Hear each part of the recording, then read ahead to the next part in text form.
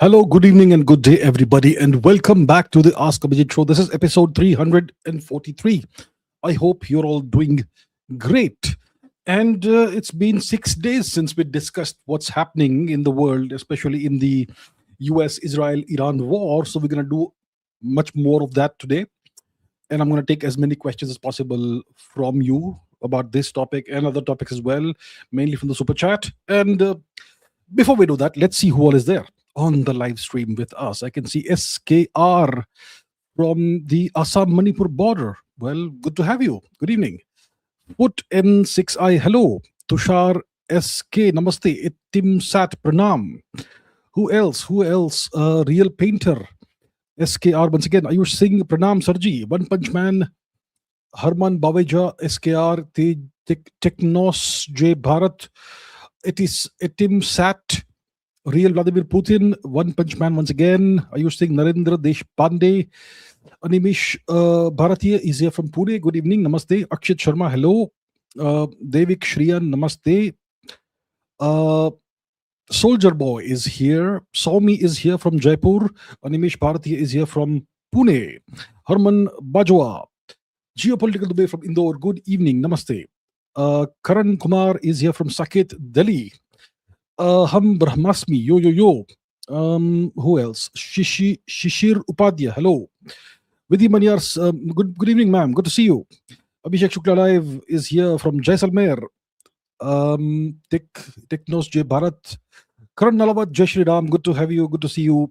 Aishna Singh, thank you, ma'am. Thank you so much. Good to have you as well. Om Nayak from Odisha, good to see you. Heisenberg, Jai Hind, good to see you as well. Good to have you again.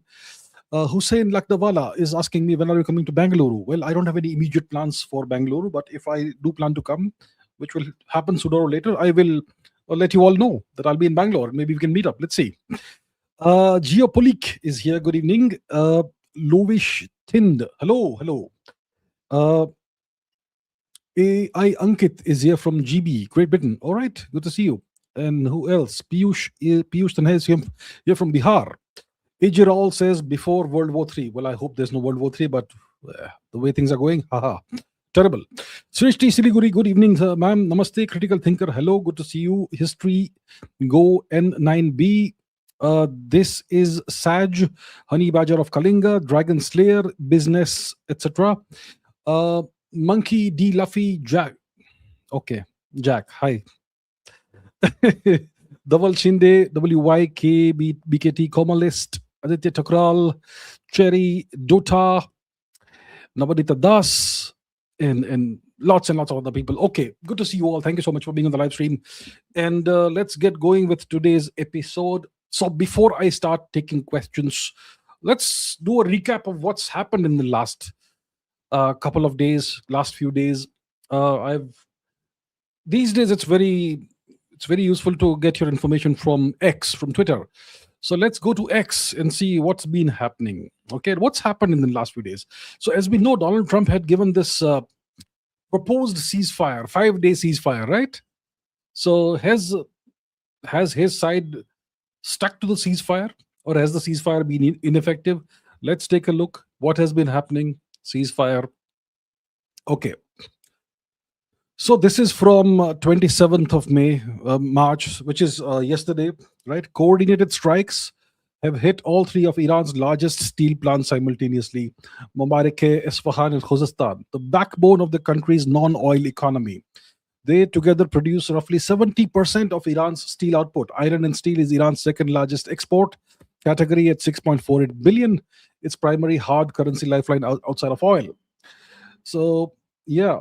So hitting all three at once targets critical infrastructure capacity and the economic architecture Iran spent decades building to survive Western pressure. Right? So this is a huge disaster for Iran. And who has hit? It's most likely Israel who has hit Iran's three largest steel production plants. So they are trying to bomb Iran back into the stone age, essentially. Right? Iran is taking massive hits, massive pounding. What else do we have? Okay, this is from Mr. Araghchi, the foreign minister of Iran. Israel has hit two or three of Iran's largest steel factories, a power plant also, and civilian nuclear sites, along with other infrastructure. Israel claims it acted in coordination with the US. Attack contradicts the president of the US extended deadline for diplomacy. Iran will extract heavy price for Israeli crimes.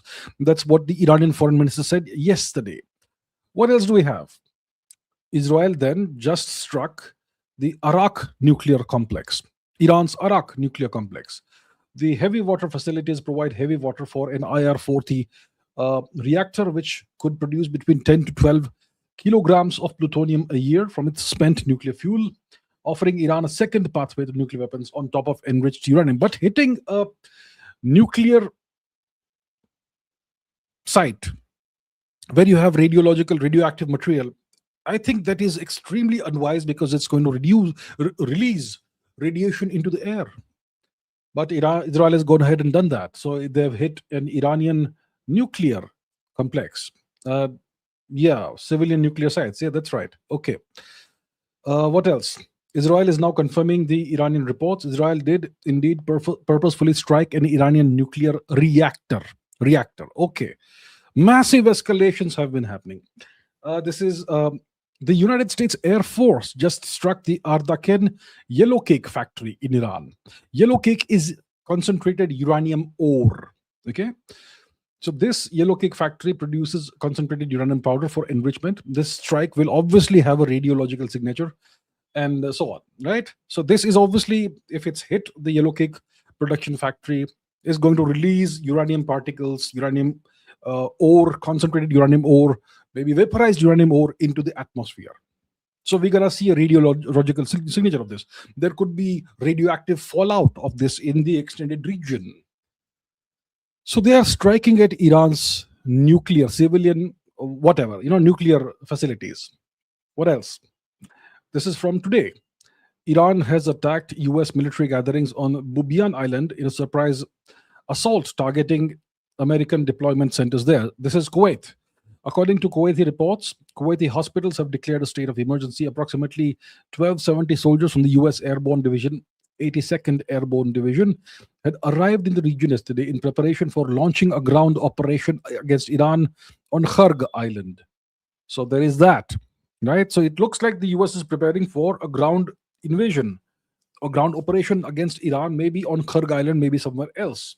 And they are bringing in Marines and armed forces personnel, and Iran seems to be preemptively striking at these people. So yeah, this is obviously unconfirmed. The US will not confirm any of this, but this news kind of tends to come out on X. What else do we have? Attempt to destroy Iranian knowledge. Yesterday, March 26th, the Isfahan University of Technology was targeted. Today, the 27th, the Tehran University of Technology also came under heavy bombardment.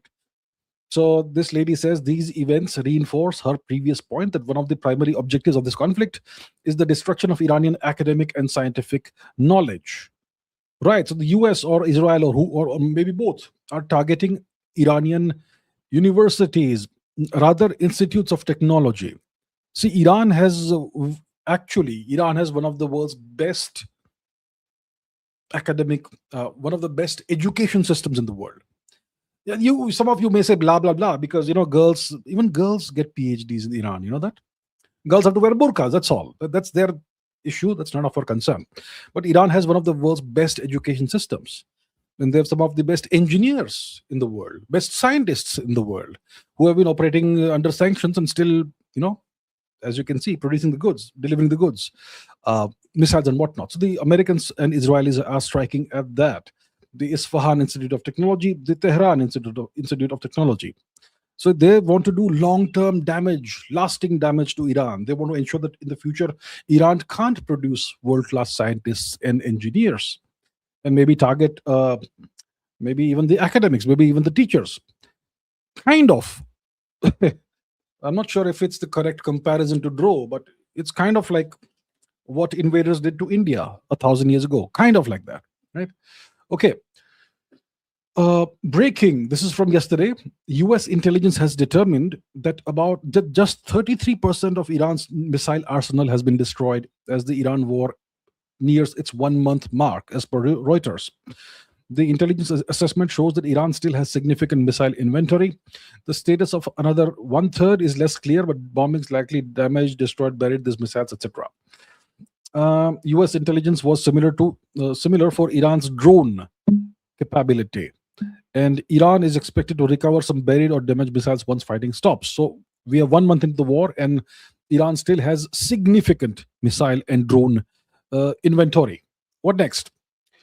The Trump administration has just vaporized a quarter of the entire Tomahawk stockpile for the Iran war, which will quite literally take years, even with accelerated production, just to replace what was already a short supply. And obviously, this helps China, right? Right. Okay. What else? In a major escalation, Yemen's Houthi group, the Ansar Allah faction, they have officially joined the war with a ballistic missile launch at Israel, just as the war hit its 1 month mark. All eyes are now on the Bab al Mandeb Strait. If that closes, the world loses another 6 million barrels of daily oil supply. That's going to be a disaster.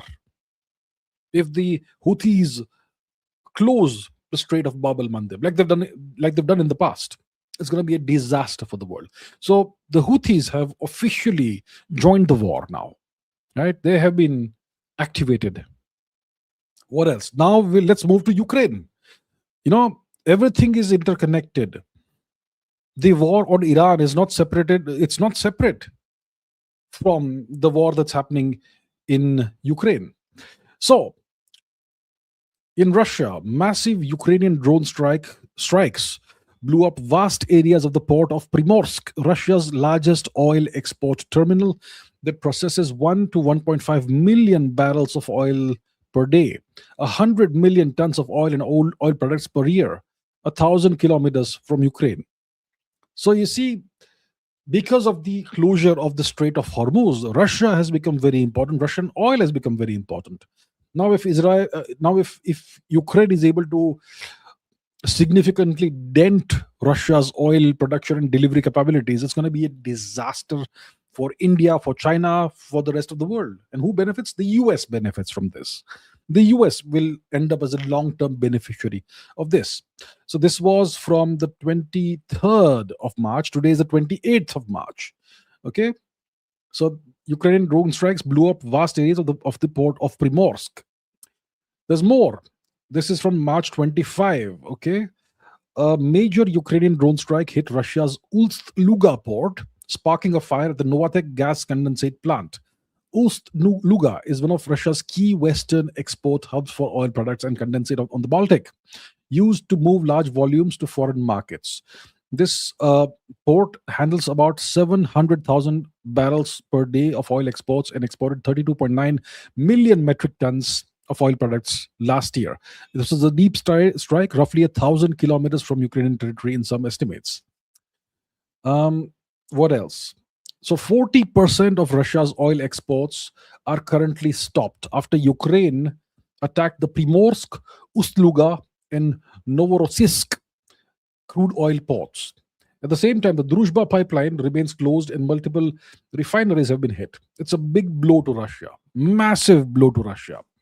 So you see, this is all interconnected. Close the Strait of Hormuz, it's good for Russia. So destroy Russia's oil production capabilities. It's terrible for Russia and great for the US. Now, what's Russia's response been? So far, nothing significant. So far, nothing significant or reciprocally equal. You see, so far none. What else do we have? This is from 26th of March. Ukrainian suicide drones struck the Russian oil refinery Kirishi in the St. Petersburg region. The sky is glowing red over Kirishi. What else? About 400, this is from March 25, about 400 Ukrainian kamikaze drones attacked the Russians last night. The largest share of revenge falls on the Leningrad region. So this is once again Ust-Luga, right? The city of Vyborg in the Leningrad region. A strike also hit a building and so on. Right, so this is a continuation of the pattern. What else do we have? And this is March 27, which is yesterday. Ukrainians are now really going for the complete elimination of the oil terminal in Ust-Luga, Leningrad region in Russia. UAVs just keep on coming in. Judging by the intensity of the UAV swarms recently, there's a chance that the Russians will soon run low on air defense missiles. So Ukrainians are going after Russia's oil production capabilities. They want to destroy everything, which will be a major boost for the US. It's going to be a win for the US. And Russia seems to be, well, right now seems to be not doing much about this matter. They're just taking it, looks like. They must be responding, retaliating in some way. But you see, this is still continuing. Okay, let's see this. Flight path of Ukrainian drones into the Russian Leningrad region. The drones were launched in coordination with Brussels, allegedly, from Western Ukraine through Poland, the Baltics, which is Latvia, Lithuania, and Estonia, and then into Russia, right? So as you can see, it's multiple countries that are allowing the drones to pass through. There's Poland, there's Latvia, Lithuania, Estonia, and then it's entering Russia. So from Ukraine into Poland, into the Baltics, and then into the St. Petersburg region and the Leningrad region of Russia. So as you can see, this is multiple nations are coordinating in these attacks against Russia. And one of the major beneficiaries, like I said, is the US. And this hurts India and China a lot. Right? Okay. What next? Meanwhile, India has cleared the purchase of $25 billion worth of weapons, including more Russian-made missile systems, according to the Ministry of Defense of India, a move that could potentially annoy the US. It's not going to potentially annoy the US, it's going to infuriate the US. So India is going all in with Russia. Oil, liquefied natural gas, weapons, nuclear plants, building SJ-100 and Ilyushin 114 aircraft. What else? India's Defense Acquisition Council approves proposals worth $25 billion on Friday to buy medium transport aircraft, Russian S-400, more of those surface-to-air missile systems, and remotely piloted strike aircraft. That sounds like UAVs, right? Kamikaze drones, whatever. So this account says Modi woke up this morning and decided to ignore US sanctions and buy Russian weapons and oil. Interesting development. India is pivoting away from the West back to BRICS. More importantly, what currencies will be used for this trade? Yuan, ruble, rupee. If this gets done in yuan, the US is done and effectively lost the Iran war. Don't forget, Trump went to the war to save the petrodollar. So India, a month into the war, is buying $25 billion worth of Russian goods and equipment, including oil, LNG, various kinds of aircraft, drones, S-400 systems, and much more. Very interesting development. This is guaranteed to make Trump see red. Guaranteed. Right? So, well, I've said many times that there's a 50% chance of India becoming a US vassal in the next 5 years. I think now I would say it's a 40% chance. India is strongly, you could say, pivoting away from the US. Very strongly, very visibly. It's a message to the US, clearly. Okay, so let's continue before I start taking questions. So that's a very interesting development. What else do we have? Okay, so this is about the US weapons industry. America's largest exports are weapons and war. So Switzerland ordered some Tomahawk missiles from the US a few years ago. Now the US said they can't deliver them. So Switzerland said that we won't pay. The US have now seized the funds the Swiss paid for F-35 aircraft, which the Swiss probably won't get as well. So they've just stolen the money of the Swiss, and they will not deliver any weapons as per the contract, neither missiles nor F-35s. Very interesting. There's more about this. Europe sent $750 million to the US to support Ukraine with weapons from the US. The Pentagon now plans to use that money to refill American weapon stockpiles instead, most likely because of the war against Iran. Even US officials admit that it's unclear if European countries fully understand where the money could actually go. So the Pentagon notified Congress on Monday that it intended to divert about $750 million in funding provided by NATO countries to restock the US military's own inventories rather than send additional assistance to Ukraine, according to two US officials. So the Europeans sent this money to the US so that the US can send them weapons that can be supplied to Ukraine. And the Europeans are paying out of their own pocket. So the Americans have said, okay, we'll keep this money and we'll use this money to refill US weapons inventories for themselves. But that's not your money, right? Doesn't matter. Doesn't matter. It's NATO. It's a vassal. It's a bunch of vassals. Who cares? Fantastic. So Trump has now single-handedly killed the entire US arms industry. Every country now knows that if you buy weapons from the US, Trump could simply decide not to send them to you. Who in their right mind would buy weapons from the US going forward? It's a good question. Okay, here's one more before we start taking questions, okay? Denmark secretly deployed soldiers to Greenland, prepared to blow up airport runways to stop a US invasion. So Trump has been threatening to invade Greenland, right? And to annex Greenland. So Denmark secretly deployed soldiers to Greenland, and they were prepared to blow up airport runways to stop an American invasion. They brought blood supplies to treat the wounded. France, Germany, Norway, and Sweden quietly coordinated against the Americans. This was not a drill. This was America's closest vassals preparing to fight Americans, right? So the US doesn't seem to be trusted a lot by its own vassals these days. Right. So that's a quick update of what's been happening. Now let's take some questions. Let's begin with the questions. What questions do we have? All right. This is a question by Aniket. If Houthis block the Bab al-Mandeb Strait, then would India take action against them? That's first. Secondly, India started buying gas from Russia and Iran after years. Your take on that? And three, views on Transbill 2026. Okay, Houthis could block the Strait of Bab al-Mandeb. It's not happened yet, but they could. They are capable of doing it. And the Americans tried full year of airstrikes against the Houthis, could not force the Houthis to open it until eventually there was an agreement between the two. And still, the agreement was such that Israeli ships could not transit the Strait of Hormuz, and that is still effective. So the US isn't able to dislodge the Houthis and defeat them. So if the Houthis go ahead and block the Strait of Bab al-Mandeb, should India take action against them? India should stay out of the matter. The Americans tried for over a year. They launched hundreds of airstrikes against the Houthis. They lost aircraft. They lost drones. Their ships were targeted by Houthi missiles and drones. This is not our war. It's going to hurt us. Yes, I know it's going to hurt us. But we don't want to put our naval assets, our navy in harm's way. India should stay out of this matter. We should look for alternate means of receiving oil, gas, whatever. We should not get involved in this war in any way whatsoever. Okay, secondly, India started buying gas from Russia and Iran after years. What's my take? Good. It's a good thing. Third, your views on Transbill 2026. I have no idea what is this Transbill. Transbill 2026. What is that? Let's take a look, shall we?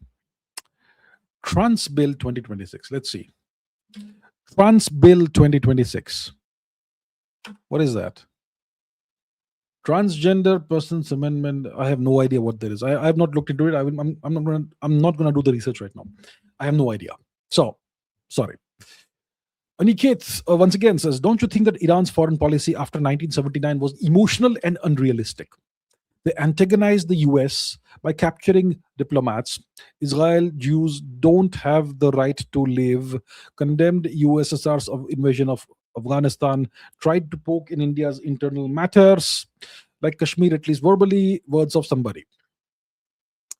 So, Iran's foreign policy after 1979 was emotional and unrealistic, yes or no? Initially, you could say it was unrealistic and emotional. I think there was no need to antagonize the United States by capturing diplomats. We're talking about 1979. We're not talking about 2010. We're talking about 1979. That's ancient history. Okay? So yes, that was stupid. But the Islamic Republic of Iran was just born at the time. There was still chaos and anarchy on the streets. There's a lot of hot-headed young people around who were doing all kinds of nasty things. And at that time, there was not a stable government in place properly that controlled the whole nation and could stop people from doing things. So there were elements in Iran, obviously related to the revolutionaries, who did this, who captured the embassy, and more than 400 Americans were taken hostage. And this went on for a very long time, more than 400 days. I don't remember the exact number of days, but yeah. So that was stupid. It was unnecessarily antagonistic. They unnecessarily antagonized the United States. Yes, I completely agree with that. Now, what about the rest of the question? Israel Jews don't have the right to live. Well, that is obviously no nation can accept that, right? Is Iran saying that Israel and Jews have no right to live? I don't know about Jews, but they said that Israel doesn't have the right to exist. Well, that obviously is well, that's not going to fly with anybody, right? So that, but it's an ideological position that they've taken, and a lot of Arabic nations also have, in the past, had the same outlook. Once Israel was formed, every single neighbor of Israel, Arabic nations, all attacked Israel with the objective of, of ending Israel's existence. So they also believe that Israel has no right to live, right? Today, there's a different story. There's a situation in the region, and a lot of these nations are on reasonably good terms with Israel because they're all U.S. vassals, and Iran has stuck to the original position. So yeah, obviously that's going to be a problem for Israel, and that's why we have enmity between Iran and Israel. USSR's invasion of Afghanistan, I don't remember what was the situation with that. I don't know what Iran's stance was in that situation. Probably USSR would have, maybe Iran condemned that, okay. Tried to poke in India's internal matters with like Kashmir verbally. Yeah, verbally they've done that, but they have taken no actual action that hurts India's interests. But verbally they have the position that, Kashmir issue, blah, blah, blah, all that stuff, which is annoying. Very annoying even for me. But I keep words and actions separate. I ignore words, I look at actions. So yes, it's annoying. Even I can't always disregard words. It annoys me as well. But from the perspective of actions, they have taken no actions that are pro-Pakistan and anti-India, right? So yeah, that's my analysis. Okay, Prasardana, good evening, says, isn't Donald J. Trump sounding insane? Mental health issue. He's sounding like himself. Is he sounding a little more unhinged? What has he said of late? I saw a couple of clips earlier today of Donald J. Trump speaking, press conference or speech or whatever it was in public, obviously. In one of these clips, he is saying that I don't like people who are super successful. I like to be in the company of losers. That makes me feel good. I don't want to listen to other people's success stories. I want people who will listen to my success stories. I'm paraphrasing, that may not be the exact words, but he says that he prefers the company of losers. He doesn't like to be in the presence of very successful people. Well, that's a very interesting psychological data point about Donald Trump. Yeah. He likes to be in the company of losers. It makes him happy. He doesn't like other people's success. Okay, interesting. Another thing he said was about Mohammed bin Salman. So he was speaking in a press conference. He was answering questions or something, right? And he's talking about Mohammed bin Salman, who is the crown prince of Saudi Arabia, the kingdom of Saudi Arabia. He will be the next king of Saudi Arabia. And he's talking about Mohammed bin Salman and saying, and these are his words, not mine. I don't use such language, at least not here. He says that Mohammed bin Salman has been kissing my ass. That's what he said. Those are the words. Ass kissing or kissing ass or whatever he said. Yeah. That is so incredibly disrespectful of the de facto leader of a sovereign nation. So Trump, if you are on good terms with Trump, he's going to make it a point to humiliate you, to disrespect you in front of the entire world. He respects only those who are his enemies or opponents. If you're on good terms with him, he's going to drag you through the mud. He does that to everybody. He does that to Emmanuel Macron. He does it to the leader of England, whoever it is, Starmer, that guy. Whether it is the leader of Canada, whether it is whoever, he he will speak respectfully only about his enemies, right? So it's if you're a world leader, it makes a lot of sense to stay as far away as possible from Trump. Limit your communications with him and never ever be in the same room with this guy. And that's a policy Mr. Modi has adopted. Okay, and see, we don't want to see our prime minister being spoken about in the same manner, because our prime minister, you may like him or not, that's your problem, but he represents our country. And if Trump is insulting and humiliating our prime minister, he's humiliating us and insulting us. Okay, understand that that is what it means. So Trump is certainly sounding a little more unhinged than usual these days. But I think that's just Trump. I've known Trump for a long time, not personally, but I've been observing and watching him for more than 25 years. Okay, and this is him. This is what Trump is like. I'm not sure there's any mental health issue. He's definitely more present than Biden. But yeah, he's also pretty elderly. He's getting on in age, and maybe that's why you can see more of his true personality shining through from time to time. Okay. Aniket says, one, is it not in India's long-term interest that Iran does not get nukes? Yes, they are not enemy of India, but their theology, is it not good for world that no more nations get nukes? Okay, let's deal with that question first. There are two more questions. So, is it not in India's long-term interest that Iran does not get nukes?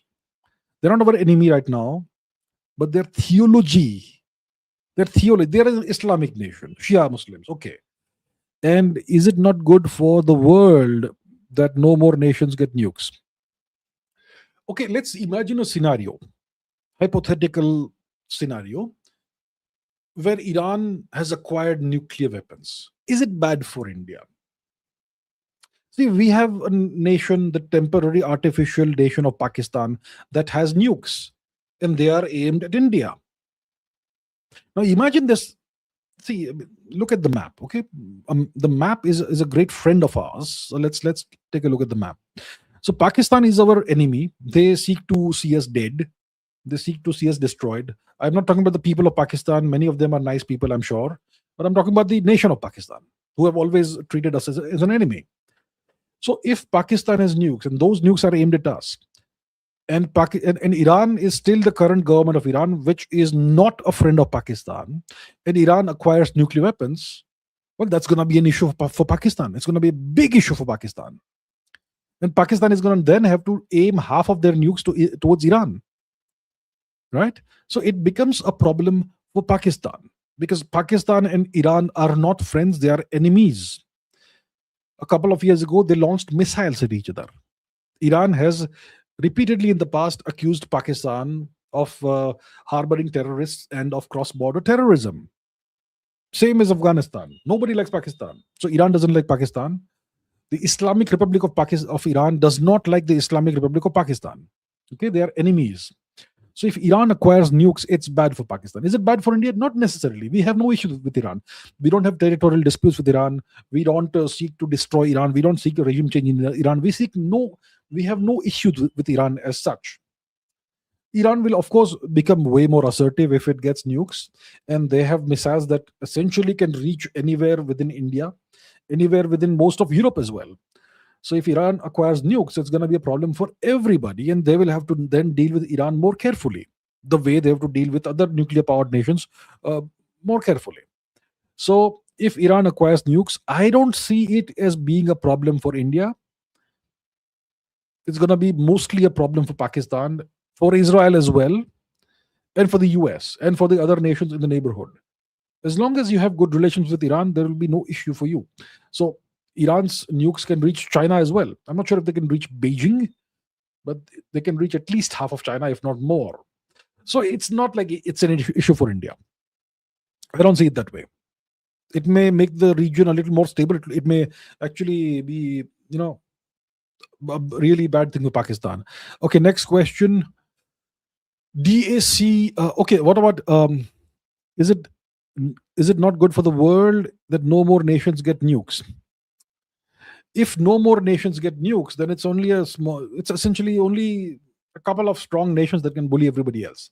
But if you have 15 nations with nukes, hypothetically, I'm not saying we should have it, then I think that will be a truly multipolar world. A multipolar world is not a world where everyone has the slogan of multipolarity. A multipolar world is a nation in which multiple nations are genuinely sovereign and can't be bullied. That can only happen if you have 15, 20 nations with nuclear weapons. Okay. Is it bad for the world? Well, it is what it is. Yeah. After what's happened now, I think many nations will seek to acquire nuclear weapons. And if you have decent engineers and scientists, it's not that hard. As long as you have access to fissile material, the specific isotope of uranium. DAC approves 60 Ghataks with Kaveri engine. Well, I think that's great. Right? The Ghatak is the Aura program, which is now called the Ghatak program. It's an unmanned, stealthy fighter aircraft. It can also do bombing runs. And it's a stealthy aircraft. It's a stealth aircraft. So you can't really, it's like the American stealth aircraft, right? And since 60 of these have been approved, it means that it's performing well in trials. So 60 of these aircraft are going to come into production, whatever time it takes, with Kaveri engines, the with the dry version of the Kaveri engine, which is the non-afterburner version. I think it's fantastic. Let's induct these 60 aircraft, test them out wherever possible, and improve upon them, and have 60 more, and so on. Right? I think it's great. It's fantastic news. Israel hits 75% of Iran's total steel manufacturing capacity. I discussed that. It's obviously the objective is to send Iran back into the Stone Age. They want to destroy Iran completely. Whether it's Israel, whether it's the US, they were saying that they want a regime change in Iran, and they want to liberate the people of Iran.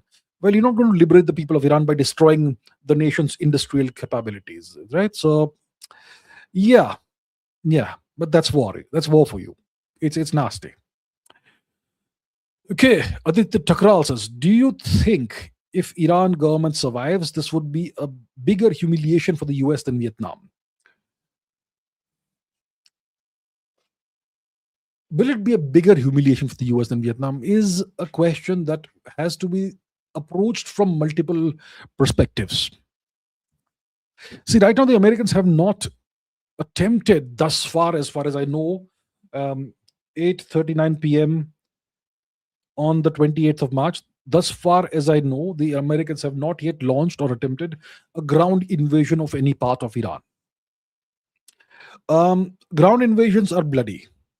Iran is a well-defended country, and a ground invasion is guaranteed to generate lots of casualties from the attacker side and from the defender side as well.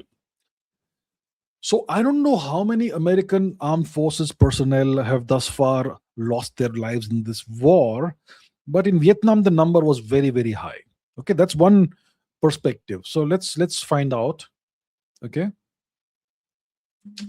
how many Americans lost their life in the Vietnam War? So, okay, officially, 58,000 military fatal casualties. Okay, that's a very large number. So, in this war, the official figure is like 15 people have died or something, 15 soldiers or whatever have died. That's what the Americans are claiming. The actual number is possibly much higher, but you don't reveal that, right? You can reveal that long after the war is over, but right now you don't reveal it because otherwise it will, boost the morale of your enemy. So officially about 15 or so soldiers, American soldiers, have died. So that way, Vietnam is a much bigger humiliation. And of course, the Vietnam War lasted more than a decade, right? And the Americans eventually had to move out of Vietnam, and they had to evacuate their embassy in a very visible, humiliating way. Those things haven't happened thus far. So I think Vietnam is the biggest humiliation the Americans have experienced. I don't think this Iran war is thus far anything comparable to that. The war against Iran is not going the way they expected. It is very clear that they will not be successful in achieving a regime change anytime soon, right? Even with nuclear weapons potentially being used, which I hope never happens. But even if we consider that hypothetical scenario, it's still unlikely that they will achieve a regime change. So, if they don't win this war, it's a humiliation because the US is the biggest, baddest nation in the world, right? And Iran is the small little regional nation. So the US expected they'll walk over Iran. That's not happened. It's been a month and the Iranians are still hitting back, right? Iran is being smashed for sure. It's being pounded. Nuclear plants, steel plants, schools, universities, everything is being destroyed, is being destroyed. But Iran is still fighting back and hitting hard. So it doesn't look like the regime change is possible anytime soon. And if the Americans can't open the Strait of Hormuz and can't do a regime change in Iran, then what have they achieved is the big question. So if the war ends the way things are right now, it's going to be a defeat for the US, or at least not a success for them. It's going to be humiliating for Trump, especially. But I don't think at this point in time it is a bigger humiliation than Vietnam. Vietnam was a massive humiliation. This is not comparable to that at this point in time. WYBKT says 29 US troops got injured in a recent attack on Saudi Arabian base. Yes. Okay, let's see what Google has to say about that. Yes, that's true. I saw the news. Was there a recent attack on a Saudi Arabian military base in which American troops got injured?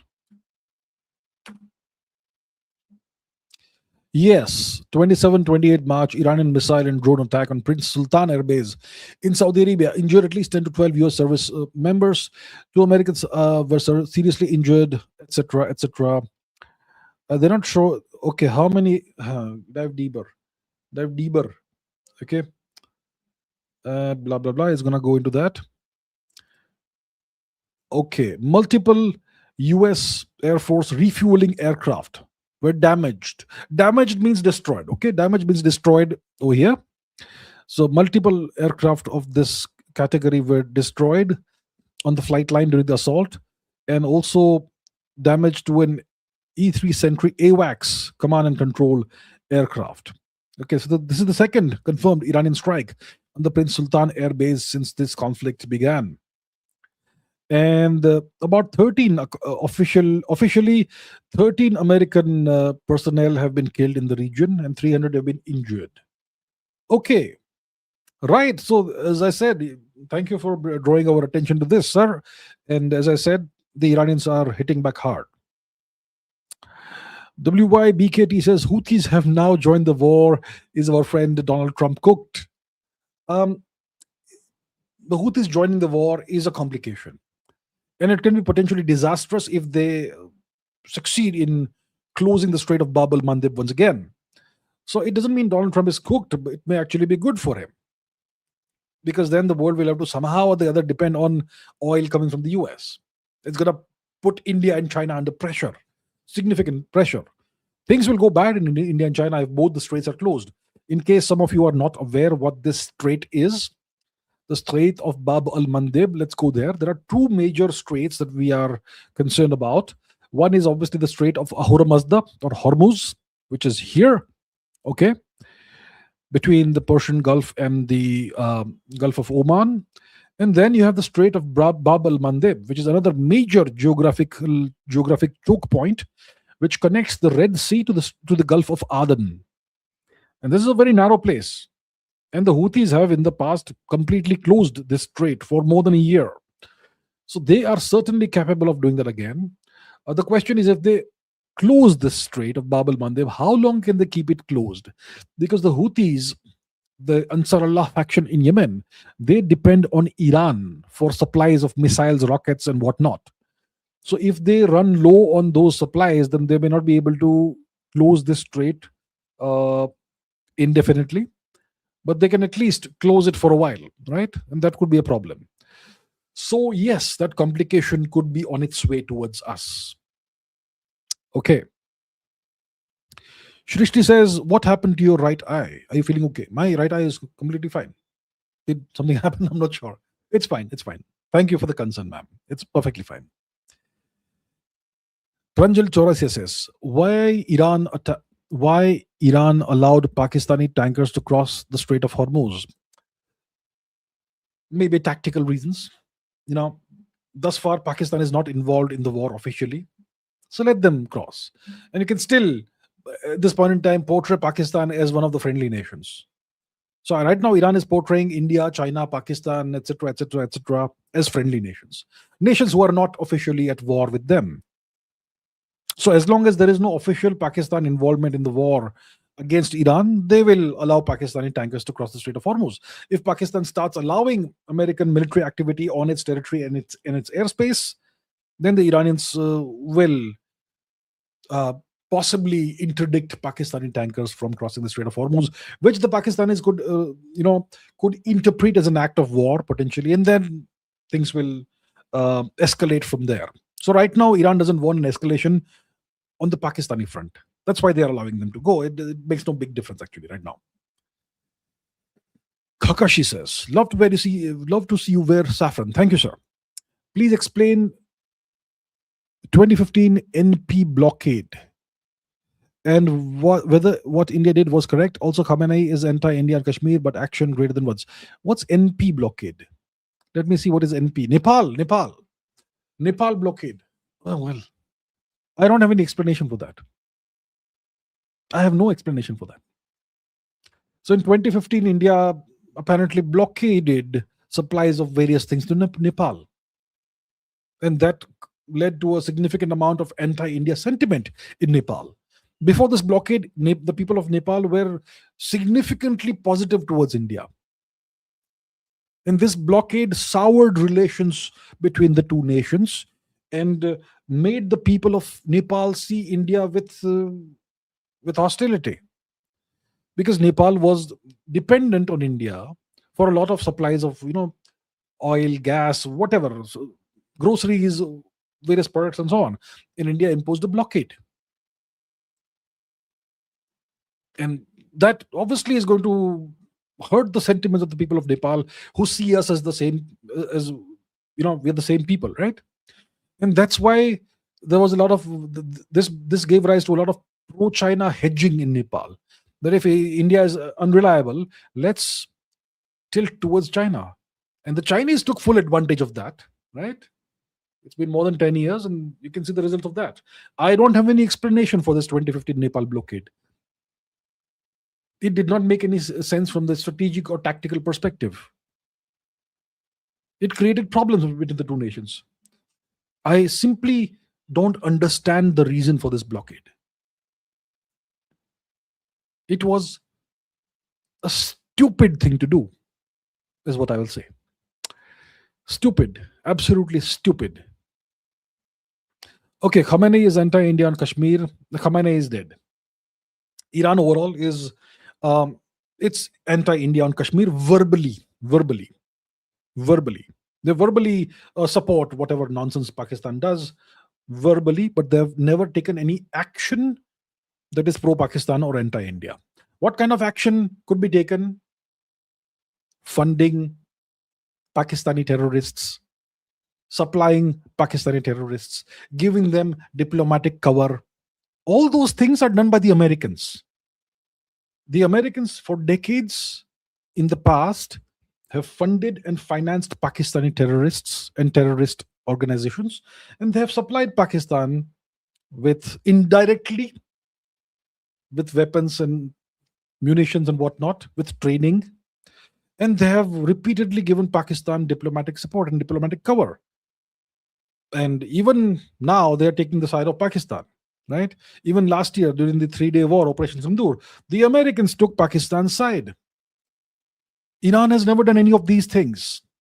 They have not given a single rupee or single whatever to Pakistani terrorists. They've never sent arms to Pakistani terrorists. The Iranian support is just verbal. Verbal support is no support. Okay? When someone is drowning, you say, "Oh, I support you. You have my full support, sir." But you don't put your hand and pull the person out. Then what support is that? That's just verbal support. Verbal support is no support. Okay, everyone, anybody who You're supposed to understand that, okay? All right. Piyush Sinha says, will this war end the US petrodollar system or Chinese yuan will rise and all the American vassals will become Chinese Russian vassals? Love from Bhagalpur. Thank you so much, Piyush ji. Um, will this war end the petrodollar system, the American petrodollar system? Will the Chinese yuan rise? All American vassals will become Chinese Russian vassals. See, right now we're in a situation, first of all, where China and Russia are not equals. They're not equal nations. Russia is, you could say, become slowly but steadily becoming a de facto Chinese vassal state. Okay? It's very heavily dependent on China. See, when the war started, the Ukraine war in 2022, Russia was in danger of very quickly becoming a full fledged Chinese vassal. And the only thing that saved Russia was India's decision to start purchasing huge quantities of Russian oil. And that gave Russia an alternative beyond China. It was still dependent on China for a lot of things, but it also had a major source of revenue from India. And India purchased large quantities of Russian oil for years until the last half or last quarter of last year when India started slowing down, it's reducing its purchase of Russian oil. So India saved Russia from becoming a Chinese vassal. And that, according to the West and Ukrainians and Americans, was India financing Russia's war against Ukraine or whatever, right? So we bought Russian oil in very large quantities. Russia was our primary supplier for years, for about 3 years. And then last year, we started slowing it down, reducing it. Now we are again purchasing more. But Russia now is becoming more and more of a Chinese asset. And that is very dangerous for Russia. So if American vassals were to become somebody's vassals, they'll not become Russian vassals. They'll become Chinese vassals. First of all, there is that. Now, will this war end the US petrodollar system? Well, it depends on how the war ends. If the war ends with a stalemate, let's say the war ends tomorrow morning for whatever reason, then what is the situation that you will get at the end of this war? You will get the American military bases in the region are mostly destroyed. Iran is very badly devastated. Israel is very badly damaged. And the Gulf nations, Kuwait, Oman, Bahrain, Qatar, Saudi Arabia, UAE, etc., all these nations, they have a big question mark about the reliability of American promises. And they will understand that the US is not in a position to help them if Iran attacks again. But they will also understand that Iran will not attack them unless America uses these nations' territory to attack Iran. So if the war ends tomorrow morning, these nations will remain American vassals. But the vassalhood will be shakier than before because there will no longer be American bases on those nations' territories. Unless the Americans rebuild the bases, which is going to be unacceptable to Iran. So so then these nations, Saudi Arabia, Kuwait, etc., they will now have the option, or they will at least seriously consider that let's sell oil to China in yuan, not dollars. And because the Americans don't have bases there anymore, the Americans can't threaten them. See, these American bases were not for protection, they were for occupation purposes. So it won't end the US petrodollar system completely, but it will put it on shaky ground. But if the Americans and Israelis win the war against Iran, destroy Iran's missile and drone capabilities, and do a regime change eventually, then the petrodollar system continues. So if the war ends in a stalemate, then the petrodollar system comes on shaky ground. Chinese yuan may rise, yes, but the US vassals will not become Chinese or Russian vassals. They will become somewhat more independent, somewhat more sovereign, and they will not become anyone's vassals. They'll be, the extent to which they are vassalized by the US will come down. So right now, if they're 100% US vassals, maybe in the future they'll be like 30-40% US vassals, and they will have more autonomy. That is what we can expect if the war ends in a stalemate. If the war ends with an Iranian victory, well, then the situation is very different. then the petrodollar system ends, or at least is very badly damaged, right? If the Iranians win, if they defeat the Americans and the Israelis, and the Americans have to completely withdraw militarily from West Asia, then the petrodollar system is, well, it's half dead, almost dead. The Chinese are the big winners then. Yeah. So it depends whether there's an Iranian victory, there's a stalemate, or there's a US victory. Okay. WYBKT says, have you ever listened to the Tuan throat singer Saidash Mongush? I have not. I have listened to other throat singers. I have listened to Batsurik Vanchig. I've listened to the band called The Who. I'm not aware of Saidash Mongush, but let's quickly take a look at who Saidash Mongush is. Saidash Mongush. No. Saidash Mongush. Okay. Mongush Tuvan. So he's Russian from Tua, Kizil, known for his throat singing performance. So I'm aware of Batzorig Vanchig, great Mongolian throat singer. Okay, very famous guy. And I am also aware of the Who band. The Who. They're also awesome. So their style of music could be called Mongolian folk rock music. Yeah. Right. Okay. Anuj Art says, QOL Portugal versus India getting opportunity in both. What's QOL? Portugal versus India getting opportunity in both. I'm not sure what that means, but let me see. QOL Portugal versus India. What is that? Quality of life. Portugal versus India getting opportunity in both. Portugal has a way better quality of life than India. Okay? Go ahead and follow your dreams. All the best, sir. Portugal has a far better quality of life compared to India. There is no question about that. There's no question about that. Okay. Sergeant Skylan says, is Pakistan's military better than Iran's? Pakistan's military has only one advantage. They have nuclear weapons. But those nuclear weapons aren't their own. They are American nuclear weapons that are kept on Pakistani territory. And those weapons are handled by Americans, not by Pakistanis. So if you remove the nuclear factor, I think Iran can devastate and destroy Pakistan. Pakistan has no answer to the kind of missiles Iran has. Absolutely no answer whatsoever. If Iran and Pakistan go to war, it's a conventional war. Pakistan will be wiped out. It will be flattened by Iran. Even if Pakistan tries nukes, Iran will still win. I think if there's a clash between Pakistan and Iran will devastate and destroy Pakistan. And the infantry capabilities, tanks, nothing will matter. Iran will flatten Pakistan from a distance. And don't ask me about Iran versus India. Don't ask me that. Sachdev says, ceasefire. Is the US looking for an off-ramp or buying time for a ground invasion? Will Iran double down on getting nukes if the war ends in their favor? Okay. Ceasefire. So Trump had proposed a 5-day ceasefire, or we had announced a 5-day ceasefire. He had said that we have been secretly having conversations with Iran, and we have had very good conversations, and we have decided to have a 5-day ceasefire. Iran said, we have had no conversations, you're lying. But Trump went ahead and announced a 5-day ceasefire. And what's happened in the past 5 days?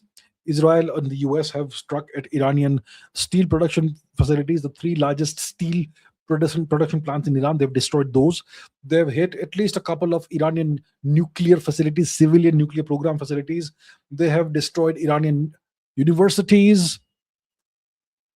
So that's not what a ceasefire looks like, right? And Iran has obviously retaliated in various ways. They have struck just now, a few hours ago, a Saudi airbase where the Americans had refueling aircraft and various personnel and whatnot. So this is not a ceasefire. But Trump's announcement of a ceasefire was a trick. It was a trap that he laid for Iran. So the trap was such that if Trump announces a ceasefire and Iran says, no, we don't respect your ceasefire, then Iran looks like the warmonger, the aggressor. It doesn't really matter what you look like in a war, but yeah, they can portray them as the aggressors, as those who don't want peace. You don't seek peace. I'm giving you peace, but you don't seek peace. You are warmongers. That's what they can claim. And if Iran accepts the ceasefire, then those 5 days of peace, Trump can use those 5 days to reinforce his troops' positions, his military positions in the region, and bring in more troops to prepare for ground invasion. So it's like heads you win, heads I win, tails you lose, that sort of thing. But anyway, the Israelis made sure that there is no ceasefire, and the war has continued. Uh, Trump is not looking for an off ramp. See, if you look at Trump's past actions, you will see that he constantly lies. He lies, lies, lies. It's a pattern with him, right? The US military says that, you know what, in a war, there is no such thing as a fair war or just war. The only objective in war is to win. Lie, cheat, still do whatever matters, but win. And I think that's how war is fought today, right? So you can trick your enemy and make him look like a fool. If that works, great for you. So the ceasefire was not a ceasefire. It's there's been constant fighting and constant attacks, and the US doesn't seem to be looking for an off ramp. Trump knows that he is being humiliated right now, and he wants a win. He wants a win of some kind. So looks like the Americans are preparing to launch a ground invasion of some kind, maybe on Kharg Island, maybe somewhere else. Let's take a look at the geography. Where is Kharg Island? Let's see. Okay, so here we have the Persian Gulf region. Okay, and Iran has a number of islands. The largest one is Kashmir over here. The Americans in the initial days of the war hit a desalination plant on this island. But there is Kharg Island over here, Kharg Island. And if you look here, there's plenty of oil. There are plenty of oil reserves, etc., on this island. Oil storage and transportation facilities on the island. And the Americans are saying that, it looks like they want to invade this island and occupy this island. A lot of Iran's oil is exported from this island. Okay. So it looks like the Americans are preparing for a ground invasion of this island. The question is, how do you invade this island? If you want to send a warship through the Strait of Hormuz to send troops to the island, well, the Strait of Hormuz is closed. If you send a warship in the Strait of Hormuz, it's going to be destroyed by the Iranians. Guaranteed.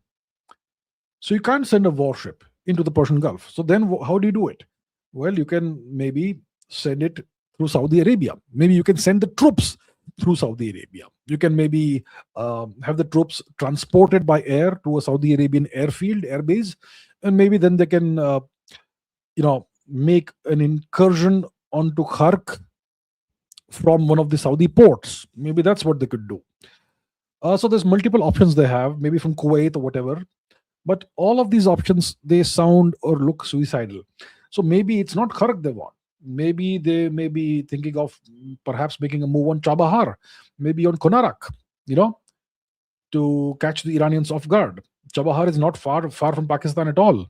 Maybe you can push in troops from Pakistan into Chabahar, maybe into Konarak port.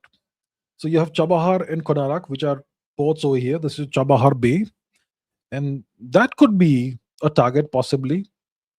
So I don't know, but it looks like the Americans are planning something. I don't know what they're planning, but you see, this ceasefire is merely a time. Some 5 days they've set aside to plan for essentially the next stage of the war.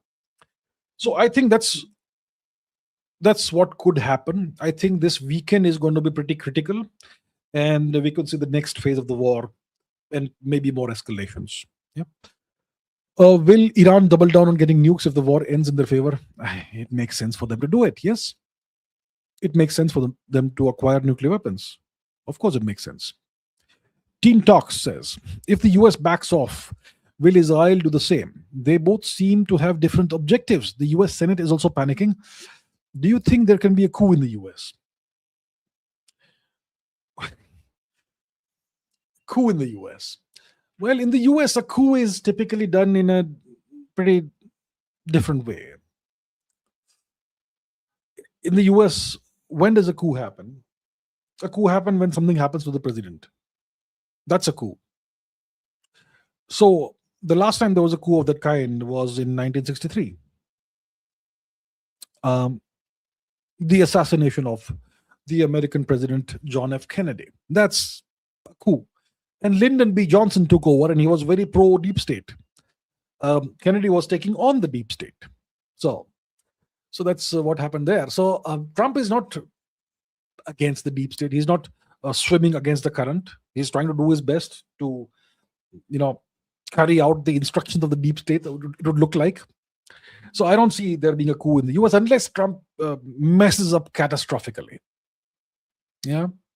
Then perhaps it could be, I don't know what are the avenues to remove a US president from power, but I'm sure there are ways and means of doing that. But at this point in time, it doesn't look like that sort of thing could happen. If the US backs off, and will Israel do the same? They seem to have different objectives. If the US backs off, Israel is not guaranteed to do the same. See, Trump announced a 5-day ceasefire, but Israel kept on hitting uh, Iran, didn't it? So Israel won't do what the US says. But the US seems to be somehow duty bound to come to Israel's aid no matter what happens, whenever it is required. So if the US backs off, Israel will not do the same. But how long can Israel keep fighting on its own? Let's say hypothetically the US backs off and says we're out. How long can Israel keep fighting? That's a big question. Israel can keep fighting as long as they keep getting supplies from the US, arms, ammunition, and so on. If that stops, Israel can't keep fighting. Israel becomes defenseless. So there is that also. But I don't think the Americans will ever stop helping Israel. So Kakashi says, was Maduro the only nationalist or patriot in the Venezuelan government? I don't know. I have not studied the Venezuelan government's composition, who are the other people in the government, and how patriotic or not were they. So I don't know. I've never really bothered to pay much attention to Venezuela. I knew about Maduro, but I did not know about the other people in the government. Right now, I know Madame Delcy Rodriguez, who is the current leader of Venezuela, who was his number two. I have no idea who are the others. So I have no idea. Sorry. Pataradana says, more S-400 is indirect big no to F-35 speculations. I think we can now put this F-35 speculation to rest. We are not acquiring F-35s. The Iranians took out an F-35. Okay. And if we are buying more S-400, the Americans can never sell you F-35s. They can't. They simply can't. Right? It's their greatest, it's the number 2 best aircraft. The F-22 is the best. The F-35 is the next best according to them. Stealthy aircraft and so on. But if they sell F-35s to us hypothetically, but we also have the S-400, then we will know exactly how to take down an F-35. And since we are now once again very strongly aligning with Russia after signing various agreements to buy about $25 billion worth of various things, including arms and rockets and drones and missiles and whatnot from Russia, nuclear cooperation as well, the Americans won't sell us a thing. I'm glad. Kakashi says, did the US warn India about 2000 terror attack? If so, why? I have no idea. I have not studied the details of the 2008 terror attack. I am not aware of the Americans warning us about this at all. I'm aware that the British were aware of what was happening. They were actually monitoring the whole attack in real time somehow. And so they were aware of what was happening. They did not offer any help, despite knowing exactly what was happening in real time. They did not offer India any help. And the Americans had an American terrorist involved in this, right? David Coleman Headley. And they have never allowed India to interrogate this guy, or forget about extraditing him to India. They have not allowed India to even interrogate this guy, despite having an extradition treaty with India. So, yeah, the Americans haven't cooperated in this matter. And there was an American terrorist who was at the heart of this matter, right? Who was in some way, at least partially, the brains behind the Pakistani terrorist operation against India. It was an American terrorist, David Coleman Headley. The Americans haven't cooperated with India. They're hiding something. There's something to hide. Okay. Kakashi says, compare Doordarshan to Russia Today. I don't watch Doordarshan. Last time I watched must have been in the 1990s or something, or early 2000s. And Russia Today, I don't know much about them also. So I don't know what the comparison could be. I'm not a regular watcher of either of the two channels.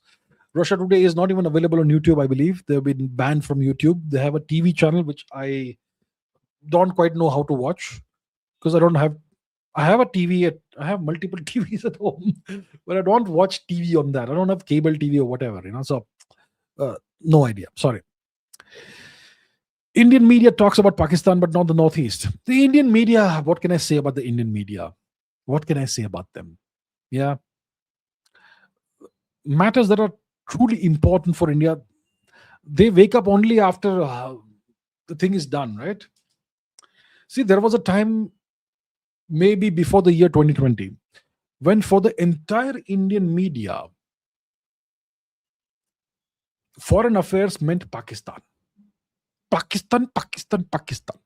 I remember there was a time when Prime Minister Modi had visited the US. He was in the US, and there's a bunch of Indian senior media people, the top ranking media personnel of various Indian media houses, they had gone to the US to cover the visit of Prime Minister Modi to the US. And you have these Indian anchors asking a panel of American experts, but what about Pakistan? Was Pakistan discussed? Pakistan, Pakistan, Pakistan. So for them, international affairs and all that meant only Pakistan. Afterwards, after Galwan, etc., suddenly China appeared. China. Now there's a bunch of China experts. Okay. So now it's Pakistan and China. In the last few years, people have started focusing on the US and other things as well, now trade deals and so on. So now the media is aware of those things. But in India, neither the politicians nor the media have any understanding whatsoever of the Northeast, the Far East of India. Nobody understands that. Nobody understands, the different ethnicities, the ethnic groups, the different linguistic groups in the region, what their histories are, what their aspirations are, what are the problems they've faced. Each state in the past had multiple insurgency movements. What's the history of that? What caused that? Nobody has any understanding whatsoever of it. Everyone sees things through a very simplistic lens. And there's tremendous foreign interference in our Far East region. Right? There's this Project K going on, Cookie Land for Christ, Akhand Cookistan for Christ, Akhand Cookistan for Christ. That's what's going on. It's entirely foreign orchestrated. And there's I think only one media channel was discussing that. I went on that channel, right? Republic. I'm glad Arnab he discussed this on more than one occasion. I don't think anybody apart from Republic even discussed this matter. So yeah, there's a lack of understanding and there's a lack of interest in India's Northeast. Right. Narendra Deshpande says, if tanks are Bhishma, remember tanks were named Bhishma, drones are Dronacharya, who are Karan and Arjun, will Duryodhan be harmed before century end? Yeah, you had tanks named Bhishma. I don't know who are Karan and Arjun. Karan and Arjun were adversaries, right? Karan was the bad guy. Karan was a bad guy. He was on the side of the Adharmis, the Kauravas, right? And he was not nearly as capable or great as Arjun. He was a great friend of Duryodhan. I know he had a tragic childhood and all. It's okay. Doesn't mean you to become an Adharmi, right? There's been plenty of people who had bad childhoods. It doesn't give you the license to become an Adharmi. So who are Karan Arjun? I have no idea. Duryodhan be harmed. Who is Duryodhan? Is it China? Is it Pakistan? Look, tanks. They in today's warfare, in 21st century warfare, the most important weapons are drones and missiles today. Okay, not even aircraft anymore. So drones and missiles are going to be your first, second line of offense, also defense, and then you can have bring in tanks and aircraft and whatnot. So that's how I see it. I don't know what names to give to each, but all right. Chaitanya says, can you explain types of missiles in detail? Ballistic, cruise, hypersonic, other types maybe. Okay. Okay, let's start with ballistic missiles. Ballistic missiles, have you studied Newton's laws of motion? Have you studied projectile motion in high school?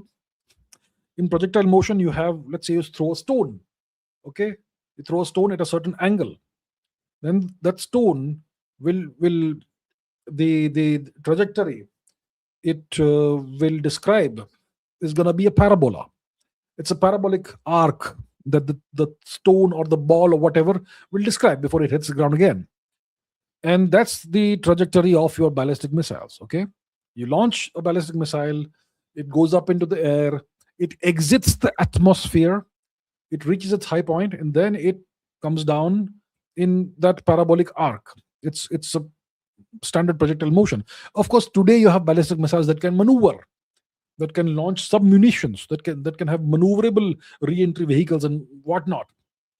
But your standard ballistic missile, it describes the same parabolic arc as a stone or a ball thrown into the air.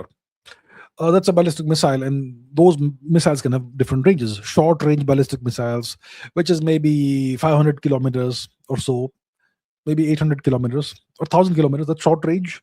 There's medium range ballistic missiles that are up to 3,000 kilometers. There is intermediate range ballistic missiles, maybe 5,000, 6,000 kilometers. Then there is intercontinental range ballistic missiles, that is, I would say, above 8,000 kilometers to 12, 15,000 kilometers. So there are different types of ballistic missiles, okay? And you can use them for different purposes. You can have different kinds of warheads, payloads on those missiles, including nuclear payloads.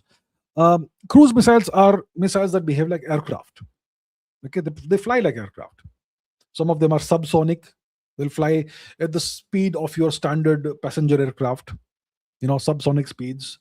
Some of them are supersonic cruise missiles, like the BrahMos, which is Mach 2 point something. Yeah, it flies at more than 2 times the speed of sound. And there's hypersonic cruise missiles that fly at more than 5 times the speed of sound, like the Zircon, the Kinjal, etc., and so on. So these are different types of missiles. Sarthak Desai says, what was Mother Teresa propaganda? What? Sarthak Desai says, what was Mother Teresa propaganda? Predict engine emergency India. Mother Teresa propaganda is that this woman was a saint. And she was a great savior of the poor. That's the propaganda, okay? If you want to understand the truth behind it, read the book called The Missionary Position. Was it Christopher Hitchens who wrote that? Let me see. Let's quickly take a look at that. The Missionary Position. I think it was Hitchens who wrote that. The Missionary Position, Hitchens. The Missionary Position, Mother Teresa in Theory and Practice, was it? Yeah. Read this book if you want to understand the propaganda around this individual.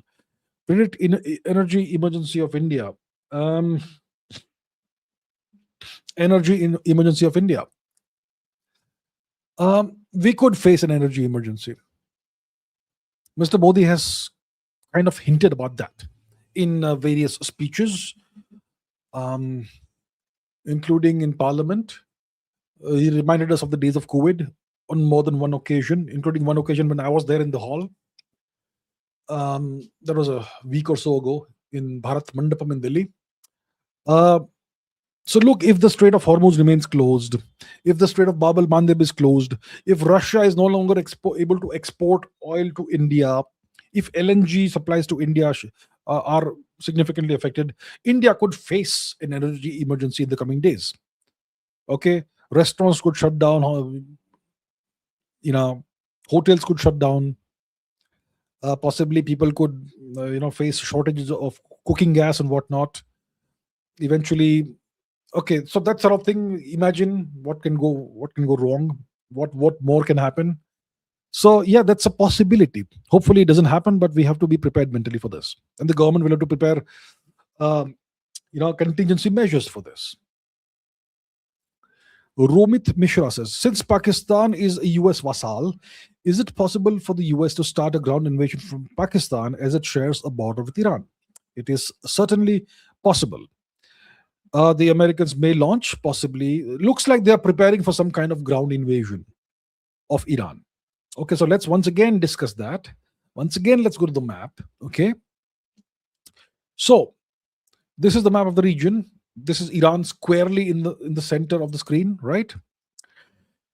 Now, there's a possibility that's been discussed that the Americans want to take this island, Kark Island, but it's very well defended and it's not far away from the Iranian, you know, sea coast. What's the distance? Let's say it's about 30-ish kilometers, 35 kilometers from the Iranian coast, which means if the Americans even if they succeed in taking the island, they will be they will have to take the brunt of Iranian missile fire, and it's very very hard for you to survive that, right? And even if you can take the island, you can survive the Iranian missile attacks. How will you be resupplied? You need food, water. You When you invade, you take a couple of days worth of food and water. After that, what happens? So it's very difficult to take that island. But you know what if the Americans want to invade Chabahar and take Chabahar, or even Konarak? So that's not very far away from the Pakistani border. What's the distance between Chabahar and the Pakistan border? Let's say the Balochistan region. It's about 100 kilometers. So this may be more likely. Maybe the Americans launch an invasion from Gwadar or something like that. So that's also a possibility.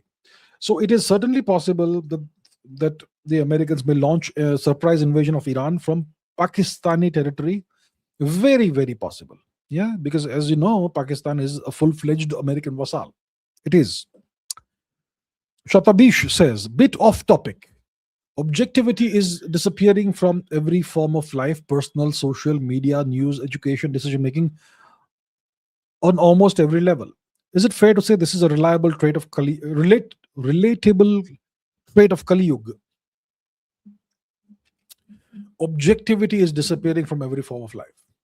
The media is full of propaganda. I would agree with that. Social media is full of propaganda. The news media is full of propaganda. Yes, education, at least in India, is full of propaganda and distortions and poor quality teaching. Personal life and decision making. Well, it depends on you whether the objectivity is disappearing from your personal life. That's a personal choice. Decision making, no objectivity. I'm not sure about that. It depends on where you are. In some nations, you have objectivity. Some nations, you have less objectivity. But overall, you're seeing more of this happening. I would agree that overall, seeing more and more of propaganda and distortions all over the place. Yes. Is this a trait of Kali Yuga? I'm not sure what has been written about Kali Yuga. What are the characteristics of Kali Yuga? But yeah, it looks like this is a signature trait of Kali Yuga. Lies, chaos, misrepresentation, propaganda, the victory of adharma or dharma, the victory of asatya or satya. Yeah, these are traits of Kali Yuga, indeed. Akshit Sharma says, Iranian missiles. Thank you, people of India. Your views. I'm not sure if this is true news or fake news. I've seen some reports on some social media accounts, claiming that the Iranian missiles have been inscribed with the statement "Thank you, the people of India." I'm not sure if it's true or false. It could be propaganda. I don't know. So I'm not sure if it is reliable information. Anybody can Photoshop or an image of a missile and put some such words on that, or you could use AI for that. How will you know the difference? I mean, I'm sure there are ways of finding out if an image has been manipulated, but for the 99.9% of people who don't know how to do it, it will look like the truth. So I don't know if it's reliable information or not. So that's why I will desist from commenting. Pradeep Kumar says, your insights offer great clarity. Great fan. Thank you. Thank you very much. Trump extended cessation of hostilities till the 7th of April. Is he buying time for a land invasion? Your take. Okay, has he extended the cessation of hostilities? Let's find out. Has Trump extended the ceasefire until the 7th of April? Has he? Yes, based on reports from March 26, 27, Donald Trump announced an extension of the pause on striking Iran's energy infrastructure by 10 days, setting a new deadline of April 6 Eastern Time, which is April 7 in some time zones. Is pausing the destruction of Iranian power plants and energy infrastructure to allow ongoing negotiations to proceed per Iran government request. It's the extension is intended to allow Iran to open the Strait of Hormuz and address a US-backed proposal aimed at ending the war.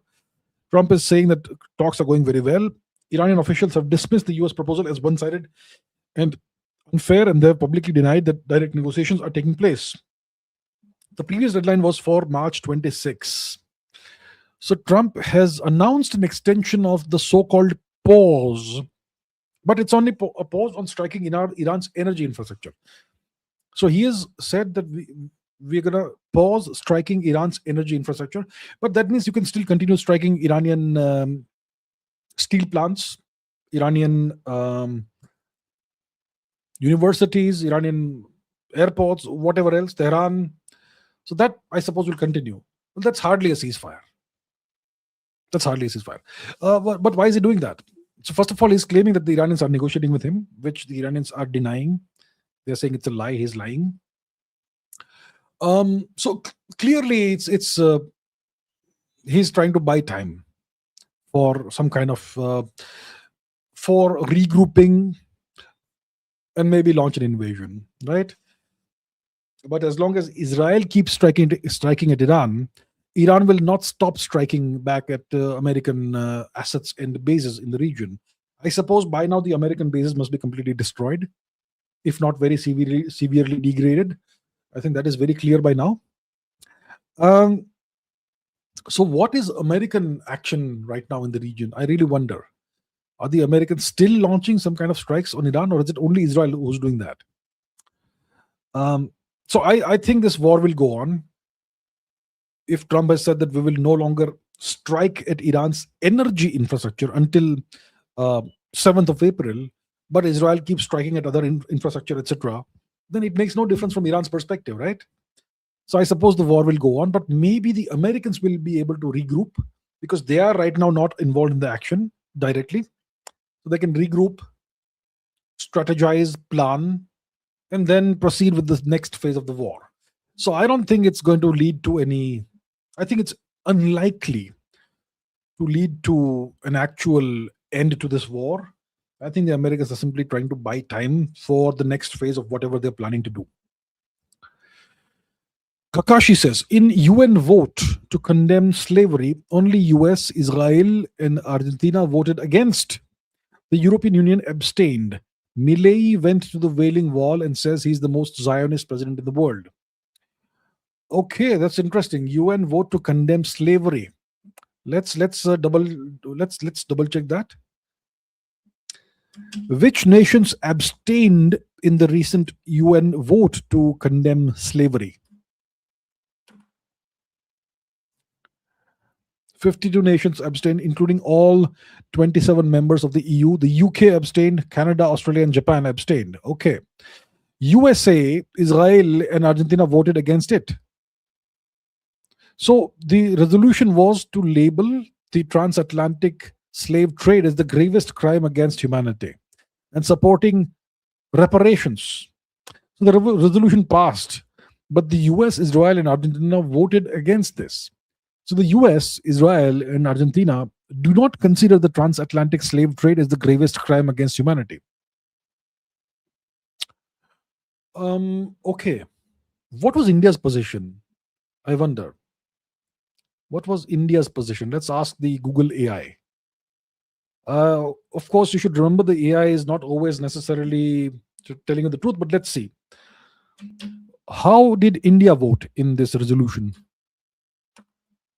India What was India's position? India abstained from the resolution. Okay, India abstained. I Okay, so India abstained, the EU abstained, Japan abstained, um, UK abstained. Okay, and India abstained. But the US, Israel, and Argentina voted against. So they don't consider this to be the gravest crime against humanity. If you had asked me to decide on India's behalf, I would have abstained. Now, why would I have abstained? Let me tell you why. The transatlantic slave trade. How many people were trafficked as a consequence of this? Maybe 10 million, maybe 20 million. Let's say 50 million. Let's ask Google's AI. Let's see what it has to say. How many people are estimated to have been trafficked in total as a consequence of the transatlantic slave trade? Let's see what the numbers are. 10 to 15 million Africans. Okay. 10 to 15 million Africans. Is this the gravest crime against humanity? It is not. It is not the gravest crime against humanity. When the Europeans colonized, very nice word, colonized, when the Europeans colonized the Americas, about 100 million natives were killed as a consequence. The transatlantic slave trade pales into insignificance compared to the genocide perpetrated on the Native Americans by the Europeans. So the US is correct. It's not the gravest crime against humanity. The US is a nation that was founded on genocide, then slavery. Genocide came first.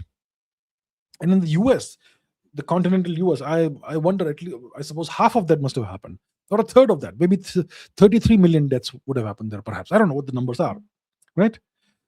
But so the genocide of the Native Americans, it consumed about 100 million lives. Even that's not the greatest genocide of all. The worst genocide ever perpetrated in human history was perpetrated by the Turks against Indians. Over a period of about 700, 800 years, approximately 500 million Indians would have died. Okay? So 700 to 800 million, 700 to 800 years. Let's say it's 700 years and 500 million Indians. So that's less than a million a year. When you have a subcontinent with a population of 330 or so million, if a million people die per year, less than a million die per year, that's less than 0.3%. And that continues for 700 years, you have more than 500 million deaths. That was the worst genocide ever. It happened against us. So if you had asked me to vote, I would have abstained. Okay, about Millet, I have no comments about what Millet said. Krishant Bordoloy says, have you watched Durandar 2 thus far? No, I haven't watched it yet. I'm trying to find the earliest possible slot where I can watch it. It's a 4-hour movie, so I'm going to have to set aside a big chunk of time. This coming week, I will definitely watch it. Yeah. Ritvik Idwanshi says, what's going on between Russia and Ukraine in the war? Is it a stalemate, or has Russia captured more territory despite Ukraine hitting their oil sites? I wonder what is happening. So what's happened in the past few days is that the Ukrainians have blown up about 40% of Russia's oil export capabilities, right? Let's see once again. What did we have? Where was this? Okay. So once again, let's go back. Let me put this on the screen. So what's happening is really perplexing. This is from March 23. Massive Ukrainian drone strikes blew up vast areas of the port of Primorsk, Russia's largest oil export terminal that processes about 100 million tons of oil and oil products per year. Then you have a major Ukrainian drone strike hit Russia's Ust-Luga port. Okay, massive attack. So 40% of Russia's oil exports are currently stopped after Ukraine attacked the Primorsk, Ust-Luga, and Novorossiysk crude oil ports. So the Novorossiysk port is in the Black Sea, and Primorsk and Ust-Luga are up north, right? And this is a major attack on Russia. 40% of Russia's oil exports are currently stopped, and this is continuing. This is like from a couple of days ago. This is from yesterday. They're trying to completely destroy Russia's oil production and transportation capabilities and Russia's oil exports. So Ukraine is going hammer and tongs after Russia, and Russia is sitting and taking it. I'm sure they're responding in some way, but it's Russia looks rather helpless right now, right? So Russia has captured territory, sure, maybe a fifth of what used to be the nation of Ukraine. They've taken the Donbas region, the Luhansk, Donetsk oblasts, and so on and so forth, right? About a fifth or to a fourth of Ukraine's erstwhile territory. Also Crimea. But after that, it's been a war of attrition. It's been a frozen conflict, long war. And it made sense that Russia weaponizes time and all that to drain Europe, who are their enemies. I understand that. But right now, Russia is just sitting and taking it, more or less. They may have launched 1,000 more drones at Ukraine in response to this. But has it done the kind of damage to Ukraine that the Ukrainians have done to Russia? So I don't know what's going on. What is going on in Putin's mind? Has Russia been offered some kind of ceasefire proposal from the US and Russia is just waiting for something to happen? Or is Russia now just sitting and taking it? So I'm not sure what's happening. Ukraine seems to be becoming more and more capable, and Russia seems to be right now. It looks a little helpless, and we know that Russia has tremendous military capabilities, but Russia is sitting back right now, which is perplexing. There is something going on behind the scenes that I am not aware of, right? So there is some information that I lack. That information could explain Russia's behavior, because Russia has all the options on the table that against Ukraine that Donald Trump has against Iran. Trump and Israel together have hit Iran's industrial sites, steel production sites, desalination plants, oil production sites, and oil reservoirs, oil storage sites. They've hit Iran's universities, schools. They've assassinated Iran's supreme leader. I think Putin has all those options on his table also. But for some reason, he is not exercising any of them. I'm not saying he should or he should not. I'm just making an observation here. I'm not recommending he should do this or that. None of my business. I'm a neutral observer.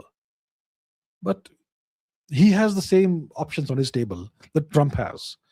He also has those capabilities. But Putin, for some reason, has chosen thus far not to exercise any of those. I'm not saying he should do this or that, but the lack of response to what Ukraine is doing is a little, or more than a little, perplexing. So I'm not sure what's going on. Call Me Trids says, why does the US give so much importance to tiny Israel history? I don't have an answer to this question. I could answer this question. Answer obviously is a plausible answer that, a lot of very prominent American politicians are of Jewish ethnicity, origin, whatever it is, right? So a lot of Jewish people occupy very prominent positions in the US government and in US politics. And the Jewish community is always pro-Israel. And they are a very tight-knit, unified community. There's a lot of unity among the Jews, right? And because of that, it makes sense that, America's position has always been pro-Israel. Jews have been very prominent and very, very powerful and very influential in the US for way more than a century. Way more than a century. In the 19th century, there was a time when Jews were demonized and they were despised by various American politicians. But for the last ce- century and a quarter, at least, the Jews have been very influential. Um, there was a time when about almost 30% of New York citizens were Jews. When was that? Let's find out, shall we? Let's see. What was the Jewish population of New York in the 1920s? See, 29% of the city's population. By 1920, Jews were about 29% of New York City's total population, the largest Jewish city in the world. And New York is obviously America's financial center. So that kind of tells you how important and how powerful and how influential Jewish people are in America's industries, in America's economy, and of course in American politics. So when you are very influential in these sectors, energy, industry, finance, and politics, well, that explains why the US is always so incredibly pro-Israel. Mendak says, Mendak, US Ukraine citizens who went to Mizoram posed no threat to India. Shah. Why this stand?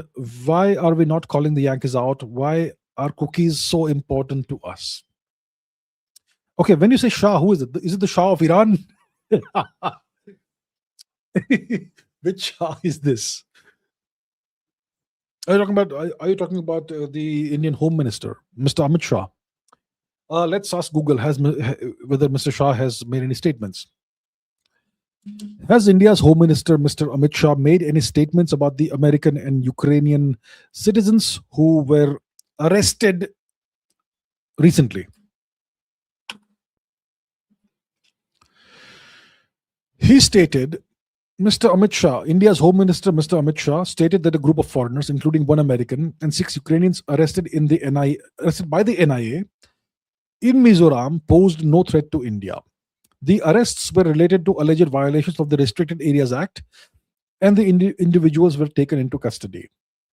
They were not perceived, according to Mr. Shah, as a danger to the country. Okay. Okay. Okay. So I was not aware of this. And it's an interesting statement. See, arresting a bunch of Ukrainians is no big deal. But arresting an American is a big deal because the US is the most powerful and dangerous country in the world. And look, they have a big issue if something happens to one of their citizens. In the US, their citizens died of drugs or whatever, they don't care. But outside of the US, it's a prestige issue. Now, what does that have to do with this? Possibly something, possibly nothing. So I'm not sure what the deal is. This is the first time I'm hearing about this, that Mr. Amit Shah said that they did not pose any threat to India. Maybe it's just a diplomatic statement, words versus actions. Verbally, you say that it is no big deal. They did not pose any threat to India. But legally, you take action against them as if they are posing a threat to India. That's one possibility. I'm not sure. So I'm not sure why this stand has been taken. Maybe it is just words. Like I say, ignore words, look at actions. So ignore the words, ignore the statements, just observe the actions. What actual actions is the government of India taking against these individuals? So time will tell. The next few days will tell. Will they be kept in judicial custody? Will they be released on bail and escape from India? If they are kept in judicial custody, if they're charged with some crimes, what crimes are they being charged? Are they being charged under, and so on? We'll have to see about that. Why are we not calling Yankees out? Because the Yankees are very dangerous. That's why we are not calling them out. Okay, very dangerous. Very dangerous. Why are cookies so important to us? Well, that's a question you have to ask to the government of India. Why are the cookies so important to us? That's a question you have to ask to the government of India. I am not the right person to answer this question. Right Angle says, We convert our agricultural production to fuel. We do not need to import gas. Why our leader not looking for energy drive economy? We can convert plastic to diesel. It's a yeah. This is true, right? Uh, you can convert biomass into fuel. You can see every household produces waste. When you chop vegetables, you peel them off, and there's a lot of waste product that is produced, right? So that's one form of organic waste that can be turned into fuel. Then every human being has to poop, that can be turned into fuel, right? So if we harness all these waste products that come out of every household, and if you harness that and you turn that into whether it is biogas or various kinds of fuel, and if you can do that effectively and at scale, then you don't really need to import at least gas, right? So that and I don't know about converting plastic to diesel. Is it possible? Can you convert plastic to diesel? Can plastic be converted to diesel? Yes, it can be converted into diesel and other fuel oils through a process called pyrolysis, which involves heating waste plastic in an oxygen-free environment to break down its molecular bonds. This converts solid plastic into gas, which is then condensed into liquid, creating a fuel that can power diesel engines, often blended with conventional diesel. So, once again, India produces a lot of plastic waste. This can also be converted into diesel. But the problem is, how do we harvest the waste products of each household? How do we effectively segregate all the plastic from other waste and then properly channel it into these factories or whatever, these plants, where it can be converted into diesel? You will have to set up a whole new infrastructure for doing this. India is a super inefficient and super allegedly corrupt country where nothing is done efficiently. So theoretically, we have everything we need to produce a lot of diesel and to produce all the biogas we need. But to create that infrastructure and to make this happen at scale, it's going to take a lot of logistical effort. And because of the inefficiencies in alleged corruption in India, it's almost impossible for this to happen. It can happen. I would say it should happen. It's a great opportunity for India, right? But it will take logistics. It will take engineering. It will take proper leadership and governance and administration. It can be made to happen in the next 3 to 5 years, maybe sooner, maybe 2 years. It can be done. In a nation like China, it can happen in 6 months, I suppose.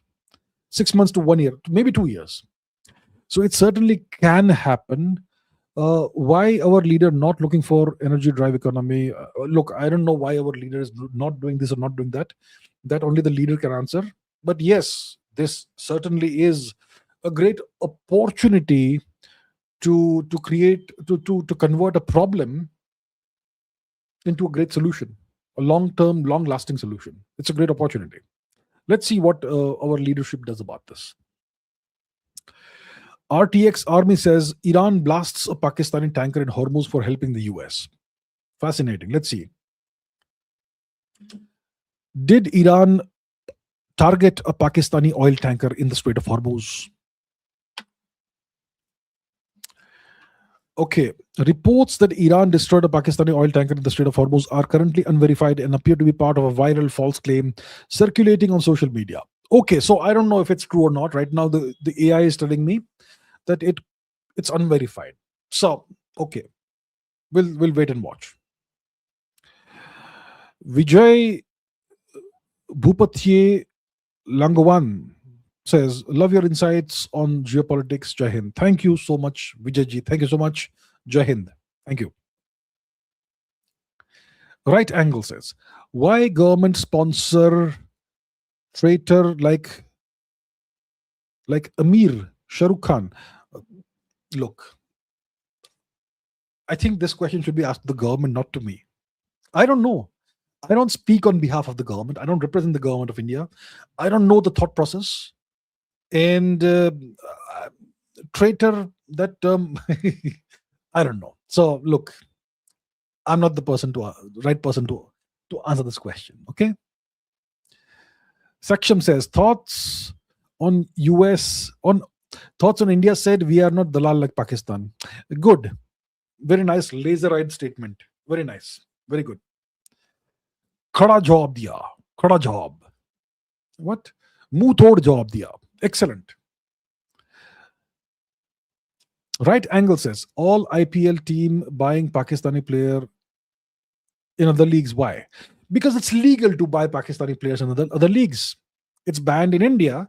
In other countries, if you have your franchise team there, you can legally buy Pakistani players because the government of India has not imposed any restrictions on what IPL teams can do outside of the country. That's why, because it is not illegal, they are doing it. It's not illegal. Is it right? I would not say it's right. I think it's not right. But because it's not illegal, they're doing it. If the government of India issues a clear directive not to do it, I suppose they'll have to stop because they're Indian teams. But because there is no such direction from the government, they're doing it. I think that's terrible. Sanchar Chilikuri says, US purpose of this war, is it depriving China of energy and dent their AI race and sustenance? The US purpose, why did the US start this war?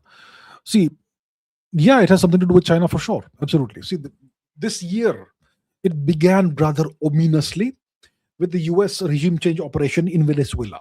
They walked into Venezuela, into Caracas, and they killed a bunch of people there.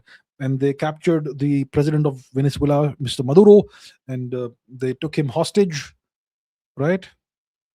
They kidnapped him and they took him to the US.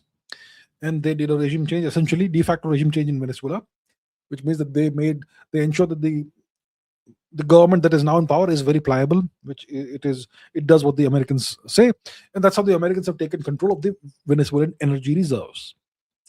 So that's a small setback for China, not a huge one, but small, but still it's there. And now they have gone after Iran, and the objective. See, Trump thought that the Americans were going to win the war in a couple of days. Okay, that's what he had expected. The objective was to do a regime change in Iran, and then to take control of Iran's oil reserves. Control that.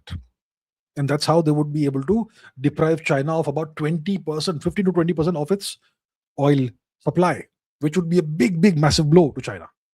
So that was the objective. The objective of the US was to take control of all the oil producing nations in the world. Taking control as in either taking over directly or vassalizing them, turning them into vassals. That's not worked out, obviously. So one of the objectives was that. The second objective was to help Israel. Once again, so the American objective was to take control of the oil. Israel's objective was a regime change, and America also wanted that. Yeah, essentially that. Dheeraj Kamath says, Trump is anti-West. I think the deep state wants the West to fall. Trump is anti-West. What is the West? First, let's address that question. What's the West? The West is the US and its Western European vassals. That is the EU and NATO nations. That's the West. Also, politically, Australia and South Korea and Japan are politically part of the West, even though they are geographically not part of the West. But politically, they're part of the West. So it's the US, it's Canada, it's the EU and NATO nations, it's Japan, South Korea, and Australia. That's the West.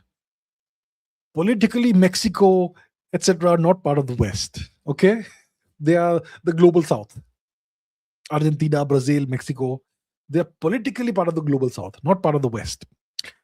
So now that we understand what the West is Trump anti-West? Is Trump anti-Canada? Is he anti-EU? Is he anti-NATO? Is he anti-Japan, South Korea, Australia? Not so much as being anti them as being very rude and dismissive of them. So in the past, the US before Trump also, these nations were American vassals. But they were treated as equals, at least in public. Behind the scenes, whatever happened. Okay. But in public, they were treated with respect. They were treated as equals of the G7 and all, whatever, right? That sort of thing. So they were treated as equals. But now they are being humiliated by Trump in public. That illusion of courtesy, politeness, of civilized behavior, all of that has been destroyed. So, and Trump has been taking actions that are, so forget about the illusion and all, or the behavioral things and all, but even when it comes to actions, Trump has been very harsh towards his vassals. He imposed all kinds of punitive sanctions, punitive tariffs on them. Do we still remember the tariff war? All those heavy tariffs that were imposed on them. He forced the EU, the NATO nations to essentially double their contribution, their financial contribution to NATO by 2030. So the NATO nations have accepted everything Trump said. So they have been humiliated over and over again. They've been arm twisted, that sort of thing. And now, there are nations who have purchased American weapons, who have placed orders for American weapons. The Americans are not going to deliver now.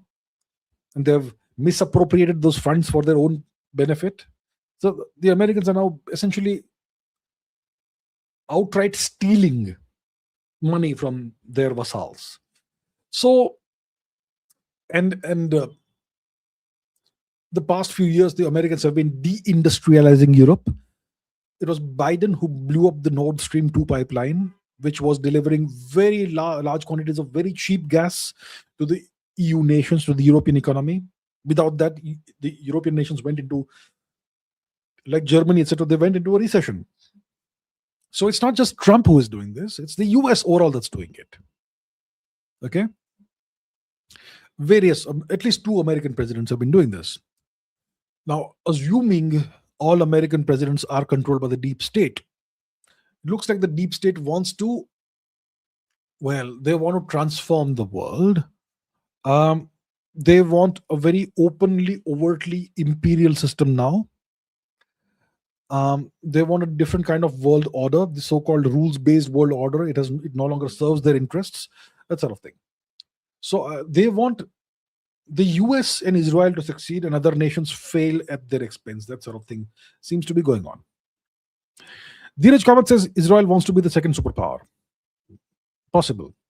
Yeah, it's possible. Looks like they want to expand their territorial extent and become the only power in West Asia. And they, of course, are a nuclear power. So, and they have very good relations, very good terms with the US. So you could say that they could be in the process of aspiring to be the second superpower. Yeah. Aiden Tressler says, is stopping a war hard? If so, did India did great with Operation Sindoor? Is stopping a war hard? If you have 2 reasonably evenly matched adversaries and neither of them has achieved what they seek in a war, and both have lost more than they had bargained for, then it becomes really hard to stop a war. It becomes really hard. But if you have a situation where you have an unequal contest, where one nation, one belligerent is obviously more powerful than the second one, then the more powerful one can end the war on their terms. So in the case of US versus Iran, the US is way more powerful, but locally, regionally, Iran has been more than a match for them and Israel put together. The US has only one way of fighting war: the bulldozer method, brute force method, but it's not working against Iran. And Iran they've done their homework really well. And Iran has essentially thus far lost the war tactically, but strategically they have been winning since day one. And for Trump, it's a matter of his ego, right? He will be humiliated if he does not achieve a clear victory or the objectives he had started the war for. So for him, it's very difficult to end the war. For Iran, if the war ends tomorrow, it's going to be a victory, a strategic victory for them. When it comes to India and Operation Sindoor, Well, it is perhaps a good thing that India ended the war after 3.5 days or whatever. But who won that war, the 3 day war against Pakistan? See, India did not achieve any. India did not acquire any territory. So, what was the outcome of the war? It was like a slap in the face for Pakistan. Okay, India won the military victory. India destroyed a whole bunch of terrorist training camps, killed a whole bunch of terrorists, destroyed a whole bunch of Pakistani military facilities, air force facilities, and so on. Pakistanis could not hit a single land a single blow on India, but the Pakistanis won the narrative war because of Trump's support. That they destroyed, I don't know what, starting with 3, 4, 5, 6, 7 Indian aircraft, that sort of thing. Trump kept on repeating. So the Pakistanis won the narrative war for a while. Now it's not the case, but initially they won the narrative war. But on the military front, India obviously hit Pakistan very hard. And I think Trump made India stop. So I don't know what the actual military objectives were for India. Did we only want to give them a slap in the face, or did we actually want to acquire some territory or regain some territory? A war is not won through a sports score line, 7-0 or 18-1 or whatever. A war is decisively won when there's an exchange of territory. So that India did not achieve. But overall, yeah, India stopped the war after 3 days. Maybe it was a good thing. Maybe, perhaps. Amisha ji, good evening, ma'am. The situation in India is not good because of the war. The situation in India is difficult right now. You're right. It's difficult. India is facing a shortage of, well, I'm not sure if it's an official shortage or not, but there is growing anxiety about the supply of cooking gas, whether it is LPG, LNG, whatever. One hears some restaurants may already be in the process of being affected. If the Strait of Hormuz remains closed and there's a shortage of oil coming into India from Russia, because 40% of Russia's oil exports have been hit now, then there's going to be a long-term problem for India that could very badly affect India's economy, right? It could affect India's households if there is a shortage of cooking gas in the future. So the situation is not good. And who's responsible for this disaster? It is Trump and Israel who are responsible for this, for starting this war. And if they started a war, they should have ensured that it should have ended fast. But it's just escalating now, escalating. So it doesn't look like this war is ending anytime soon. And soon it is possible that the Strait of Bab al Mandeb may also be closed. So yeah, you're right. The situation is not good right now. I hope the government of India is planning and putting in place contingency measures of various kinds to ensure that India is not hit too hard by the continuation of this war. Reddy always Reddy says Iran versus India at present, please. Okay, Iran versus India. Iran doesn't have nuclear weapons. India has. That's number one. India has a much bigger navy than Iran. Much larger, much more capable navy than Iran.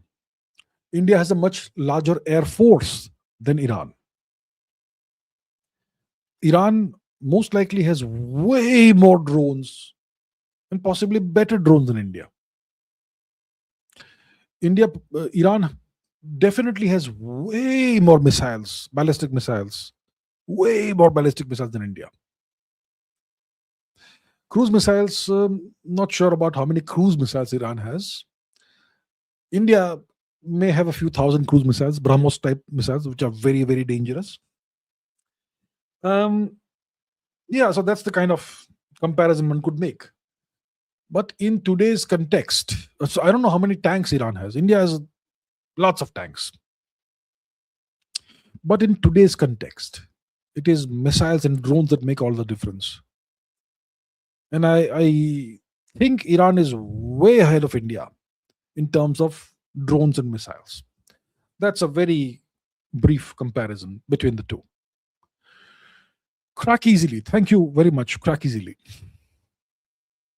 Crack Easily says, what's your view on CAPF bill for India internal security impact? I am not aware of this bill, but let's take a look at what it could be. CAPF bill India. What is that? CAPF bill. Central Armed Police Forces CAPF bill. Bar and bench. Let's see what it is. The bill empowers the central government to frame service rules by notification, overriding court judgments and existing laws. Overriding court judgments and existing laws. Okay, I have no idea what this bill is. What is CAPF in India? Central Armed Police Forces. Okay. NDTV, what does it have to say? The bill seeks to create a unified legal framework for governing personnel across different CAPF forces. Okay, look, I have not studied this bill. I'm sure there's a lot of legal stuff in that. I don't know. So I don't have any views about this right now. And I typically don't look into things that are internal matter. I look at geopolitics. I look at history. I look at science. I don't look at bills that pass in India. So it's beyond my purview, unfortunately. Okay. Right Angle says, can submarine cut fiber cable? If yes, impact on India. I suppose submarines could do it. Yeah. I'm sure submarines can do it. You're talking about internet cables that, fiber. Yeah. Impact on India. I have not studied it, but it's possible it could have a massive impact on India's internet. A lot of these internet cables pass through the Strait of Hormuz, right? Let's see. Do internet fiber cables pass through the Strait of Hormuz? Let's see. Yes, critical subsea fiber optic cables pass directly through the Strait of Hormuz, serving as a vital digital artery connecting the Middle East, Europe, and Asia. Da-da-da-da-da. These cables are essential for internet connectivity for Gulf nations, UAE, Qatar, etc., and carry significant internet traffic for India. Oh, that could be a big problem for India if something happens to those. So it's also a digital choke point, the Strait of Hormuz. What's the impact on India if some of these cables are cut? Let's see. It would significantly impact India's digital economy, as this corridor handles about a third of India's westward data traffic.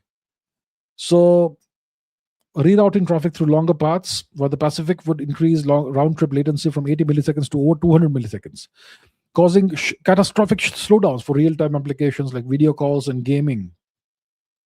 Okay, long story short, yeah, it will have a big impact and a very bad impact on India's digital economy and India's internet connectivity. And that's bad. Danush has become a new member. Thank you very much, Danush. Welcome to the channel's membership. Thank you.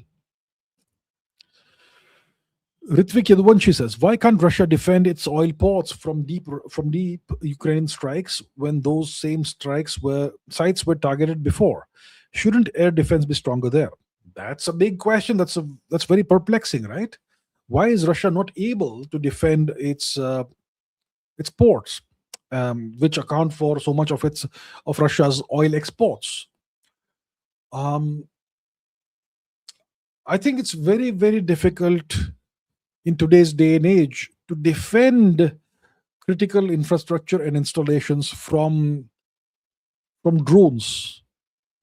Drone warfare is evolving very rapidly, and there's measures and countermeasures that are being taken in real time.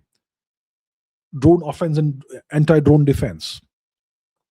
But if you send, let's say, 1,000 drones, a swarm of 1,000 or 2,000 drones, first of all, they don't show up on radar if they are low-flying drones, and they are anyway small, right? And if they have a long range, 1,000 kilometers or whatever, then you can send 1,000 drones, 2,000 drones to one place, and then just bombard the place without any warning. Then how do you defend against that? There's no anti-drone missiles. I mean, you can use missiles for that, but that's stupid. As you can see, as we've seen in the Iran war, taking down $1,000 drone or $10,000 drone with a $3 million missile makes no sense. And if there's 1,000 drones coming in, 2,000 of them coming in, how many? You won't have those many missiles. You could use shotguns, but shotguns aren't that accurate. You could use the kind of um, anti-drone measures India used during Operation Sindoor, but Russia doesn't seem to have learned that lesson. So I don't know what Russia is doing, and I'm not sure why Russia is not retaliating against Ukraine after these terribly effective strikes. I'm not sure. Yeah, so I would say that yes, Russia's air defense should be stronger, but I'm not sure what's going on. Is it that hard to defend certain ports? I'm not sure. Perplexing. Russia should have taken better measures. Yeah. After all, we've seen what Ukraine was able to do last year in Operation Spiderweb, when they sent drones and destroyed significant numbers of Russian strategic bombers deep inside Russia. Russia should have learned the lesson from Operation Spiderweb, right? And they should have identified critical locations that needed to be defended against future strikes like those. But it looks like Russia hasn't learned those lessons, which is very strange. Noise says Nepalis are Biharis, but with superiority complex. Okay, sir. I am not aware of that, but okay. Thank you for sharing your opinion, sir. Abhishek Srivastav says COVID-19 new variant BA32. Your views? What? Really? Really? Oh, please. Oh, enough of COVID. I think we need to move past COVID now. New variants, whatever. What's my views? Nothing. No views about this. Nishan Chauhan says, you said don't ask about India versus I already gave my opinion. You said don't ask about India versus Iran, but I want to hear your opinion, maybe in wargaming manner. I think India needs to learn too much from this current GCC war. Love your work, sir. Thank you so much. So, like I said, in terms of nuclear capabilities, Iran doesn't have any. India has nuclear capabilities. In terms of air force, India has a way better air force. In terms of naval capabilities, India has way better naval capabilities. In terms of its infantry, India's infantry, ground military is way more, larger in number than Iran. India has way more tanks than Iran. But in terms of drones and missiles, Iran most likely has way more drones than India. And Iran most likely has way more ballistic missiles than India. Way more. India may possibly have more cruise missiles. Possibly. I don't know. But in today's context, in 21st century warfare, it's drones and missiles that are the key, the critical weapons that win or lose wars. So I think Iran is way ahead in those two things.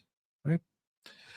Om Naik says, how come the US doesn't have any answer to Iran's underground offensive capability? Does the US have technological limitations regarding their bunker buster bombs? Okay. Iran knows what American bunker buster bombs can do. They can penetrate maybe 60 meters below the surface of the earth into bedrock, not bedrock, but 60 meters, okay? As much as 60 meters below the earth's surface. Let's first of all verify that.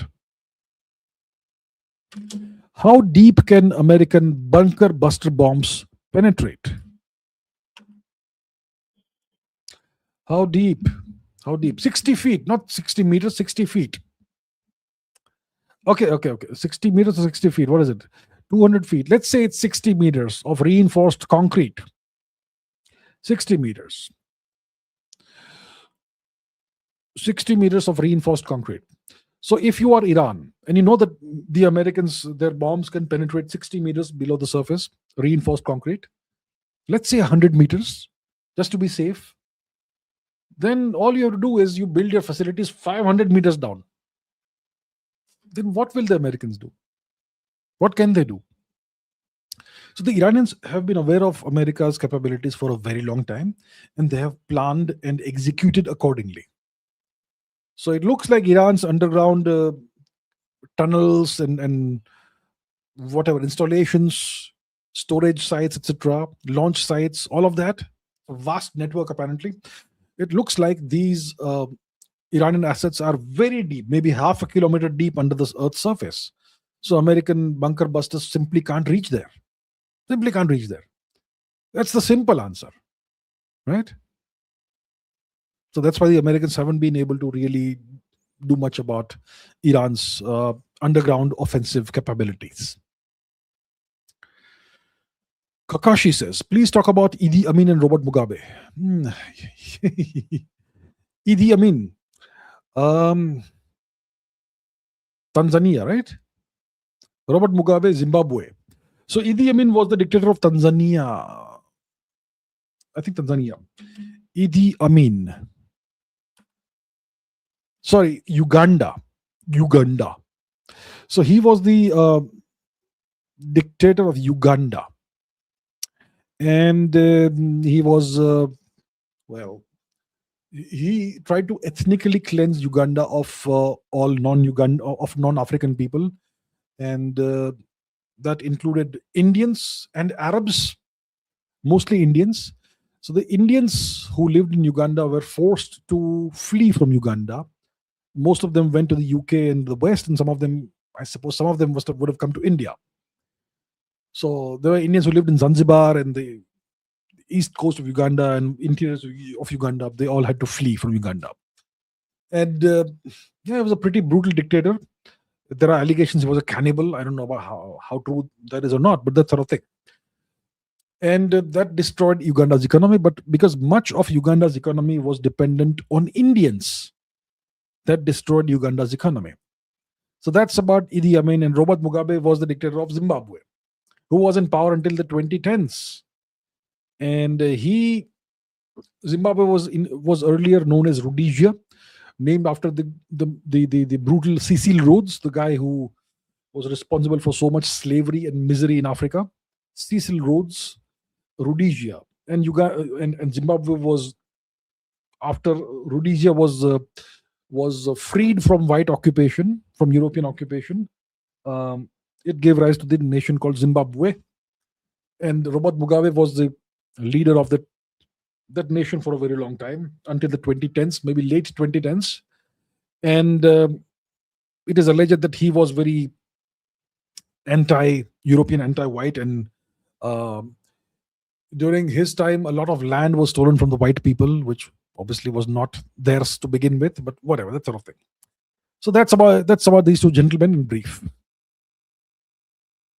Vishal Roar says, okay, first of all, you used to practice week plus fasting, but how you used to gain 5 to 7 kilogram in small matter of days before starting that? Secondly, how will Russia retaliate?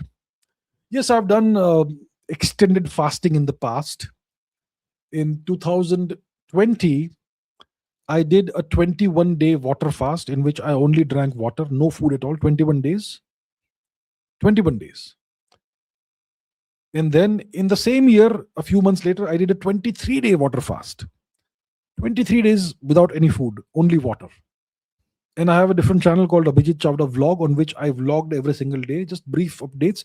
And you can see me visibly shrinking and slimming down, right? So yeah, the first one was 21 days without food, only water. Second was 23 days without food, only water. And then I've done a 14-day fast also. I've done 7-day fasts, that sort of thing. So yes, I would not recommend you all do that. Okay, it's not for everybody. It's very, very tough, very brutal. It's not easy at all. And it may affect your health very badly. It's not for everybody.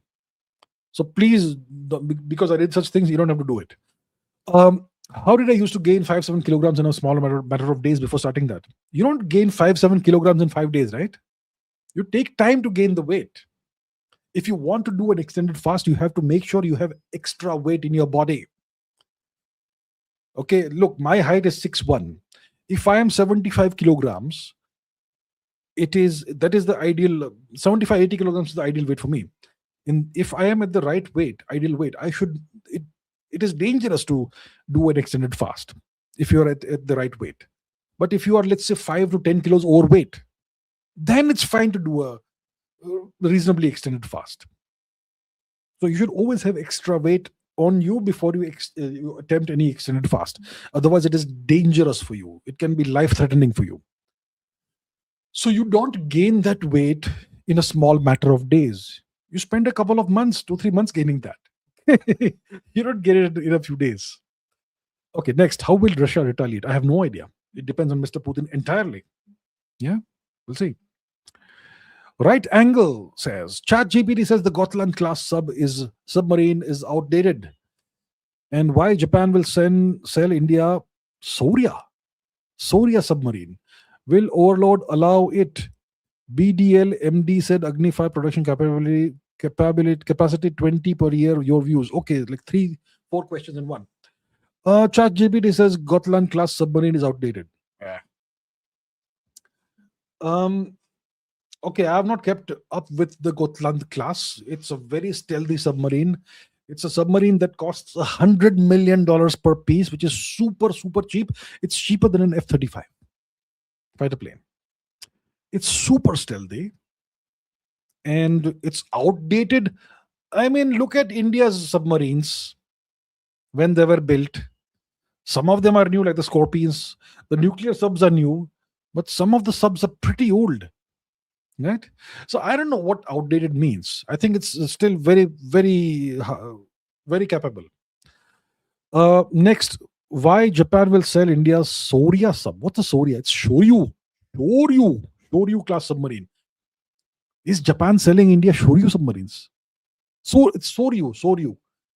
I don't know. I don't think so. Is Japan planning to sell Soryu submarines to India? I don't think so. Absolutely not. Nope. Why will they sell? There is no report of any plans for Japan to sell Soryus to India. And Japan's Soryu submarines are so incredibly dangerous and advanced that their decommissioned Soryu submarines are more capable than India's present day submarines. That's how advanced those submarines are. That's something that frightens China. BDL MD. What's BDL? Bharat something limited. Bharat Dynamics Limited, whatever. MD said Agni 5 production capacity is 20 per year. What's my views? That is very, very, very, very, very low. Very, very low. Very low. That's my view. The Posture Co says, based on your assessment, do you think this war could realistically lead to the collapse or decline of the petrodollar system? Why or why not? So, what is the petrodollar system? First of all, let's address that. The petrodollar system is simply the fact that most oil producing nations, they sell oil only in exchange for US dollars, not for other currency. That's historically been the case since the 1970s at least. The Saudis, the Kuwaitis, whoever else, if they sell oil, it's in dollars. That's the petrodollar system. The Nigerians, whoever, right? So that's the petrodollar system. And that has ensured that the US dollar remains the most relevant and currency in the world and the world's reserve currency. Now, in the past few years, the Saudis have been selling oil to China in exchange for Chinese yuan, not US dollars. That is very naughty. But mostly it's still the petrodollar. So if this war ends in a certain way, could that lead to the decline or collapse of the petrodollar system? It depends. If the US and Israel win and Iran is defeated, then there is no collapse of the petrodollar system. If there is a stalemate, the war ends at the stalemate, which means that the Strait of Hormuz is still closed or controlled by Iran, and Iran is not defeated, there is no regime change. In that case, what happens is the question. Because the neighboring nations of Iran, the Gulf nations, the UAE, Saudi Arabia, Kuwait, and so on, Bahrain, Qatar, etc., they were living under the illusion that the Americans would protect them from any Iranian attack.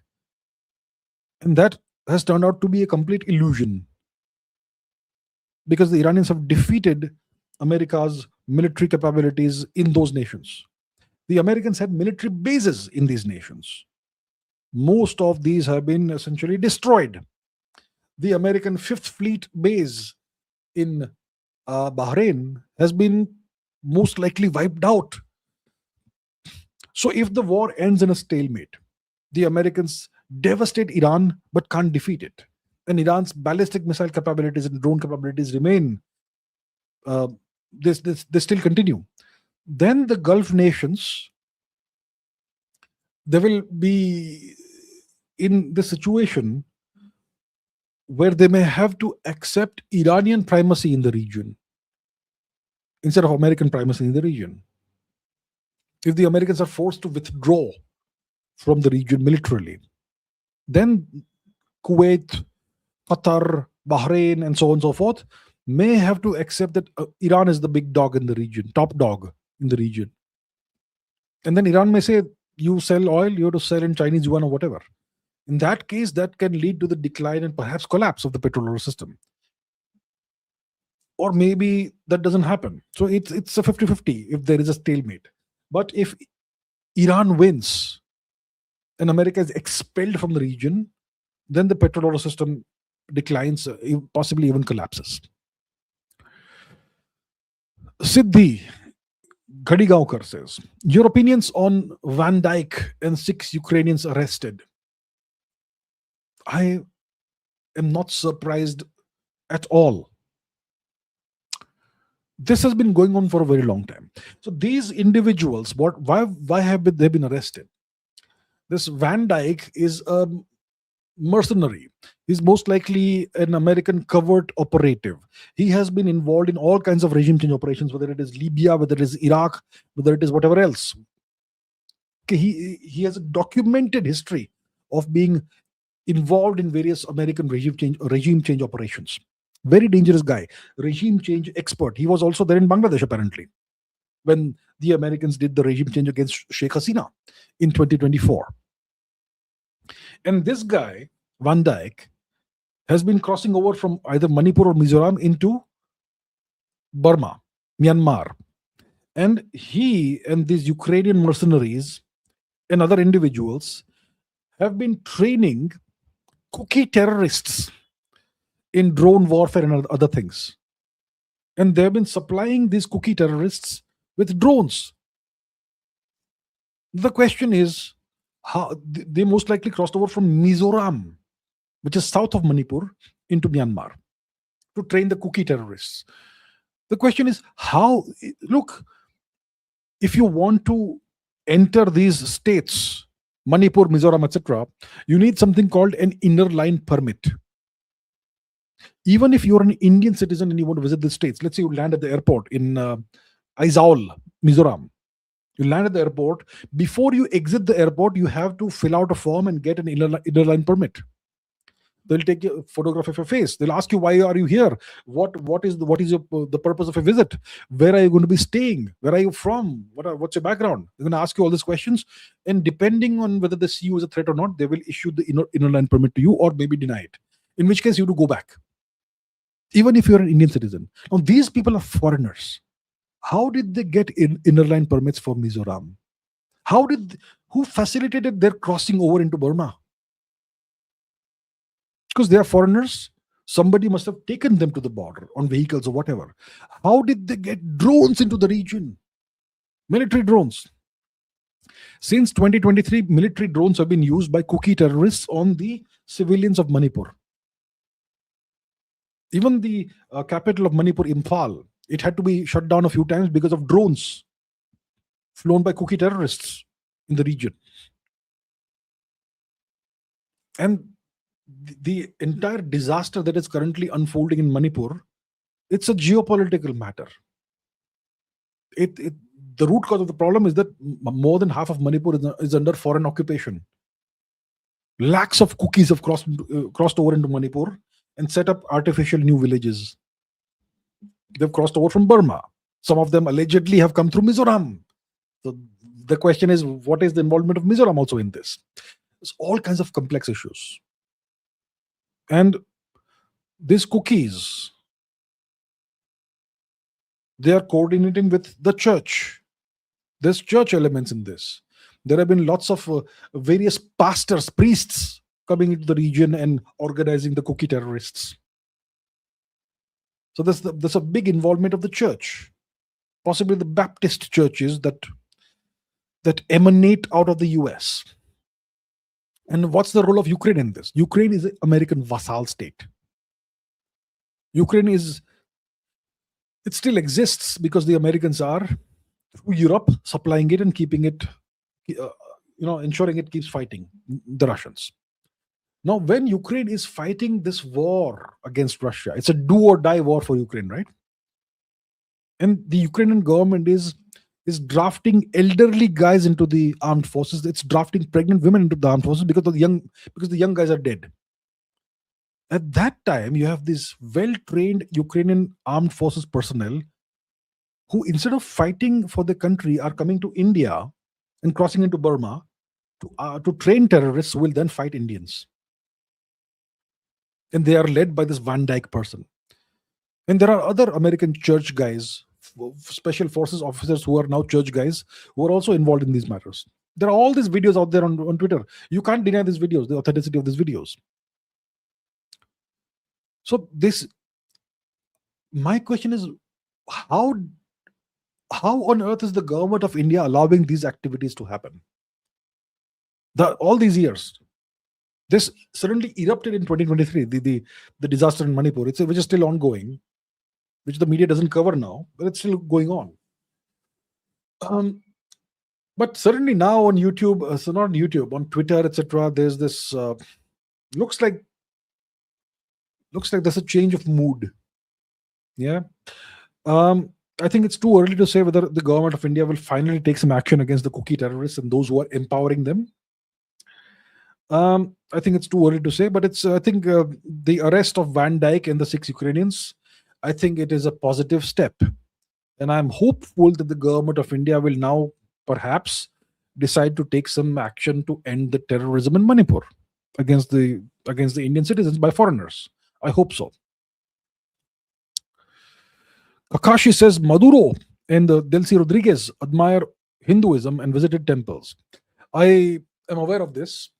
They were disciples of Satya Sai Baba, I believe, right?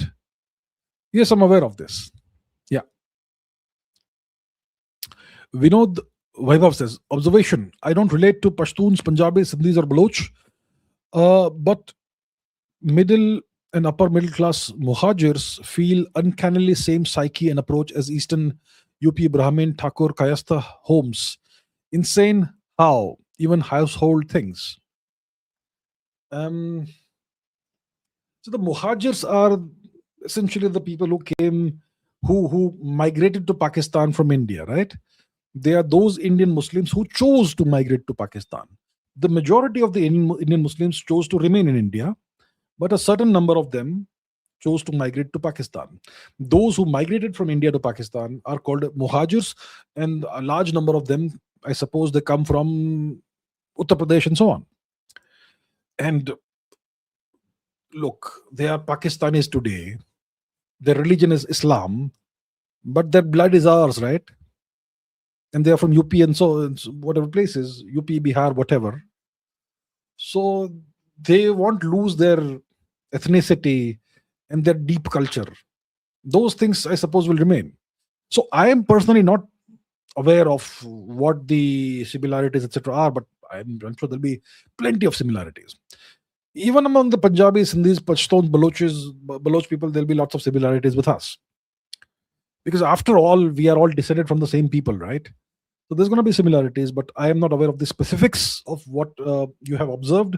But there is no surprise as far as I'm concerned that these similarities exist.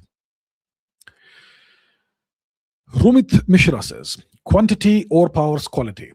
Pakistan did the same thing during Operation Sindoor but failed badly. We need to find cheaper way to take down those cheap drones for any upcoming misadventures, since S-400 missiles are quite expensive. Okay.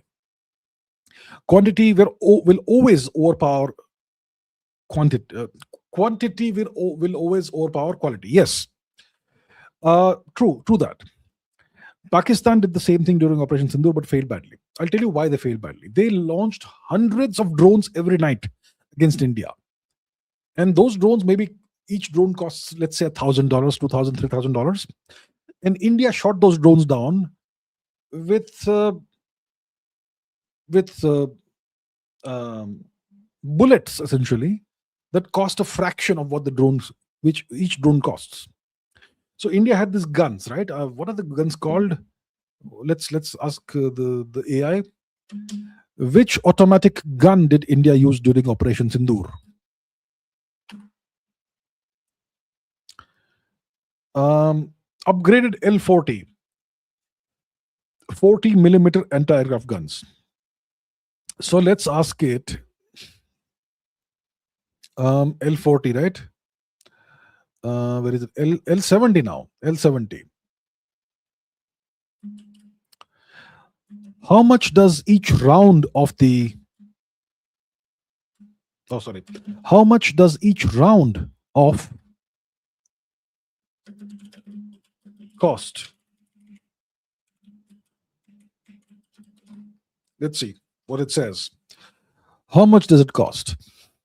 Ammunition. Okay, let's say it's $350 per round.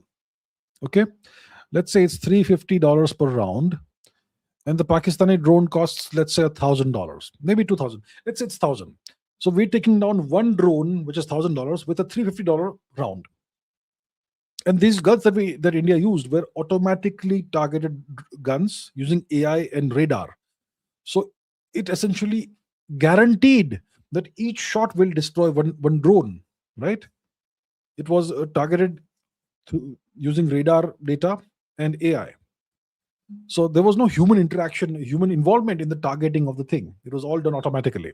And that's why the hits were guaranteed. So each $1,000 drone was taken down with a $350 bullet or round.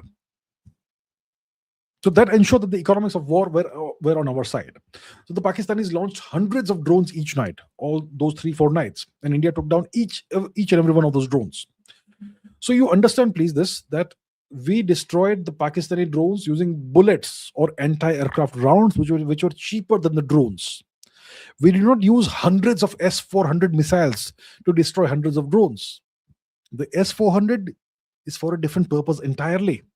We have a multi-layered air defense system. To destroy cheap drones, we have those L-70 guns, anti-aircraft guns. Then to destroy other classes of incoming targets, we have the Akash system.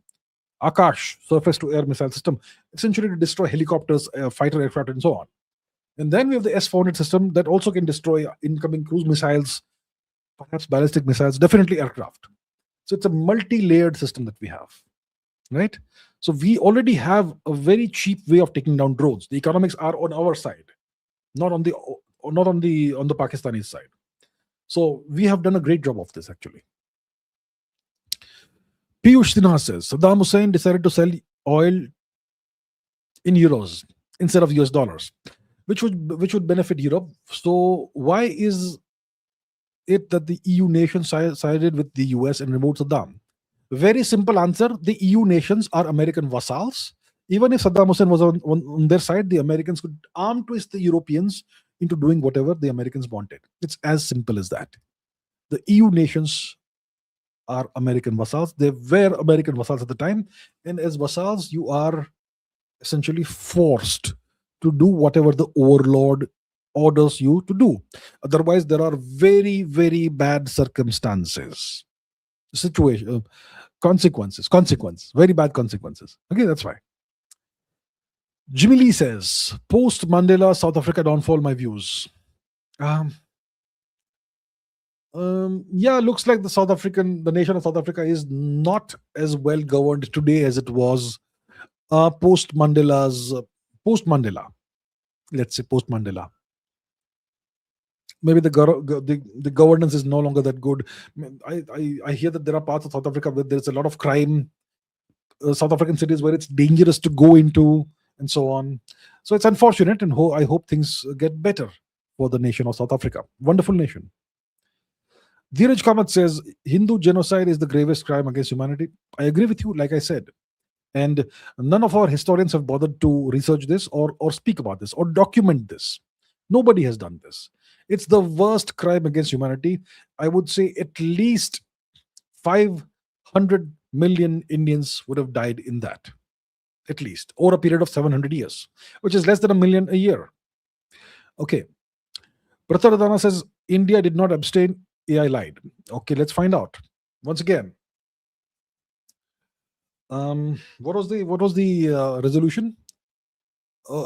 Transatlantic trade. Okay, United Nations Transatlantic Slave Trade Resolution. Let's see. Voting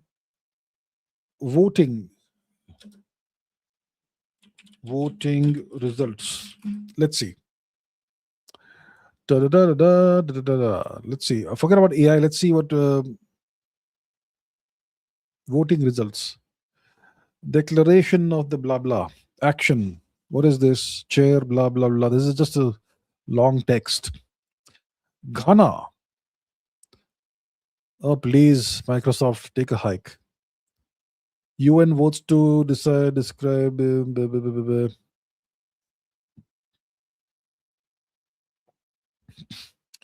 Does it say anything about India? It says nothing about India.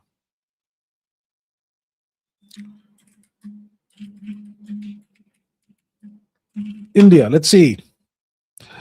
Al Jazeera. Do we have anything from India? New Indian Express.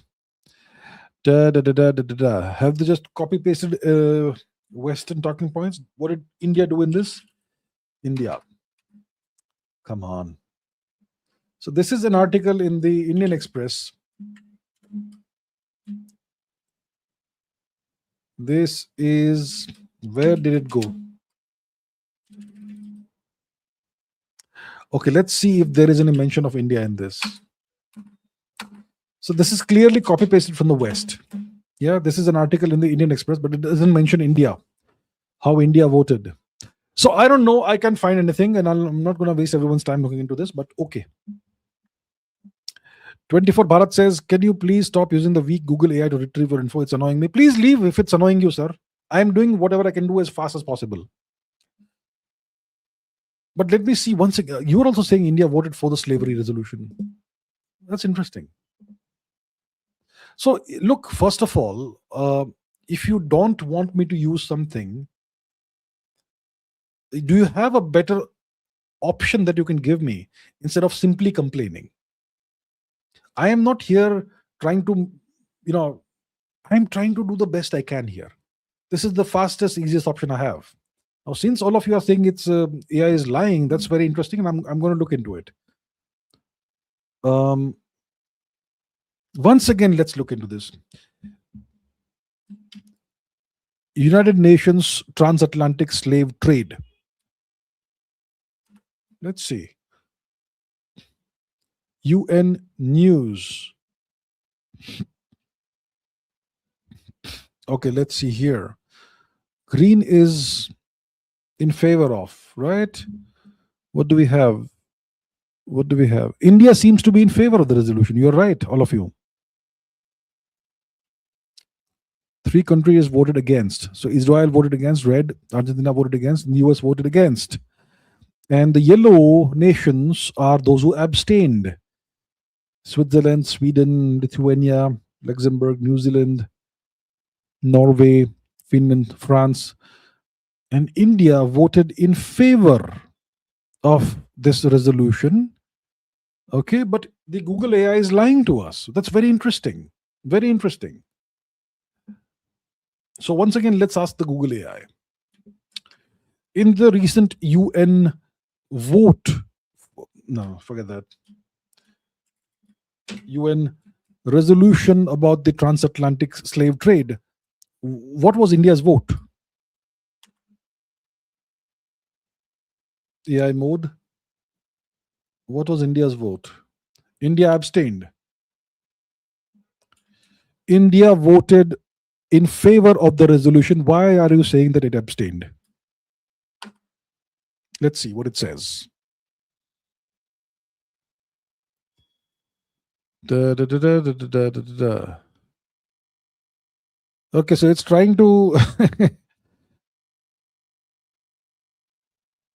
Let's see, UN News. UN News.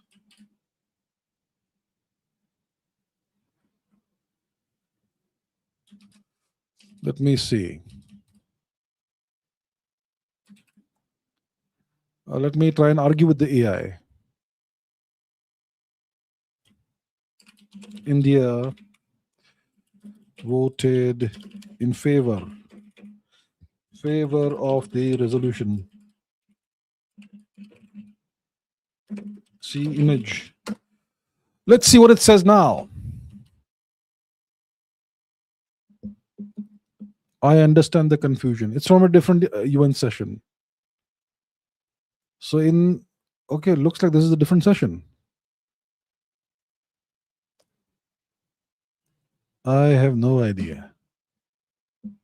Okay, so okay, looks like there is some confusion. The AI is adamant that India was voted against the resolution. Multiple people here are telling me India voted in favor of it. It's annoying some of my viewers. Okay. But look, I'm going to continue using the tools that I have at my disposal. That's until I can find better tools. I usually just do Google searches, but now Google is throwing up its AI generated things. So one just uses it. Okay. Harman Baweja says, if Pakistan enables a GI, a ground invasion into Iran, while attacking India to distract, does it risk India, Iran, Afghanistan aligning together to wage war? Pakistan will not attack Iran or facilitate a ground invasion of Iran while fighting India at the same time. It is stupid. Attacking India to distract. Distract whom? It will itself be distracted if it's attacking India while facilitating a ground invasion on the other border. It doesn't make a lot of sense. And attacking India is well, it essentially guarantees defeat for Pakistan. India is just too powerful for Pakistan. So it makes sense to distract using Afghanistan, not using India. Doesn't make sense to attack India for Pakistan. Others says, go to this location on Google Maps in satellite mode. We can see Panchamukhi Hanuman and other figures. What causes these? Okay, let's try that. Let us try that. Let's see. Let's go to Google Maps. And I will go to satellite mode later. Let's see. Minus 55.5, 444, 2268, and minus 69.2662122. Let's see. And let's go to satellite. Yes. So where is this? Panchamukhi Hanuman. Okay, first of all, what place is this? Let me zoom out. Oh, it's Chile. This is Cape Horn almost. It's almost Cape Horn. So now if I go here, there is Panchamukhi Hanuman.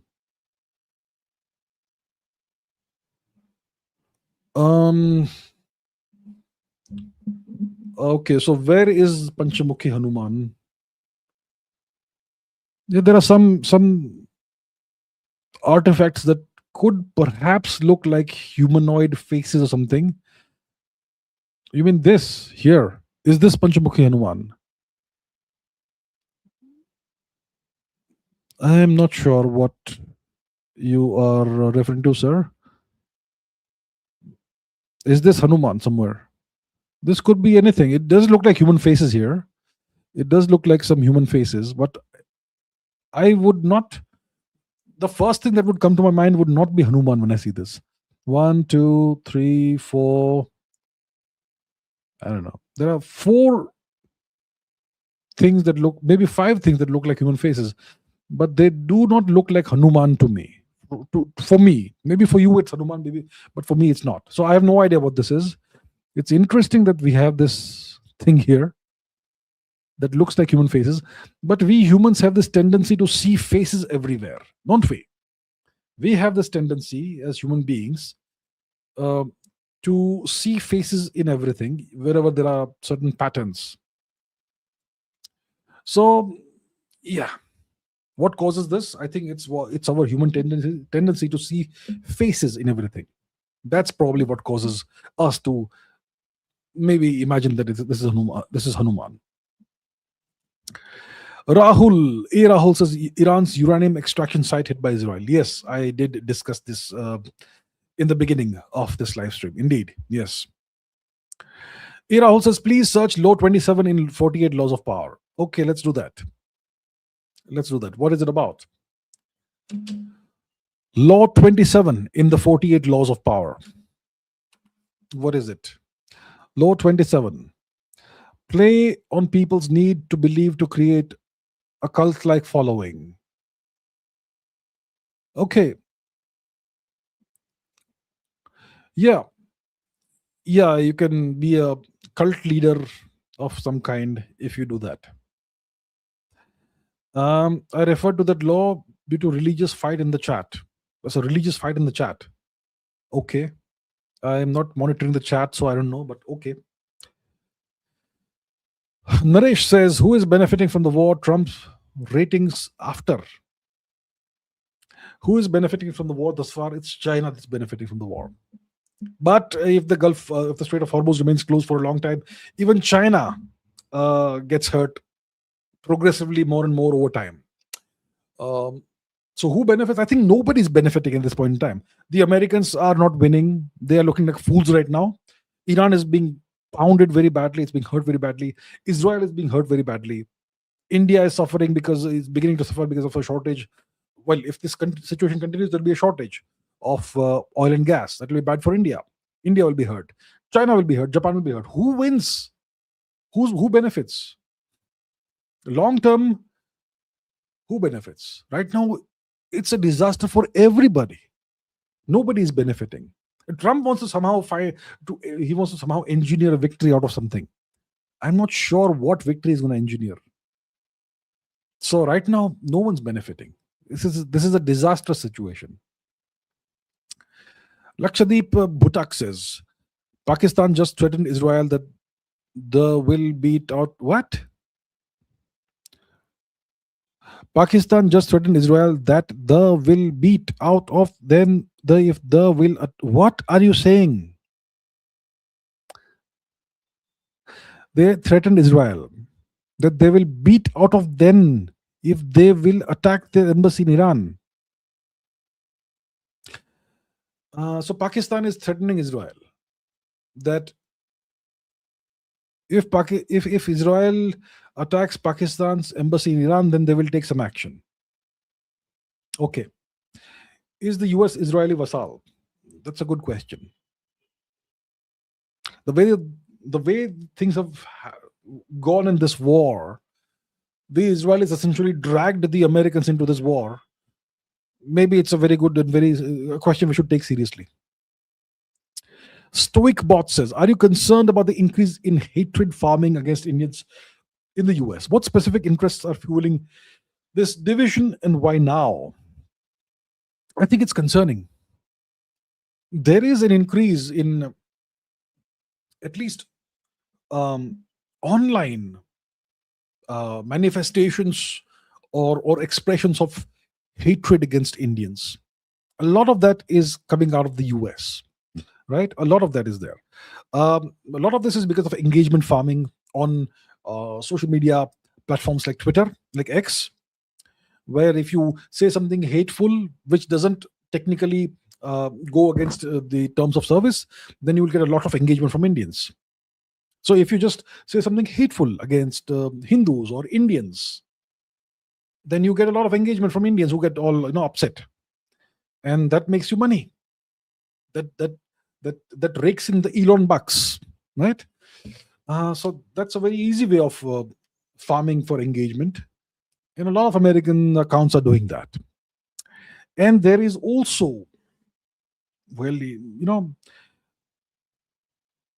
an increase in Hindu phobia or a dislike towards Indians in the US. A lot of that comes out of MAGA. Uh, there's been this propaganda that Indian H-1B visa holders, they steal American jobs, they steal the jobs of Americans, and Indians are an easy target in the US, right? Indians don't fight back. Indians aren't as well organized as, let's say, the Muslims or the Jewish people, which are close knit communities and they look out for each other. Hindus don't do that. So Indians are a soft target, right? So because of these factors, there's been this increase in what you call hatred farming against Indians in the US. What specific interests? It's all these interests, right? Uh, MAGA doesn't like Indians. MAGA is very racist. A lot of the MAGA crowd is racist, right? And they hate all other races, but the Indians are the ones they can target openly. Others they can't. So that's why they go after Indians. And engagement farming and so on. So these are the interests that are fueling these these behaviors online. Vishwesh, should I access? Namaskar. Namaskar. If you want to fix and improve our hard power, where would you start from? Vielen Dank. You gotta fix your hard power. You see, you have to fix your military. You have to be very dangerous. The more dangerous you are, the greater is your hard power. So how do you fix your hard power? See, imagine this hypothetical scenario. Right now, we are seeing the Americans have tried to destroy, Americans and Israelis together, teamed up, ganged up, tried to destroy Iran. And they have been hit very hard. Right? So now the world can see what Iran is capable of. Iran's hard power is really high. High. They are a hard retaliator. Right? Now imagine a hypothetical scenario where India is attacked in the same manner. Can India, whoever is attacking, let's say they come with 50 ships to attack India, 50 ships and aircraft, etc., to attack India. Does India have the capability to take out 50 ships and all those aircraft? Does India have the capability to let's say, hypothetically destroy nearby military bases of enemies? I'm not very sure about that. India still thinks that we will fight aerial wars with fighter planes doing dog fighting. That's a 20th century mindset that we have. So if we want to improve our hard power, we have to have a stockpile of several million drones and a few lakh missiles. That's where I would start from. Easy fix. Begin with that. Various kinds of missiles, ballistic missiles. And India only thinks of ballistic missiles as something that will deliver nuclear weapons. We have to stop thinking like that. Ballistic missiles should be used for everything, not just nuclear delivery. They should be used like the Iranians are using them for the delivery of conventional munitions and submunitions. And look at the advancements the Iranians have brought about in ballistic missiles. Maneuvering warheads, cluster submunitions, and so on. India doesn't have those capabilities. And it's not that hard to develop. So India, how would I start? I would invest in tens of thousands of cruise missiles, tens of thousands of ballistic missiles. In total, I would want to have at least a stockpile of at least a lakh missiles of various kinds, of various ranges. And I would like to have an inventory of perhaps at least 1 million drones of various kinds. And those drones have to be very capable in different ranges and so on.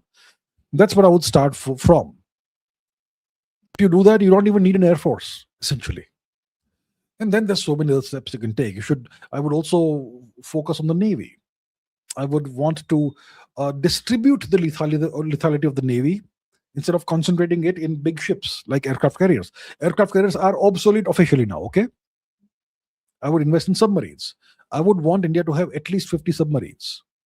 And I would want India to have at least 200 or 300 missile boats to defend India's coastline. Then let's have an invasion. 50 ships, 100 ships will wipe you out. So that's what I would do.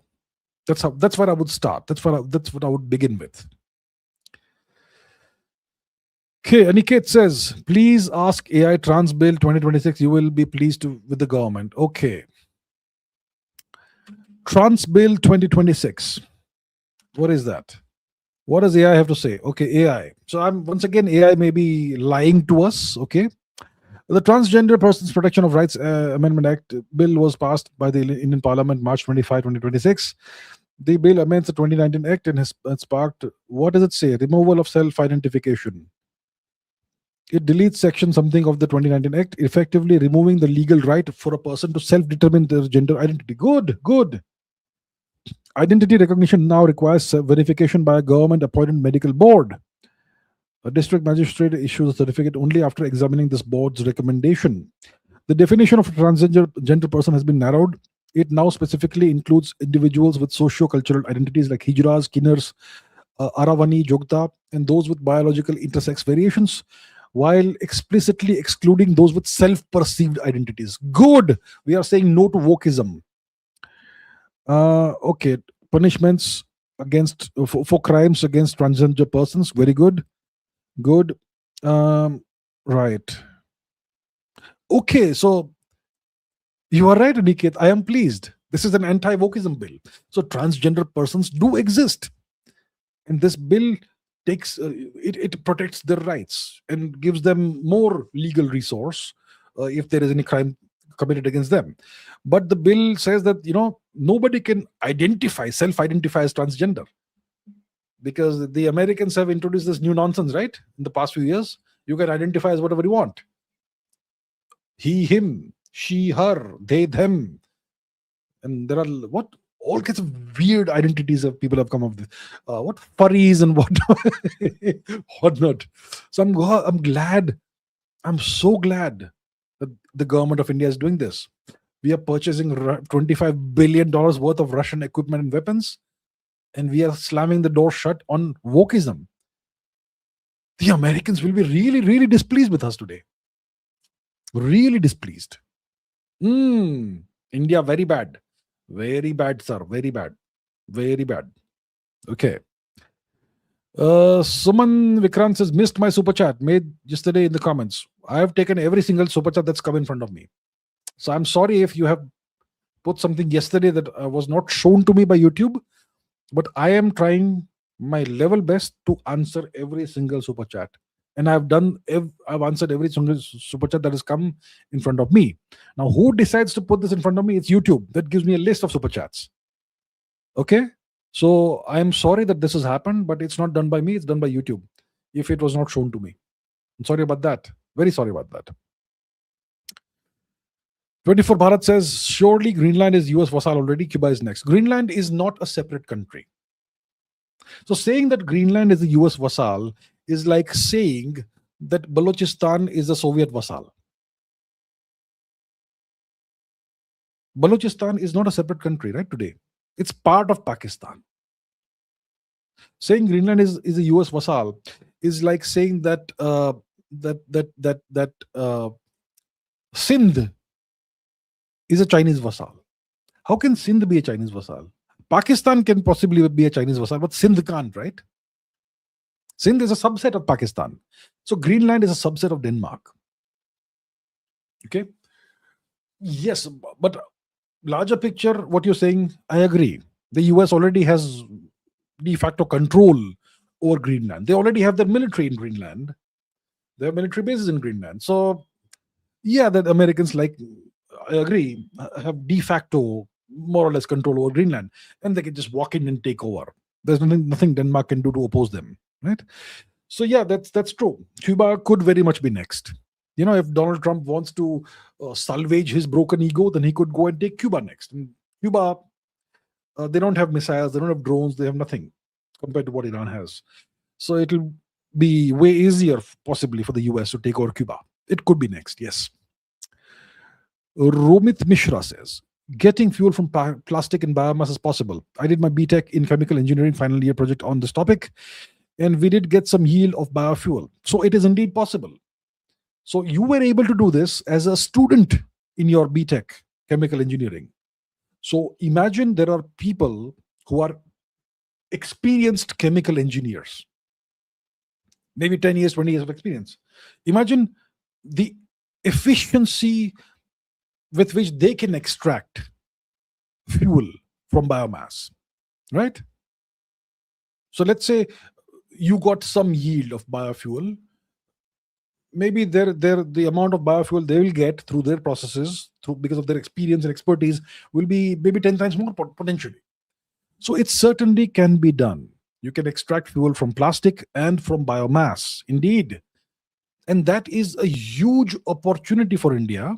But for it to become possible, we're going to have to set up the infrastructure all across India. And we're going to have to do it efficiently without any wastage and without any alleged corruption. And we'll have to do it quickly in the next couple of years.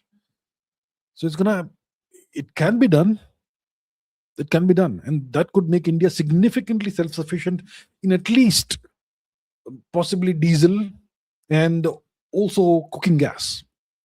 It's certainly very much possible because we have a tremendous amount of biomass that comes out of waste, kitchen waste, and other waste from households, right? With the population of 1.4 billion, it's a huge opportunity for India. And we have a lot of plastic waste also in this country, in India. So I think that's a tremendous opportunity for the government of India to invest in this, to invest in this infrastructure. It's not going to be easy. It's going to cost a lot of money, but it will make India significantly more self-sufficient than what we are right now. Is it financially viable? I suppose it should be. Yeah. I hope the government takes this very seriously. Aniket says, if the F-35, the American F-35 can take a hit, imagine what will happen to the J-20 F-35 copy. There are rumors that as soon as the J-20 takes off near the Indian border, it gets locked in by Indian radar, and that's why the designer of the J-20, Yang Wei, was found dead after removal. JTBC. Undermining Chinese. Please do podcast with General Rajiv Narayanan. So the Iranians were able to hit the F-35. They were able to hit an F-35, one F-35. And the J-20, the Chinese copy of the F-35, I suppose it can also be then, be targeted by missiles or whatever. The Iranians seem to be using a different technique to acquire a lock onto American aircraft. So typically you have radars. You have radars that ping the aircraft, and then the aircraft knows that you are being pinged. You've been locked onto. But if you, instead of using radars, if you use heat signatures, if you're close enough, then I suppose without using radars, you can lock onto aircraft. The F-35, I'm sure, has a big heat signature. It has a very small radar cross section, but the heat signature is much bigger. So if you are close enough to the aircraft, you can't do it from far away, I suppose. But if you are reasonably close enough, maybe a few kilometers or something, you may be able to acquire the heat signature. And you can use that to have a missile lock onto the target instead of using radar. And then the aircraft which is being locked on will not even know about this. So that's, I think, what the Iranians seem to have done. And if the F-35 can be hit, so can the J-20. Now, there's rumors of, I don't know about the story of Yang Wei being found dead and all. I don't know about that. I can't comment about Yang Wei's death or not. I'm not aware of this. Please do podcast with General Rajiv Narayanan. I did one. It's been released just a couple of hours ago. It is on the Awara Musafir podcast. Yeah, so it's out just a couple of hours ago, I think. V for Valor says, Russia-Israel relations and common anti-Nazism views. Does US deep state not allow Israel to come close to Putin, who is a known anti-Nazi? Also, how are Ukraine-Israel relations? Does the US deep state not allow Israel to do something or the other? The US deep state doesn't get to tell Israel what to do. I think it's possible that Israel may be the US deep state. It's possible. I'm just speculating, but who knows? So the US deep state doesn't give orders to Israel. That I can assure you of. Israel decides what it does.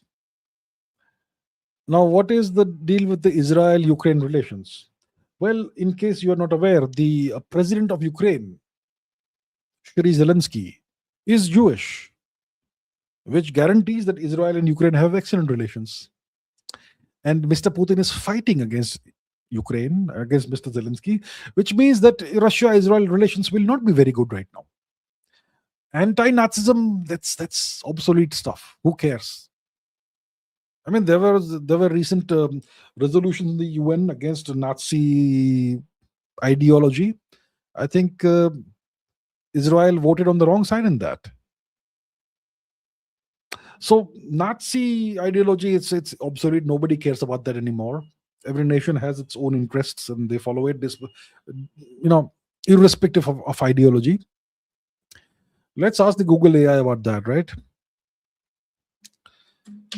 In the last 3 years, was there any resolution in the United Nations condemning Nazi ideology? Yes. Okay. Adopted resolutions annually. That's very interesting. Nazi ideology. Let's see. Okay, past. How did Israel and the United States vote in these resolutions? Let's find out.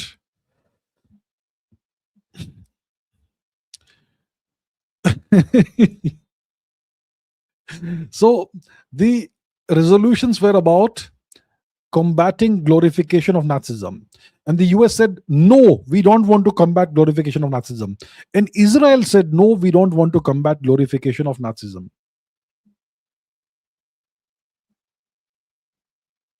Israel said, no, we don't want to combat glorification of Nazism.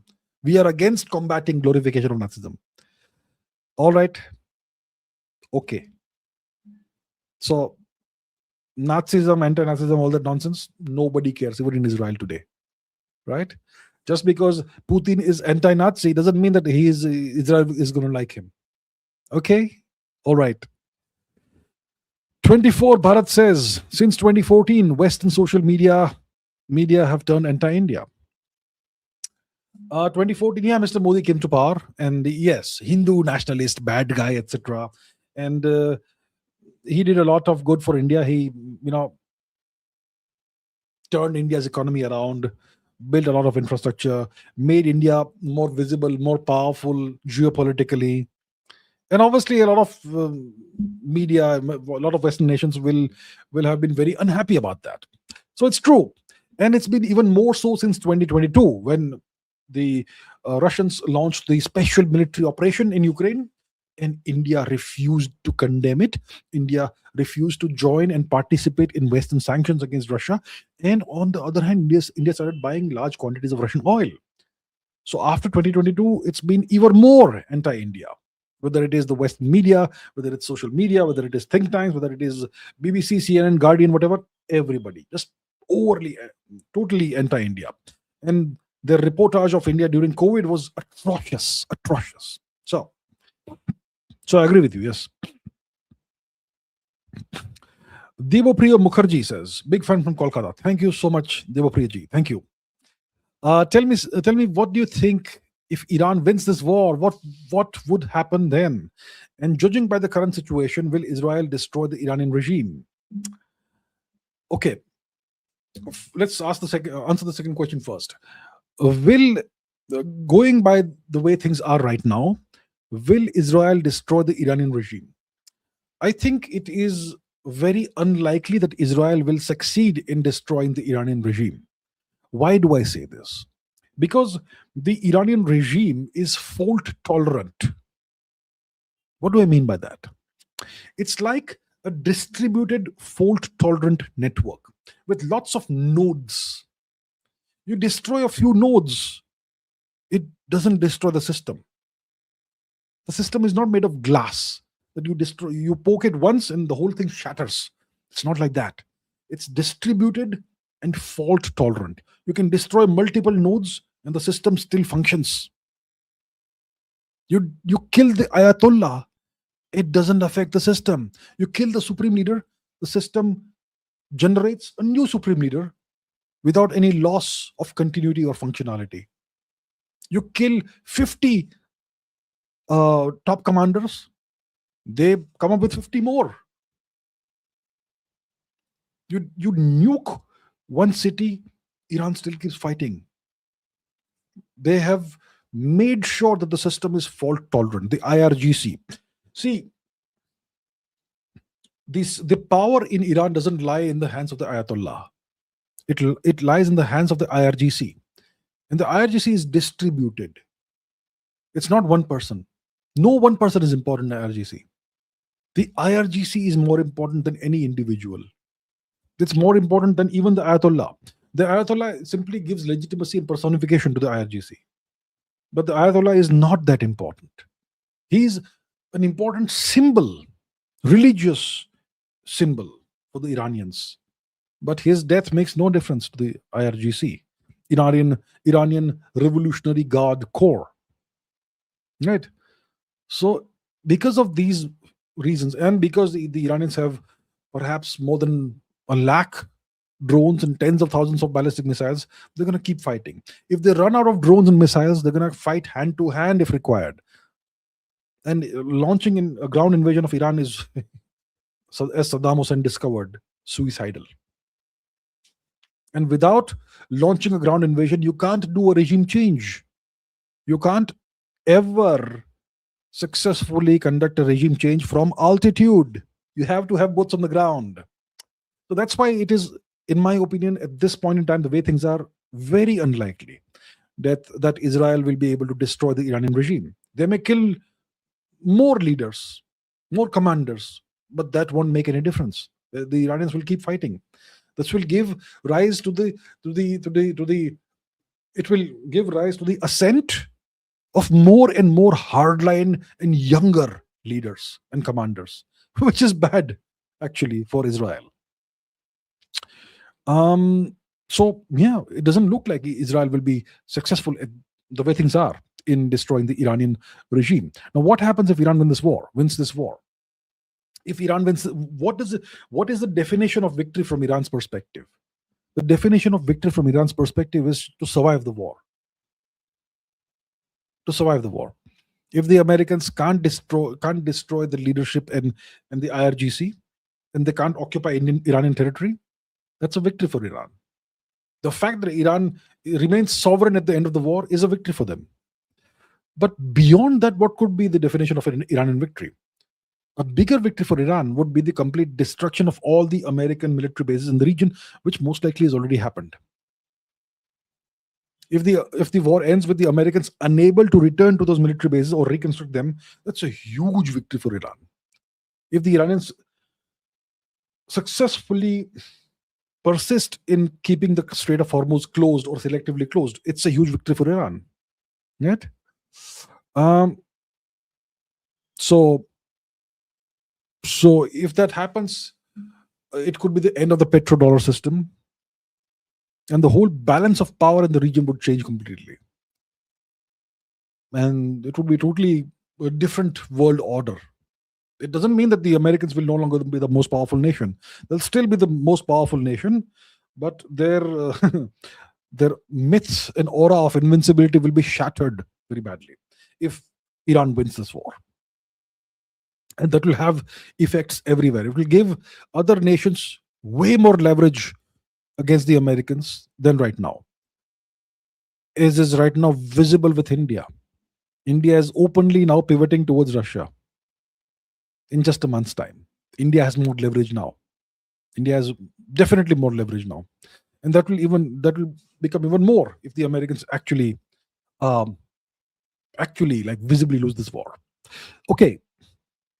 Ritvik Yadvanshi says, so you with General Rajiv added to my queue fast. Thank you so much. Thank you so very much. Thank you.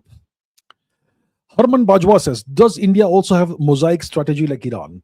If political and military top leadership goes, different state commands of military should separately without order. IB row Am I should together run lead India? That's a great question, actually. It's a great question. How do I answer this? In warfare, there is a slightly outdated concept. It comes from the Prussian military commander and theorist Karl von Clausewitz. And this concept is called the center of gravity. Center of gravity. It's an actual military concept. It's not something you should make fun of. Of course, when the Pakistanis speak about it, you can make fun of them, but it's an actual military concept. What is a nation or a kingdom's center of gravity? It is that particular combination of assets upon which everything depends. And if you take that down, the whole structure collapses like a pack of cards. That's the center of gravity. So in some nations, the center of gravity is one person. Saddam Hussein. You take him out, everything collapses. The whole nation collapses. I mean, in the year 1066, when William of Normandy invaded England, he fought a battle at Hastings against King Harold Godwinson. And the battle was going, it was neck to neck until King Harold died. He got a stray arrow in his eye. The moment he died, his whole army collapsed and they just ran from the field. The center of gravity was the person of Harold himself. One person was the center of gravity of the whole nation. He died, the whole structure collapsed. In the Middle Ages in India, Hemchandra Vikramaditya, right? He was the king in Delhi, the last Hindu king, the last Hindu emperor of Delhi. He was fighting an army against an army of Akbar, Jalaluddin Akbar. And Hemu got an arrow in his eye. He died. And the whole structure collapsed. So once again, the center of gravity was the person of the emperor. So that's not a mosaic strategy. That's all the power, all the whole center of gravity that's embodied in one person. In IRGC, the mosaic strategy, the IRGC, which is a distributed fault-tolerant network, is the center of gravity. To defeat Iran, you have to destroy the entire IRGC, which is next to impossible. So that's why Iran is so resilient. Even if it is nuked, even if they have to fight hand to hand with knives, they'll still fight. They'll not give up. They also have this people's war approach that Mao Zedong had because of the ideology, the Shia ideology, and so on. Now, what about India? What is India's center of gravity? I wonder. India doesn't have a mosaic strategy at all. India doesn't have it. India is way more vulnerable from a center of gravity perspective compared to Iran. Yeah. So if India's hypothetically, political military top leadership goes, I'm not sure how well the armed forces are in a position to keep fighting individually, separately. I'm not sure about that. Maybe these things are classified and we are not supposed to know about them. Maybe we have that. But if we have that, it's not disclosed to the public. So hopefully we have all these, fallback options, etc. Hopefully we will have that, but I am not aware of it. Maybe we are not supposed to know about this. Okay. 24 Bharat says, what's your favorite James Bond film? As a kid, one of the first Bond movies I watched was The Spy Who Loved Me. Roger Moore was there. Yeah, Roger Moore. But I think my favorite Bond was was Sean Connery. Dr. No was great. Thunderball was great. You Only Live Twice was outstanding. Moonraker was funny. I don't know. I'm not sure if I have a single favorite Bond film. I've been a big fan of Pierce Brosnan also. A couple of his movies. I think Daniel Craig's Casino Royale was great, actually. Some of the later movies have been kind of letdowns. I'm not sure which is my favorite Bond movie. Must be one of the Sean Connery movies. Perhaps You Live Only Twice. Perhaps. Yeah, I like the whole series. Many movies. There's no one specific movie that stands out as my favorite. But yes, my favorite James Bond was Sean Connery. Mama Bucket VFX says US burning oil like we got zero PT energy, or do they? Zero PT energy. 0 point energy. I'm not aware of. Look, 0 point energy is a quantum mechanical concept. Okay, even when you bring a system down, you cool it down to 0 Kelvin. There's still gonna be some residual energy in the system. There's gonna be some vibration. Okay, and that's called the 0 point energy. Now, US burning oil like we so. So can we actually extract energy out of the concept of 0 point energy? I don't know about that. I'm not aware of any such thing. US burning oil, like we got that. I'm not aware of that. But yeah, the Americans are burning oil like there's no tomorrow, for sure. In a war, all those climate change things and all, they go out of the window. They don't matter anymore. Later, once the war ends, they will once again come back to lecture us about climate change and about energy and all that. But when they need energy, they'll burn it like anything. Okay. Dheeraj Kamath says a certain Bobby Eapons making controversial assertions such as Christianity being superior and Jesus being the greatest, which are deeply offensive to Hindus. Okay. All right.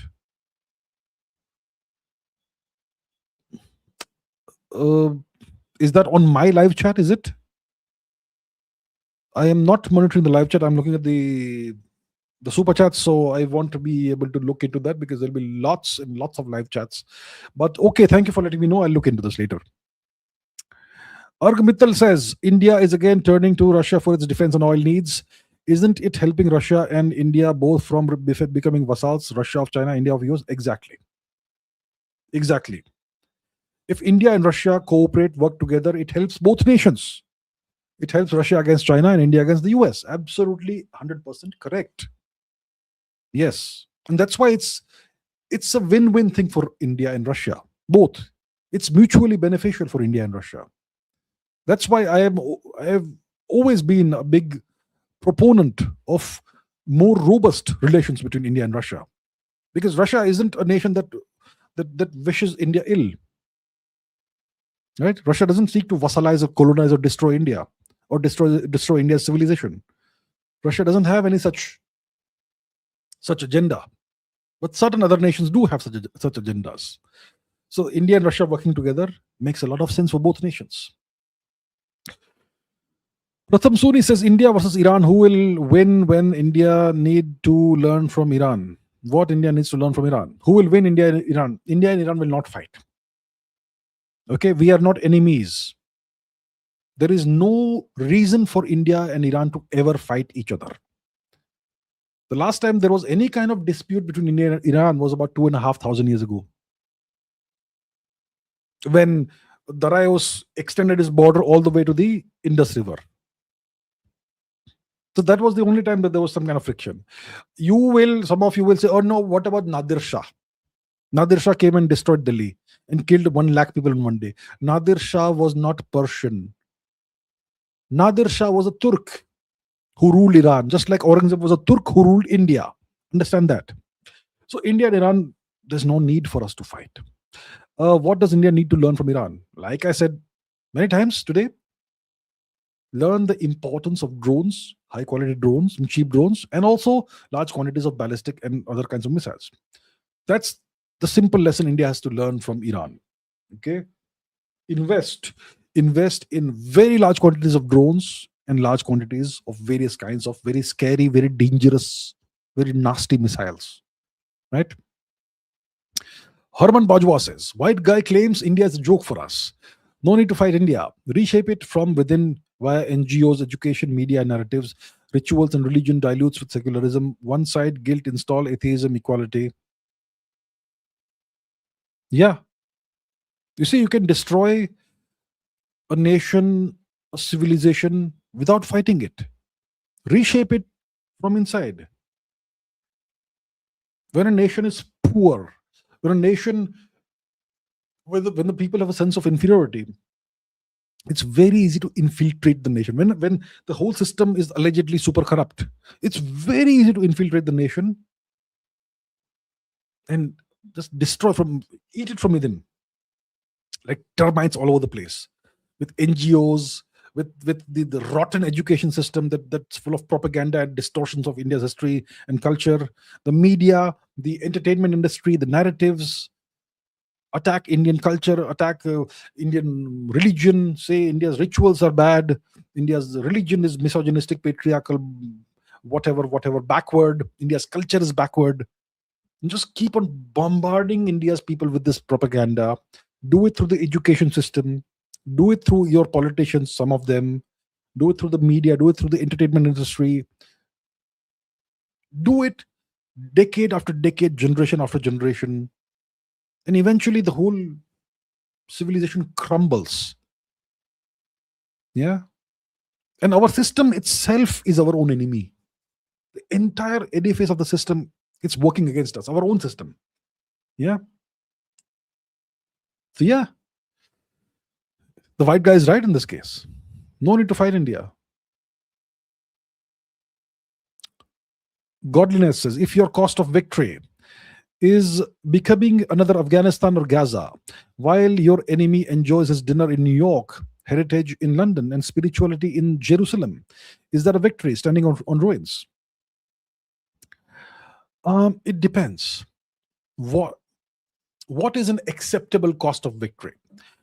First of all, what is the definition of victory? Right? There are two things here involved. Two things are involved here. One is, what's my definition of victory? Second is, what's my cost? What's the acceptable cost of victory? The bare minimum victory that's required is preservation of sovereignty. I think you're discussing Iran here, right? So let's say we're discussing Iran, and from Iran's perspective, the bare minimum definition of victory is preservation and continuation of sovereignty. That Iran, no matter what happens, should remain sovereign. Then there's the question of the price of victory. What price are you prepared to pay for your sovereignty? That's the question. So if you are being bombarded, your schools are being destroyed, your universities are being destroyed, your oil refineries are being destroyed, your nuclear power plants are being destroyed, your steel industries are being destroyed, is that an acceptable cost of victory as long as you remain sovereign? Well, that's a choice for you to make. What is the cost of dignity? That's a choice each person has to make. Our ancestors in India, they gave up millions of them gave up their lives fighting the Turks and the British. Right?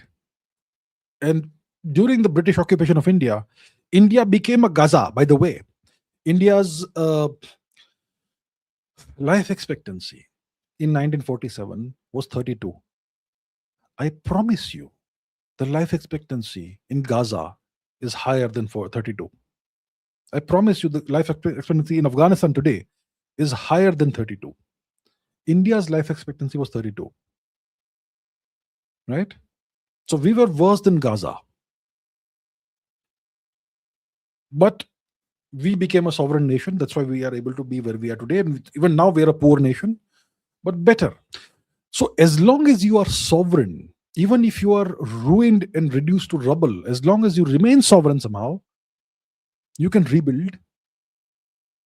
And maybe your children and their grandchildren will have a way better life.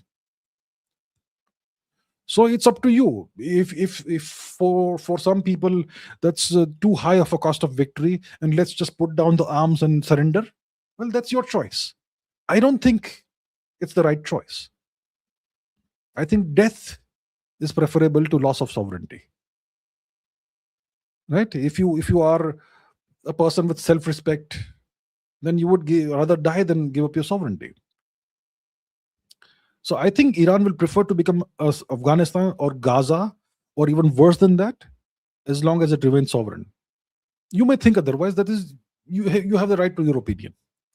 Your enemy is enjoying dinner in New York, Heritage, London, spirituality, Jerusalem. Fine, that's about the enemy. And I assure you that by the time the war ends, you know, even Israel is being hit very hard. By the way, okay, okay. Pratardana says, are defense deals hard to keep secret to avoid sanctions? Why the government has to publicly announce the five more F-400 deal, etc.? Maybe I'm naive. What's your opinion? Defense deals can be kept secret. They can be kept secret. Yes, you can do these deals behind closed doors and not announce them. And you can certainly make it harder for enemy nations to find out about your defense dealings with your friends, let's say. So, why has the government of India announced um, the deal with the Russians? The total quantum of the deal is about $25 billion, which is gigantic, huge, big sum of money. A bunch of S400s, a bunch of Ilyushin transport aircraft, other sorts of transport aircrafts, nuclear cooperation, rocket systems, anti-aircraft systems, drones, whatnot, whole bunch of things. And the government of India has announced this publicly, right? So why are we doing this? For some reason, India is sending a message to the Americans. Yeah. See, before 28th of February, when the Americans and Israelis launched the war on Iran, one day before that, the Prime Minister of India was in Israel. And 2-3 days after the war started, India made a very clear turn towards the US and Israel. India refused in the first 3-4 days to even comment about the assassination of the supreme leader of Iran. And India condemned the violation of sovereignty of the Gulf nations, etc. So India was clearly taking a stand against Iran the first 3-4 days of the war. Then India slowly pivoted back to a neutral position. The government of India officially gave condolences for the death, assassination of the Ayatollah. India gave an Iranian warship refuge in an Indian port after another ship was destroyed by the Americans near Sri Lanka. And the longer the war goes on, the more India is pivoting away from the US and Israel. The past week or so, India arrested an American terrorist and 5 or 6 Ukrainian terrorists, right? Who were giving terrorism training to cookie terrorists. So India is, as the longer the war is going on, the more India is pivoting away from the US. And now this is a very clear message that India has sent to the US by announcing this deal in public.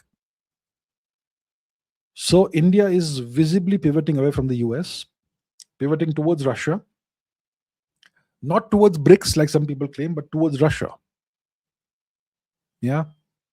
So I think it's messaging that's going on towards the US. India seems to somehow have acquired more leverage against the US than we had in the past couple of years.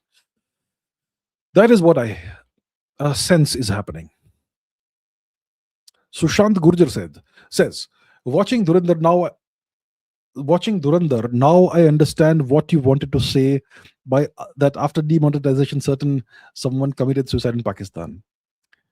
Look, now people are realizing, right? I spoke about these things like three or so years ago.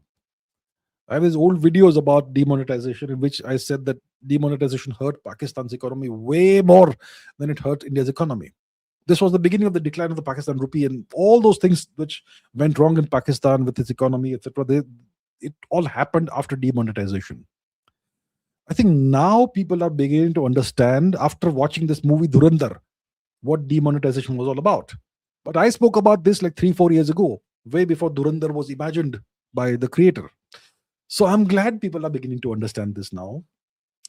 I suppose it takes time to understand certain things, which is fine. But I'm glad that more people are understanding. Good. Pradeep Kumar Roy says about pulsars and neutron stars. Pulsars and neutron stars. Okay, let's start with neutron stars. Neutron stars are gigantic atomic nuclei. A neutron star is made of essentially almost only neutrons. It's got a very thin outer crust of exotic atomic, nuclear, at, exotic matter, essentially. And it's got a very, very tiny, thin atmosphere of various kinds of ions, I suppose. And in a neutron star, a neutron star is what? It's a couple of kilometers in diameter, but it's the mass of more than the sun. Okay. And mountains on a neutron star may be a millimeter or so in height. A mountain on a neutron star may be a millimeter high, but they have more mass than Mount Everest and so on. So neutron stars, they are produced. How are they produced? How are neutron stars produced? Okay, when a star collapses, so our star will, at the end of its life, become a white dwarf. Okay, but if a white dwarf is more than 1.44 solar masses, which is the Chandrasekhar limit, then it collapses into a neutron star. And there is something called the Tholham-Fokoff-Oppenheimer limit, which is the maximum mass a neutron star can have. And if the neutron star exceeds that, even if you put a spoonful of matter into it, then it collapses into nothingness, which is a black hole. A black hole. So neutron star is very compressed, super compressed matter, in which even protons and electrons combine to form neutrons. So that's what a neutron star is, and it's the end state of many stars. Pulsars are neutron stars that spin incredibly rapidly and give off these radio pulses that are like, you can time them like a metronome, maybe 50 pulses in a second, beep, beep, beep, beep, that sort of thing. And if you have a shortwave radio or whatever, you can actually detect pulsars. They sound like beep, beep, beep, beep, that sort of thing, very rapid beeps. And initially, when astronomers detected that through radio telescopes, etc., they thought it was alien civilizations trying to contact us, because the pulses were so incredibly fast and so incredibly precisely timed. But that's simply the radio waves given off by a very rapidly spinning neutron star, which is called a pulsar. Right, okay. Erg Bittel says some users are repeatedly using foul language in the live chat. Please take actions. Well, I'm not monitoring the live chat today, so I'm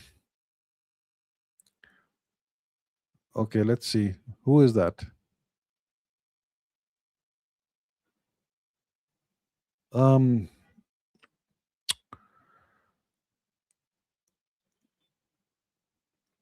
Okay, I don't know what's going on, but I will look into this later on. Right now, I am not monitoring the live chat. So, but anyway, thank you for letting me know. Thank you. I will look into this later on. Ankita Kachab, good evening, ma'am. The US controls the world economy through petrodollar and its banking system, and funds Israel on a regular basis. Isn't Israel, in a way, an offshoot of the US and they help carry out each other's projects? US deep state, Jewish lobby is Israel. In this sense, how is Israel benevolent to us? How is Israel benevolent to India? Israel's interactions with India are on the basis of mutual interests. So, what you are saying is correct.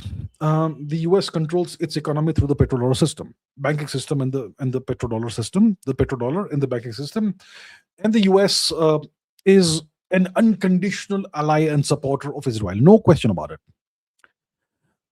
Is Israel an offshoot of the US? Well, Israel, you could say, is a protectorate of the US, but Israel is very influential in US. Israeli Jewish politicians and financiers and industrialists, etc., are very, very, very influential and powerful in the US.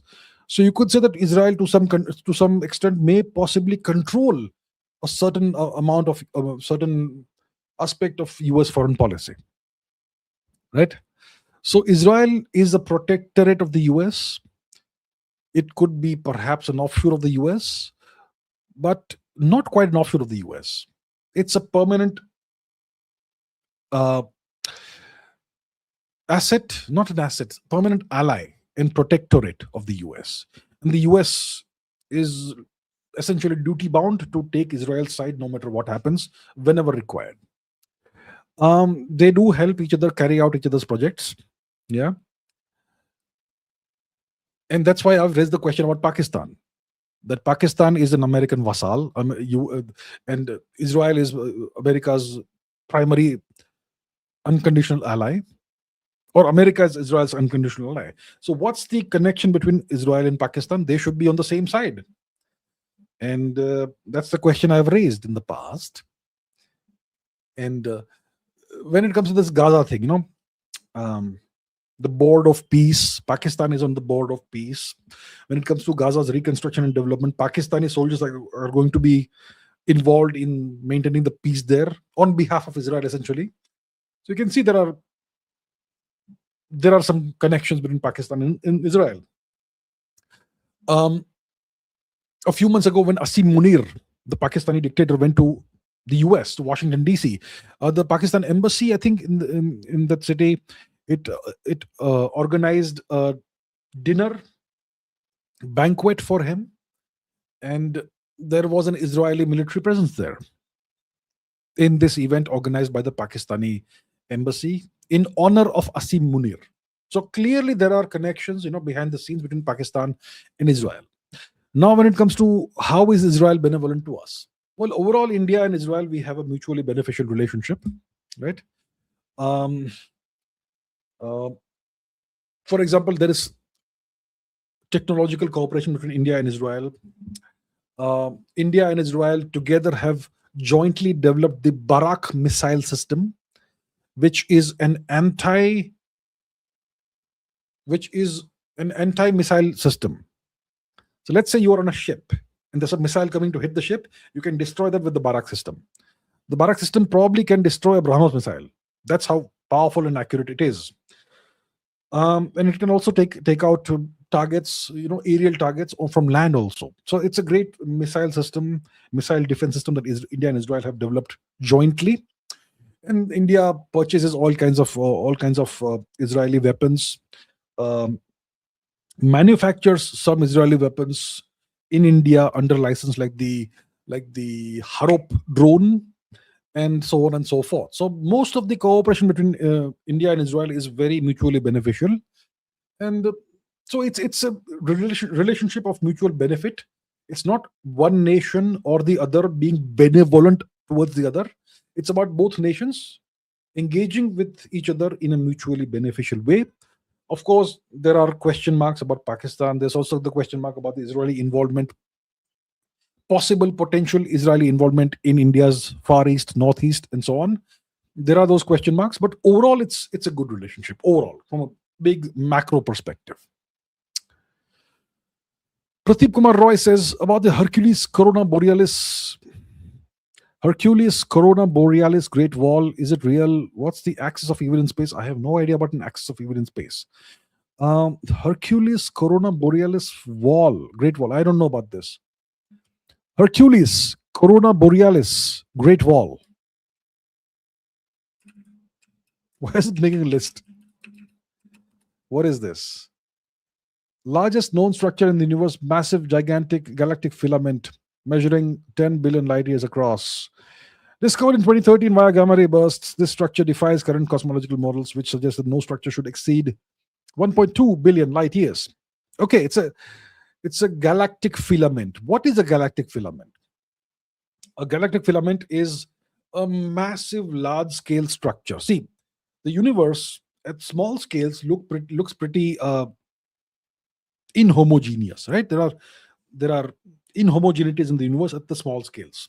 But if we zoom out of the solar system, of the Milky Way, of the local cluster, and zoom out further, then you will see that the universe at the largest scales seems pretty homogeneous and isotropic in all directions.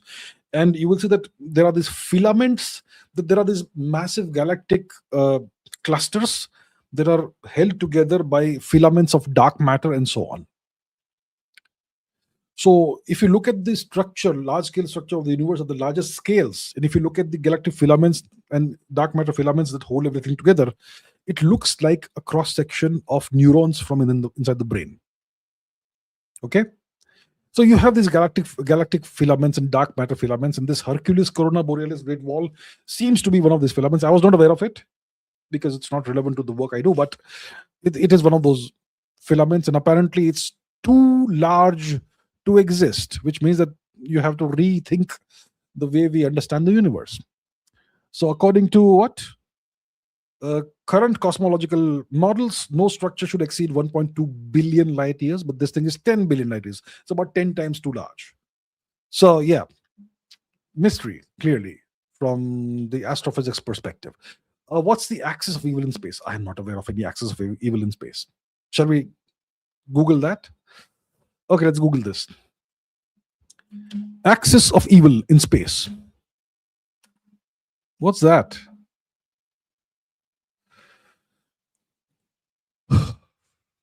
Okay.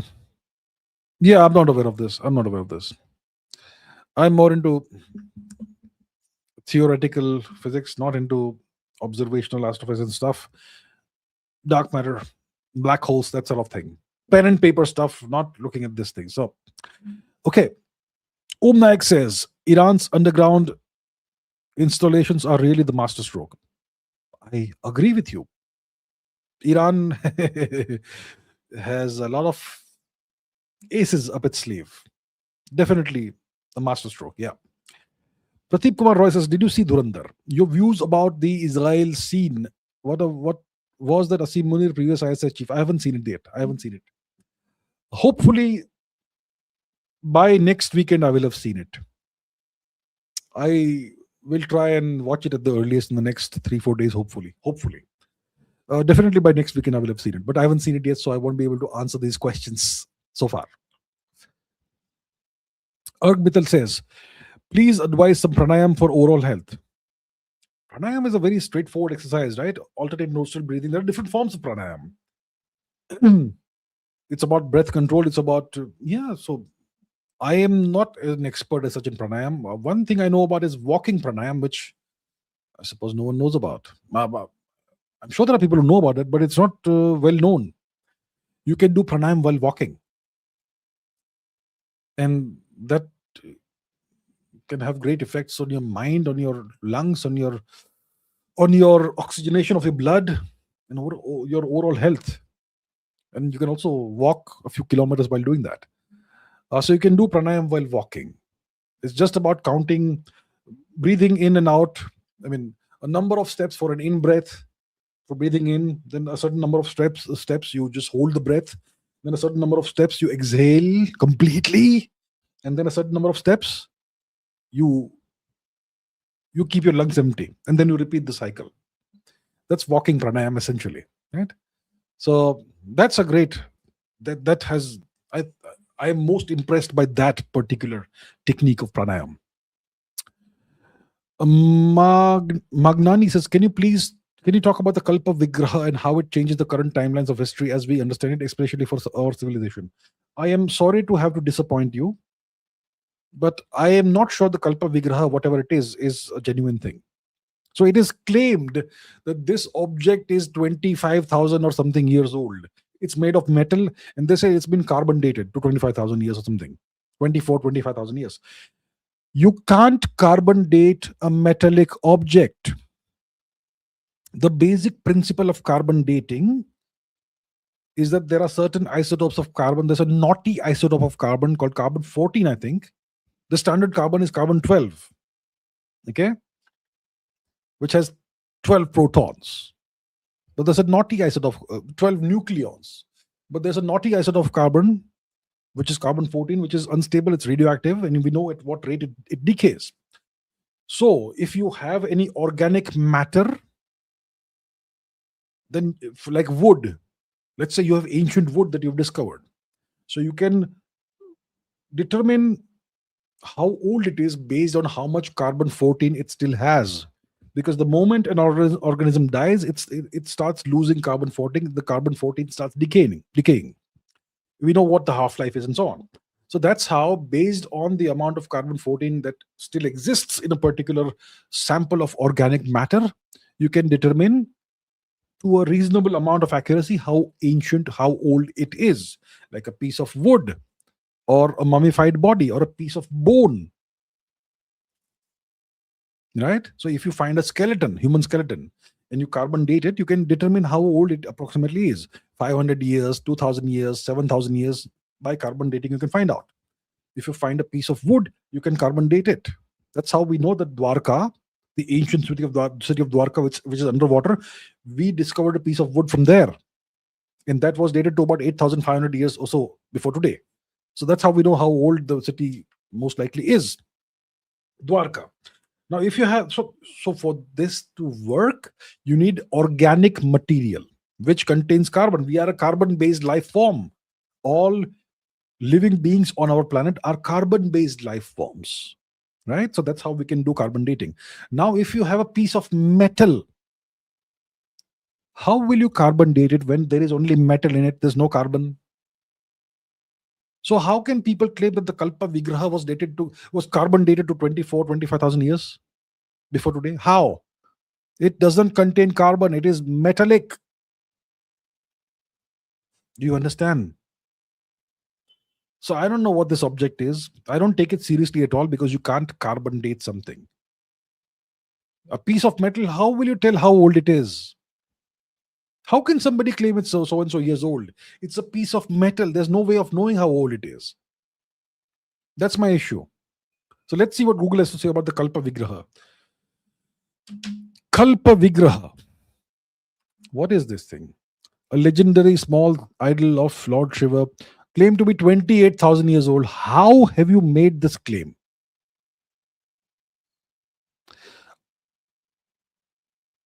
I don't know. Okay. Radiocarbon testing.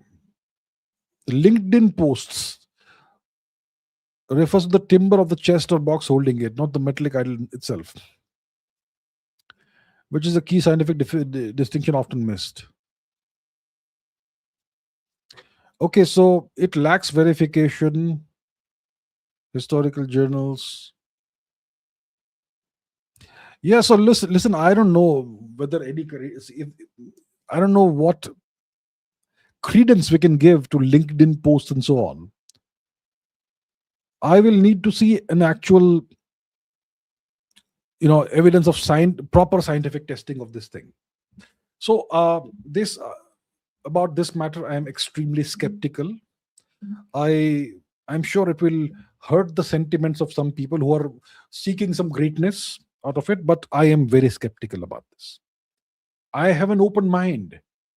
If this can be proven to be 28,000 years old, if somebody can actually show me the data and the readings of the radiocarbon test of the wooden box or whatever, which contained this thing, if we can actually find out where this originates from, not based on LinkedIn posts, but actual, credible sources, then I can take it more seriously. Okay. Somsher Limbu says, should I chase money or power? We have limited time on earth. Getting everything all at once is not possible. What's your take on it? You should chase whatever makes sense to you. Yeah. If you are somebody who is pleased with power, who is happy to have power, it depends on you and your inner nature. Some people, they crave power. Some people crave money. Some people, they crave peace in life. Everybody craves something different. Everybody desires something unique to their own identity and to their own personality and their own, to who they really are, right? So it depends. And it's not like if you chase one thing, you will get it, right? Everybody wants to chase something, but how many people actually get it? Power, very few people actually get power. You can get power at low levels and all, but real power is something different. So I think you have to make your decision for yourself. You have to first understand yourself properly. Who am I? What do I genuinely desire and seek in life? Why was I put on this planet? For what purpose was I put here? Understand that through introspection. You have to spend time with yourself. to understand who you are. Based on that understanding, you have to determine what is best for you, right? Money or power. Power is a very rare commodity. Money is more abundant. Power is rare. Real power is rare. Money, it's easier to acquire. Power is much harder to acquire. So remember that also. But that's entirely up to you. I can't tell you what to do. 24 Bharat says, Sergio Gore is our viceroy and our babus are sepoys. Well, Sergio Gore would certainly like to be our viceroys, but hopefully we don't allow him to assume that position, right? The way things are going right now doesn't look like it's working out that well for him. Yeah. So hopefully we don't give him the prestige of being our viceroy. So he would like that, but hopefully we don't make this happen. RV Math says, what if hypothetically India versus Iran, who wins? Please tell. India and Iran, we don't fight. There's no need for India and Iran to fight. And secondly, India and Iran are not neighbors today, right? We don't have a shared border. So how do we fight? There's a temporary artificial nation in between. So how do we fight? Yeah, you could fight an aerial war. Aerial war. In an aerial war, Iran has the advantage. Iran has thousands of ballistic missiles, hundreds of thousands of drones. In that aerial war, Iran has the advantage. Not India. 24 Bharat says, Modi, Jaishankar and Doval would never let India be vassalized. I agree. That's why I'm hopeful. It won't happen. E. Rahul says, please explain Goa Inquisition. Why was it done? Goa Inquisition was the brutal torture, murder, maiming, and genocide of Goan Hindus. Why was it done? To impose Christianity on the people. Very simple. The aim of Christian missionaries and Christian nations, occupiers, is to impose Christianity on those who they have conquered. The Goan Inquisition was a brutal act to, brutal institution and period of time which was used to impose Christianity forcibly on the people of Goa. And many of them were secretly, even if they had been converted to Christianity, they were secretly practicing Hinduism in private. And those people were burned to death by the church. So the Inquisition was all about imposing Christianity forcibly on the people. It was a brutal thing that the Portuguese did to us. Rohan Sharma, thank you very much. Rohan Sharma ji. Noise says, Bobby Epen says Christianity has nothing against non-believers, and also says Goa Inquisition is not done by Christian missionaries. Educate sir. The Goa Inquisition was a brutal period of time. See, who brought the Inquisition into Goa? First of all, it was this individual called Francis Xavier. Some people call him Saint Francis Xavier, Saint Xavier. There are all these schools and colleges and universities, I don't know about universities, but schools and colleges in India named after this person. Saint Xavier School, Saint Xavier's College and whatnot. So this person, who was a Jesuit priest, Francis Xavier, he brought the Spanish Inquisition, the Portuguese Inquisition, the Inquisition into India. Because Indians who had been converted to Christianity, they were secretly practicing their own culture in private, their own religion in private. Right? So this was unacceptable. They have to become proper Christians. So they brought the Inquisition into India. The Inquisition was all about identifying those who were secretly practicing Hinduism and punishing them in the most barbaric way possible. There was this thing called the auto da fe. Auto da fe. Act of faith. Okay? Auto da fe. Let's see what it looks like. Auto da fe. It's about essentially burning people alive. Burning people alive. Auto da fe in Goa. How about that? There we have it. They did this to our people. They burned Indians alive in Goa. Okay? Look at this. Auto da fe. They also cut the hands of thousands of people. There is this pillar in Goa called the Hath Katro Stambh, where these people, their hands were chopped off and kept. Right? The brutality was incredible. I don't know how many lakhs of people may have been killed in this, but officially only a few thousand were killed, or only a few hundreds. You know what happened? When the Portuguese realized that the Marathas would defeat them, they destroyed most of the records of the Inquisition, and they sent the rest of the records to Rio de Janeiro in Brazil. And only a few records are still there in Rio de Janeiro, and they are pretty brutal. But the vast majority of the records of the Inquisition were destroyed by the Portuguese. So imagine how brutal it must have been that they themselves destroyed the records. That's the Inquisition. And the person responsible for that was this person called Francis Xavier. Okay, this week again, India placed defense orders worth billions. When will this romance of buying foreign toys end? We need self-sufficiency ASAP. I agree with you. The worst thing India can do is buy Western weapons or American weapons. The best thing we can do is manufacture our weapons ourselves. As a stopgap measure, we could deal with Russia. Russia is reliable. Well, more reliable than the West, at least. But yeah, I agree with you. We need to be self-sufficient ASAP. Completely agree with you. RV Math says, if Russia oil bases are getting hit, how is India safe? Well, it will be bad for India, right? Because the bases that the Russian oil bases that have been hit, they account for about 40% of Russia's oil exports, and a lot of that is coming to India. So that is going to be affected now. So Russia's exports of oil to India are going to be badly affected potentially. So it's bad for India. India is not very safe. I agree. It's not. Dheeraj Kamath says proselytization, which involves claiming other religions are false, is inherently problematic and offensive. Bobby Eapen, supporting it is offensive to us.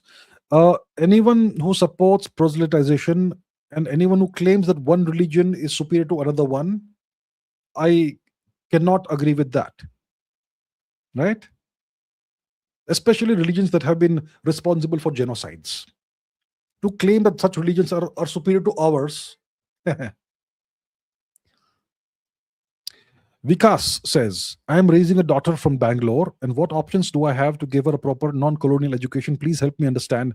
How can I circumvent current education system, which are largely money-focused institutions? Look, I understand the conundrum that you face. The fact is that if you want your daughter to have a proper, career, future, all that, she will need to go through the education system, get her degrees and all that, right? You need to have 10th, 12th standard, college degree, university degree, etc., depending on what you want to do in life. So that is going to be unfortunately necessary, given the current state of India. But what you can do to make sure that her mind is not ruined by the colonial education system, what you can do is you can have her read the Ramayana and the Mahabharata and learn from those. You do that, I think it's enough, right?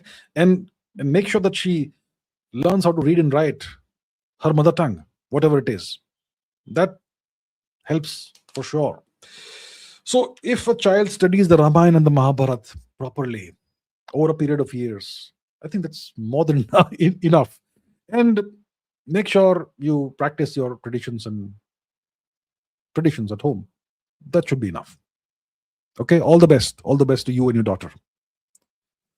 Arg Mittal says, which top 5 leaders do you consider great if we judge them on vision, stability, and long-term impact on their country? I now understand why subs are superior to aircraft carriers. Okay. Which top 5 leaders do I consider to be great? You mean today's leaders or historical leaders?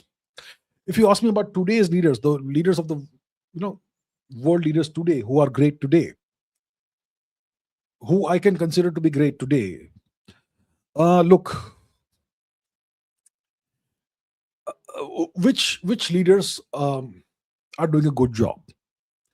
I would say it is Mr. Modi, Mr. Putin, Mr. Xi, for their respective countries. I don't think Trump is doing a great job for his country. I think he's doing a terrible job for his country. But I think Mr. Modi, Mr. Putin, and Mr. Xi are doing the best they can for their respective countries. I'm sure some, things could be better for them, but at least they're trying their best, and they're doing a reasonably good job for their nations. So I can think of three leaders. I can think of five leaders. I'm sure there are more, but I'll give you three names. I can think of three names. Yeah. Okay. Debashrit Mishra says World War III has already started, or will it start in near time? Predictions of what's coming for India and the world in the near future: energy, economy, Indian middle class. I don't think this is the World War III yet, but if more nations get involved in this, it could be World War III. If, for example, European nations are dragged by Trump into the war, if, let's say, for some reason Russia and China are forced to get involved, then it's closer to World War III than not, because it becomes a multi-front war with nations from lots of different parts of the world participating.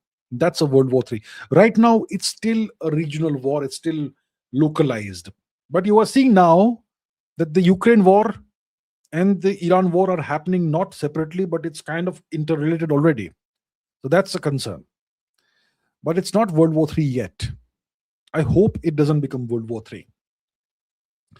Predictions of what's coming for India and the world. I think if this war continues, there's going to be an oil crisis, energy crisis worldwide, which is going to be bad for economies worldwide.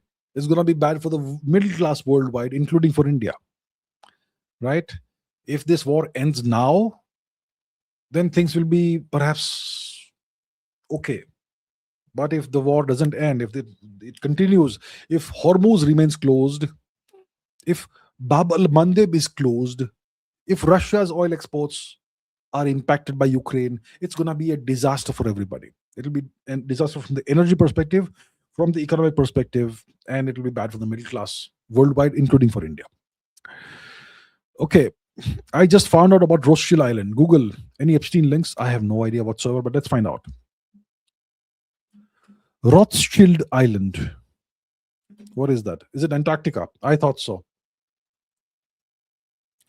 So it's a 24-mile long ice-covered island in Antarctica, located in the Australian Antarctic Data Center, Wilkins Sound. Named after Edouard Alphonse Baron de Rothschild, this isolated Antarctic feature contains blah, blah, blah, blah, blah. So why is it named after the person? Black Rugged Island. Okay. Why is it named after this person? In honor of Edouard Alphonse James de Rothschild. Okay. Okay, I was not aware of this, but interesting fact. Any Epstein links? I'm not aware of any. Godliness says Indian parliamentary panel says ISRO tech is being sold to private players illegally on cheap rates. Corruption will end any future this sovereign has. What? Really? ISRO technology sold to private players illegally. Really? Okay, Indian parliamentary panel found that ISRO technology has been legally transferred to private firms at significantly undervalued rates. Okay, that is a totally different thing from illegal stuff. Okay, so it's been legally transferred to private firms at significantly undervalued rates. Undervaluation. The Parliamentary Committee in a March 2026 report highlighted that high-end technologies developed with public funds were being transferred to private firms at undervalued rates. Some technologies were transferred for as little as 6,000 rupees, with others costing about 5 lakhs, and a few transferred at no cost. And who were these private players? In space, NSIL. Well, okay, I'm not aware of exactly what this signifies and what is going on, but looks like something is not right. And that's unfortunate. Okay. Pratardana says on X type transatlantic UN vote. Google's confused. Looks like Google is confused. Let me see. Let's go to X. Let's go to my actual Twitter account because, okay, give me a second. Let me put that on the screen. Where are we? So,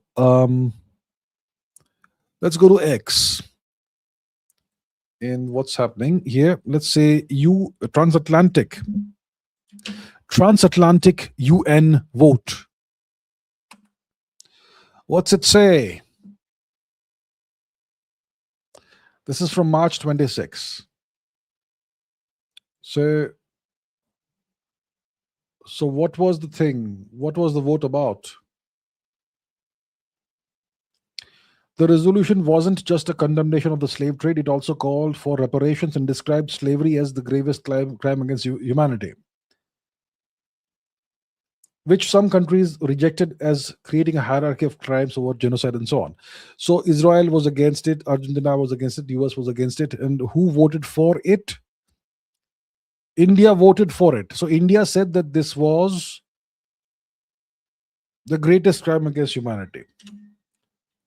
Okay, so you are clearly correct, and Google's AI is trying to mislead us. Well, that's fantastic.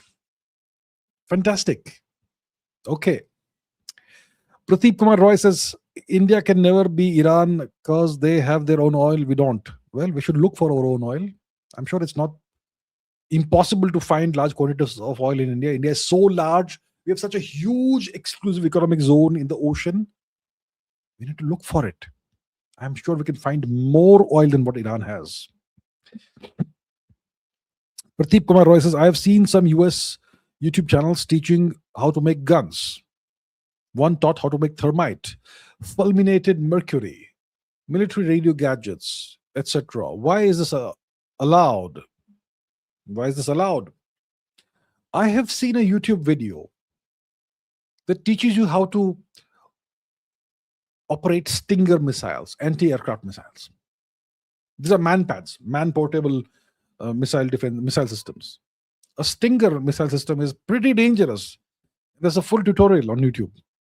So I don't know why these things are there on YouTube, but yeah, it makes no sense. You shouldn't have such dangerous things on YouTube. So if you learn how to make thermite, fulminating mercury, etc., you can essentially learn how to make bombs, right? I don't know why it's allowed. Should not be allowed. Jazz says, why no updates on WhatsApp channel? Is it important to have updates on everything? So I have a WhatsApp channel. I had a couple of guys working for me who are operating that, and they are no longer working for me. And I think the credentials remain with those people. So yeah. Anyway, that's not that important. Maybe I can start a new WhatsApp channel, perhaps, if required. We'll see. Soldier Boy says, search FCRA bill, it will please you even more. Okay, let's search for FCRA bill. Okay.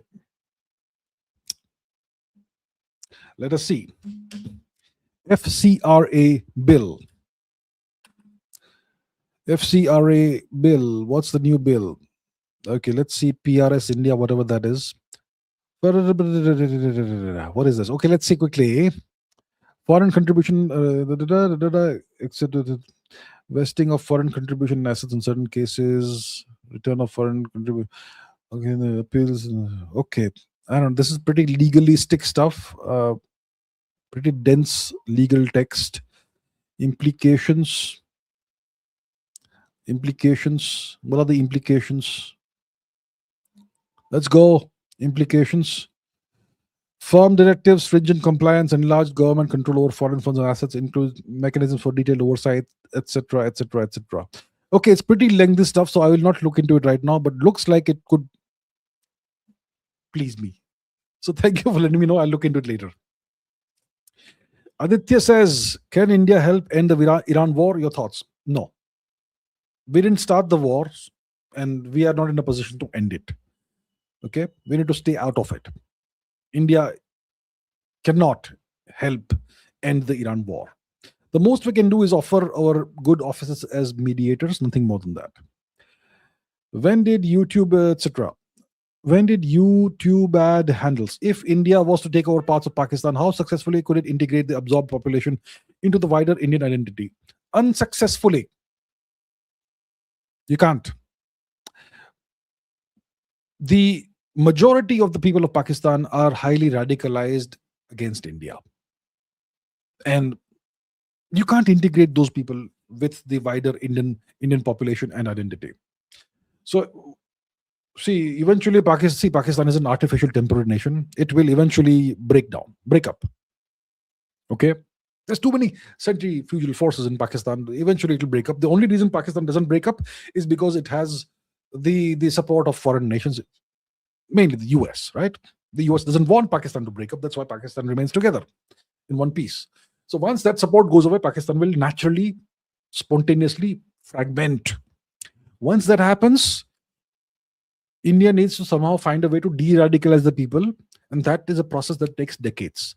So it's a 50-year or 100-year project. After that time, we can reintegrate them. Can't do it right now. It's madness. It's suicidal. You can't. Okay, 24 Bharat says Modi has met Xi most number of times than others, 20x. Okay. All right. Okay. Thank you for letting me know. Okay. Aditya Acharya says, when it's said a planet or star is X amount of light years ahead, how is it actually measured and how accurate is it? Is the concept of habitable planets one of the biggest lies sold to mankind? Okay. So, how do we know how far a planet or star is away? How far it is from us? How far is a star away from us? So, let's say you have a galaxy. Okay. Let's say you have Andromeda galaxy and you want to find out how far that is from us. How do you do it? There are various kinds of stars. Okay. There is a certain kind of star that's called a standard candle. And it's not a star, it's a supernova. And we know exactly how much light it emits. How does it work? You have a neutron star, which is orbiting. It's a double star system. You have a red giant and you have a neutron star who are orbiting each other, the common center of mass. Or it's maybe not a red giant, a standard regular star and a neutron star together. Now, a neutron star, no, it's a white dwarf. What is it? Neutron star, white dwarf? Neutron star maybe it's a white dwarf. Standard, let me just Google it, okay? Standard candle. It's a white dwarf, probably. Standard candle. It's a white dwarf, most likely, not a neutron star. Cepheid variables, type 1a. Type 1a supernova. White dwarf. Exactly, white dwarf. So what happens is you have a white dwarf with a regular star, and the white dwarf is absorbing material from the regular star. And if the white dwarf exceeds a certain limit of mass, because it absorbs material, it explodes with exactly the same amount of brightness as every other such type 1a supernova. Okay, that's a standard candle. So if you know exactly how bright that light is, and you know the correlation between distance and luminosity, then you can calculate exactly how far away that thing is, and that's how we can find out the distance that a certain galaxy is away from here. And so, similarly, there are different techniques used for finding out the distance between us and various galaxies, various star systems, and so on. Different techniques for different objects. Right, and it's pretty accurate. It's pretty accurate. Now, the concept of habitable planets, is it one of the biggest lies sold to mankind? No, it's not. It's not. Planets can be habitable. If you have a planet in a different star system, okay, that has roughly the same mass as our planet Earth, and it has a nitrogen oxygen atmosphere that's similar to ours, and it has water, which is liquid water, it's a habitable planet. You could theoretically send human beings there, and they could come, you could send human beings with seeds and all those things. You could plant those seeds there, and I suppose you could have life there. So what is the definition of a habitable planet? It's a planet that can sustain human life, or life as we know it. So it needs to have roughly the same gravity as our planet, which means the same mass, roughly. It needs to have, an atmosphere similar to ours. The density, the pressure of the atmosphere doesn't matter, but it should be an atmosphere similar to ours. Hopefully, at one atmospheric pressure of Earth, it should have liquid water. And those are the three major basic components of what makes a habitable planet. It typically should be in the Goldilocks zone around its parent star, which is the distance around the star where you have the temperature that is you have the right temperature for liquid water to for water to exist in liquid form. So that's not a lie. It's true, right? It's true. But thus far, we have not been able to travel anywhere. We're stuck on our planet. Okay, Nabil Sarkar says how to dispose of carbon dioxide from exhaust sustainably and safe. I think you need to ask the experts. I am not an expert in this matter. Sorry, sir. Sorry. I'm not an expert in this. 24 Bharat says in UNGA vote to make food a right, only US and Israel were against. These nations seem to have very strange voting patterns, right? Strange. Indeed, quite strange. Hrithik Pawar says, in a completely hypothetical situation, if both the Indian army and public support is behind me, can I carry out a coup in Delhi and take power into my hands? Hypothetical situation, the Indian army and public support is behind you. Can I carry out a coup in Delhi and take power in my hands? Difficult. Why do I say so? Because in India, you're right. What you're implying is that political power, like Mao said, flows out of the barrel of a gun. Yes. But who has the most guns in India? Is it the military? Nah. It's the police.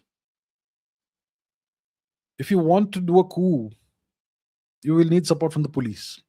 Who controls the police? It's the politicians. It will be difficult. Okay, you have to understand how power really works. Power comes from the streets. Power comes from institutions like the police forces and so on. Tommy Vercetti says, was demonetization the biggest blow to Pakistani terrorist funding? It was a massive blow to Pakistani terrorist funding, for sure. It was. And only now people are beginning to realize that. Yeah, it was, indeed. It wasn't, I don't know if it was the biggest blow, but it was a major blow. Yeah. Aniket says, J20 Yang Wei found dead after removal. You can Google. I heard about this. I'll look into the details later on because I'm sure it's a rabbit hole I will have to dive deep into. But yes, I've heard about this a couple of times in this live stream itself. I will look into this. Sid Dave says, why do some people in LGBT community in India oppose BJP RSS when RSS has been open on gay marriage, but Congress or other parties never have? I don't know. I don't get it. I don't get it. It was the BJP under Prime Minister Modi that decriminalized homosexuality in India. Since 1947, since before 1947, since the British imposed British laws on India, since that time, homosexuality was a crime in India. It was legally punishable with whatever punishment. It was Prime Minister Modi's BJP, it was his government that decriminalized homosexuality, right? The BJP decriminalized homosexuality. And there are some people in this community, LGBT community, that oppose the BJP, RSS, when it's the BJP that has finally given them the right to be equal citizens. I don't understand why it is like this. What is the case? Why it is the case? I don't understand the politics behind this. But it makes no sense to me. It makes no sense to me. Sid Dave says, was Nehru allowing a separate Sharia civil law for Muslims after 1947 a terrible civilizational mistake? How can we enforce UCC now? Is it possible? A separate Sharia civil law. I think there should be just one set of laws for all the people in the country. You can't have different laws for different religions. Then you have essentially different nations within one nation. So I think that was not a good idea. It was not a good thing. I mean, look at Turkey. Turkey also has, they don't have Sharia law. They don't have triple talaq, and they don't have polygamy and all in Turkey. So why can't India be like Turkey? Yeah, learn from Turkey, I suppose. So I think that was definitely a mistake, right? How can we enforce UCC now? Is it possible? I have no idea. I don't look into these matters. I look at geopolitics, history, and science. These internal matters, I don't look into them. So I can't possibly comment about that because I'm not aware. Yeah. IPK1S says alt theory on UNSCC that Nehru gave up. USSR forced India to give it to China because in the 1950s, USSR thought India is still an extension of the crown. No, no. The USSR offered the seat to India. Okay. The USSR was already a permanent member of the UN Security Council. On 3 different occasions, it was offered to India. Once by the USSR, once by the US and USSR together, and third time also together, I suppose. So at least on one occasion, it was the US and USSR together that offered the seat to India. And it is well documented. It's not some theory from someone's imagination. It's well documented that both nations, US and USSR, wanted India to have it. But Mr. Nehru said, no, give it to China. So that's what really happened. Aniket says, but decentralization gave birth to warlordism. Can give birth to warlordism. What is this in reference to? Is this in reference to mosaic warfare? Look, there are risks with everything. But if you have a unifying civilizational identity or religious identity or ideology or something that properly unifies you, then there will be no warlordism. Right? So there has to be a solution. If you don't have a common identity, then decentralization will give rise to fragmentation, which could give rise to warlordism. Yeah. Abhishek Kumar Maurya says, will India become like Pakistan due to corruption? No. Nope. Tommy Verchetti says, why is open corruption normalized in the US? Trump making billions. I think it's a new US now. It's a different kind of US. It's a more imperial US where the emperor decides what happens. And the emperor can, the rules that apply to others don't apply to the emperor and his minions. I suppose that's what we are seeing actually right now. Yeah. Subhadeep Acharji says, why does the US consider Israel such a key ally? And how so much influence does Israel have on the US decisions? Why US attack Iran just because Israel? I discussed this multiple times today, so I will not repeat it over and over again. But I already took this question like at least 2 or 3 times today.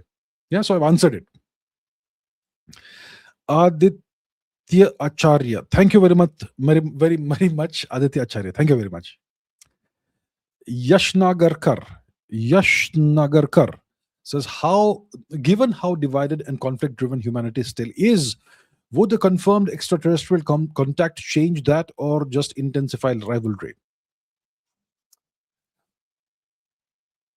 It depends on whether the extraterrestrial contact is just a contact, whether it's just an observation or it's an extraterrestrial invasion. If it's invasion, it could change things and temporarily drive humans to cooperate, irrespective of whatever. But even that is not guaranteed. If there is an extraterrestrial invasion of the earth, let's say, hypothetically, do you think the Jews and the Palestinians will work together? I am skeptical about that. Yeah, so, yeah, even that may not solve the problems that we face in India. Aditya Acharya says, please answer my question. What's your question, sir? What's your question? The question about Israel. I answered it like 3 times. Was that the question? That question I've answered like 3 times. The US-Israel thing. It's answered. If there's some other question, then you can type the question instead of saying, please answer my question. Okay. Godliness says, my apologies for stating the tech of ISRO has been sold illegally on cheap rates, while in reality they were sold legally, but on cheap rates. No issues, but something looks like it's fishy, which is what you were actually trying to point out, which looks like it is fishy. Looks like, based on the Government of India report. I mean, selling a technology for 5,000 rupees, 6,000 rupees, what? Are you selling potatoes or what?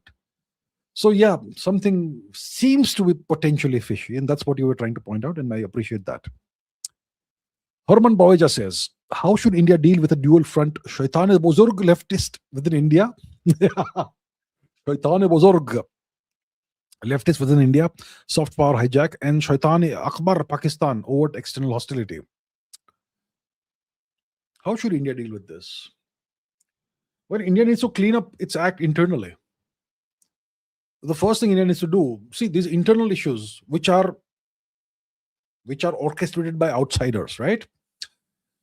India needs to clean up its act internally. First thing, expel all illegal infiltrators from Indian territory. There must be tens of millions of Bangladeshis within India. Everyone knows where they are. You can see them every day.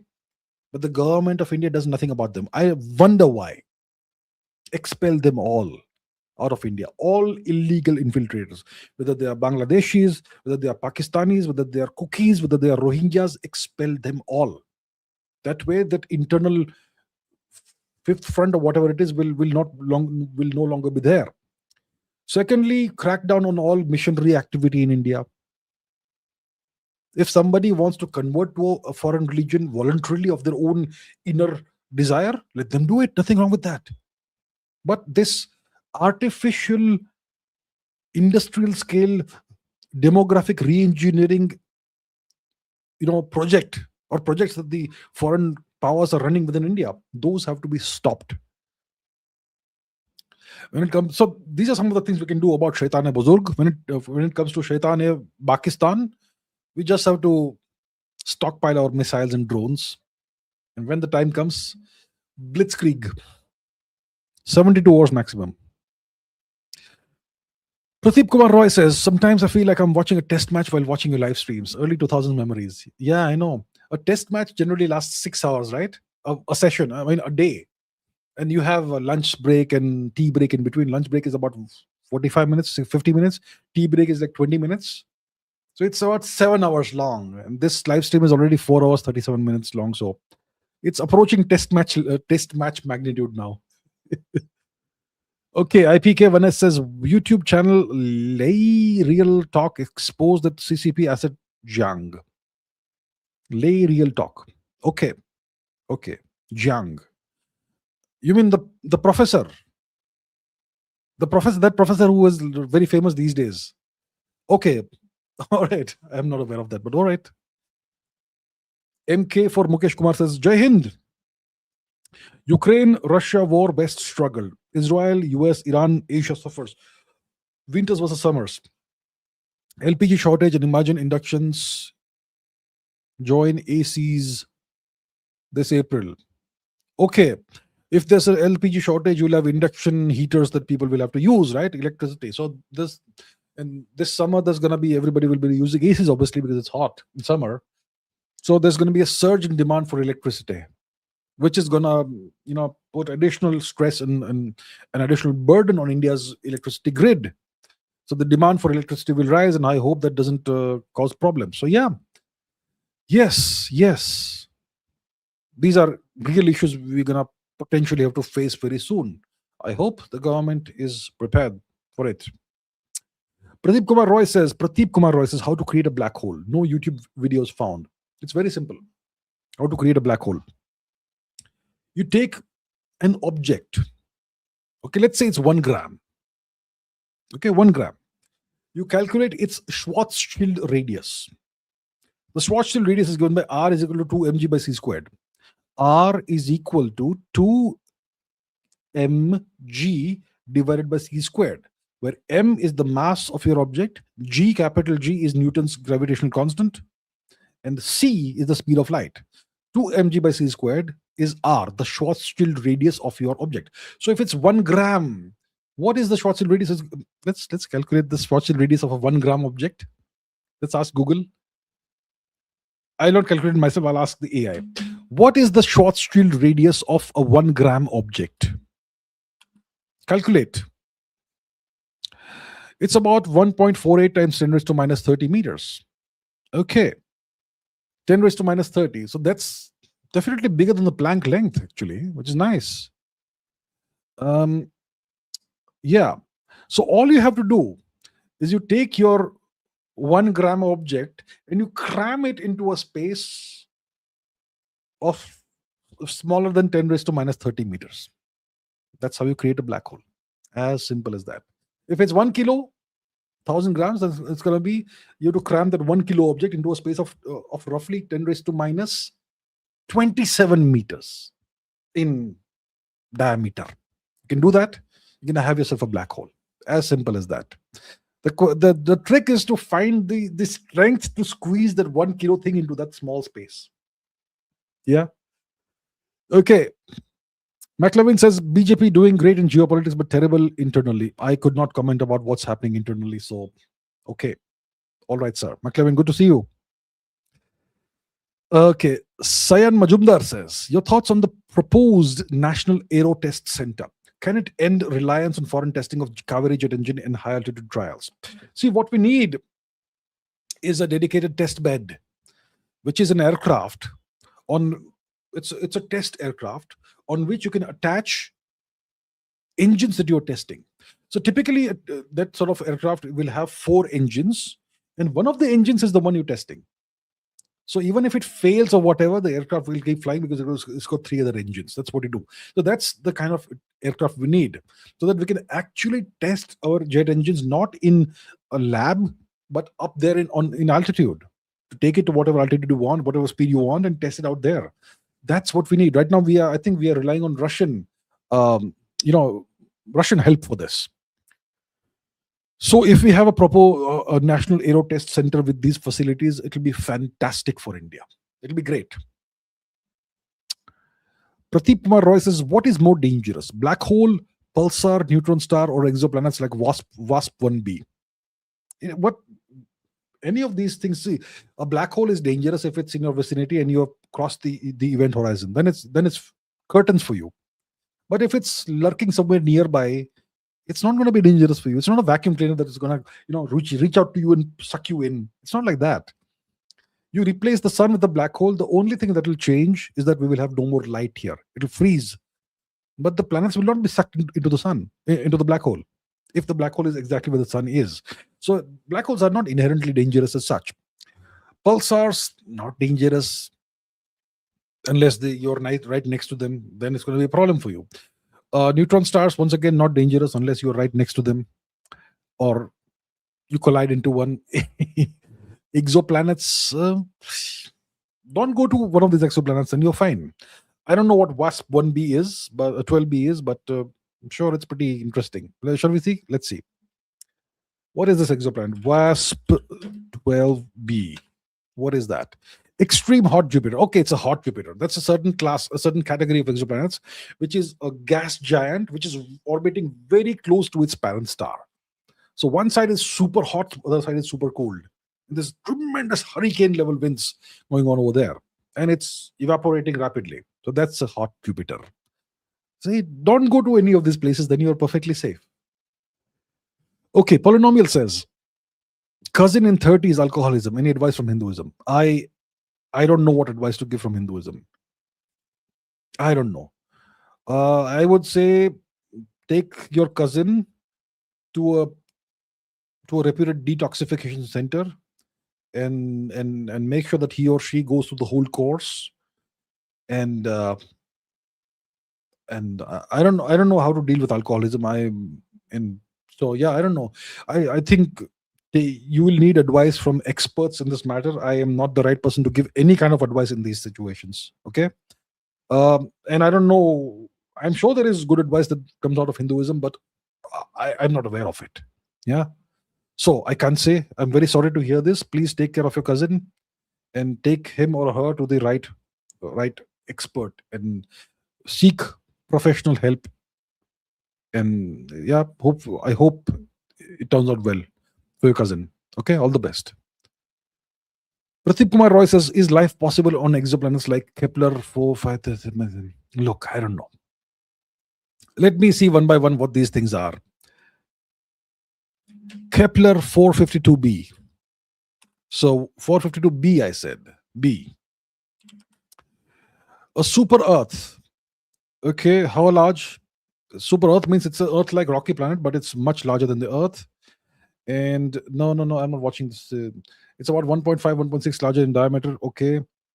Is it in the Goldilocks zone? Yeah, habitable zone where liquid water could exist. So potentially, okay, it's 10% older than Earth. It may be potentially, it looks like there is a chance that there could be life on Kepler 452b. Okay, what is key to 18b? Super Earth. Once again, it's a super Earth. It's larger than the Earth, but it's rocky. It's 8.6 times as massive as the Earth. So the gravity is way, way more powerful on this planet than Earth. Carbon bearing molecules they found, methane, carbon dioxide. It could be a water covered Haitian world. There could potentially be life on this planet for sure. Absolutely sure that there could be life on this planet. Very interesting. It's a water world, but it's super Earth. So it's not rocky, it's a water Earth, and it's very, very large, about almost 9 times as large as our planet, massive as our planet. Okay, Proxima Centauri B. Proxima Centauri B. Let's see, what's this like? Rocky super Earth, 1.27 Earth masses, orbiting within the habitable zone of its red dwarf star. Good. Yeah, it's a good candidate. We don't know if there is water. We don't know if it has an atmosphere there. But Proxima Centauri is a flare star, which is a problem. So yeah, I think it's less likely for life to exist on this planet because its host star is a flare star. Okay, what about TRAPPIST 1e? What do we have here? Rocky Earth-sized exoplanet. Wow, Goldilocks zone of the red dwarf star TRAPPIST 1. I think it's a prime candidate for habitability. It's an Earth-sized guy. It's in the Goldilocks zone, and it's tidally locked. It's tidally locked with its star, which means it's a little trickier there, but still, I think it's a good candidate. Kepler 62f, potentially habitable super Earth. So how 40% larger than Earth. It's rocky, most likely, and it's within the habitable zone. So these are all good candidates, at least decent candidates for the potential existence of life. Yeah. Pradeep Kumar Roy says, hydration reminder. Good night, everyone. Good night. Thank you very much for the reminder. I shall soon end this now. Dheeraj Kamath says, Bobby Eapen says, hundreds of millions killed throughout history in the name of Christian teachings are due to imperfect humans. Why didn't imperfect humans do so in the name of Jainism, Buddhism, etc.? I wouldn't know. We know that there were no killings in the name of Hinduism, Jainism, Buddhism. There was no oppression or persecution or colonization in the name under the pretext of following Hinduism, Buddhism, Jainism, Sikhism, Shinto, Tengrism, Zoroastrianism, right? Never happened. So that's a good question you're asking, sir. Dheeraj Kamath. Good question you're asking. Rahul says, why and how Christian texts are used to justify crusades? Look, I am not an expert in Christianity, but I think Christianity believes that their God is the only God, the only true God, and everybody. I think that the Catholic Church, has in the past said that any human being who does not worship Jesus Christ is destined for hell and is an inferior human being and is a non-person or something, and it's perfectly justified to enslave them, behead them, kill them, steal their land, steal their property, all of that. So, because they don't worship the true God, that sort of thing. I think that was the justification. Abhijit Singh says, we don't want everything at the same time. We want things over time gradually. So please take care of your health and sleep on time. Maybe postpone the super chats to next stream. Well, this is the last super chat for today. So thank you very much. Thank you very much. Yeah, I agree. It's 4 hours, 50 minutes almost. So I shall now take your leave. Thank you, Abhijit Singh, for this. And this is the last super chat for the day. No more for today. Thank you very much, everybody. It's been a very long live stream, almost 5 hours. Thank you so much, everybody. Take care. I will see you in tomorrow's live stream. We will discuss more of what's happening. Until then, take care. Keep asking questions. Keep raising your standards. Keep learning. I'll see you very soon tomorrow. Take care. Good night, good day. Bye bye for now.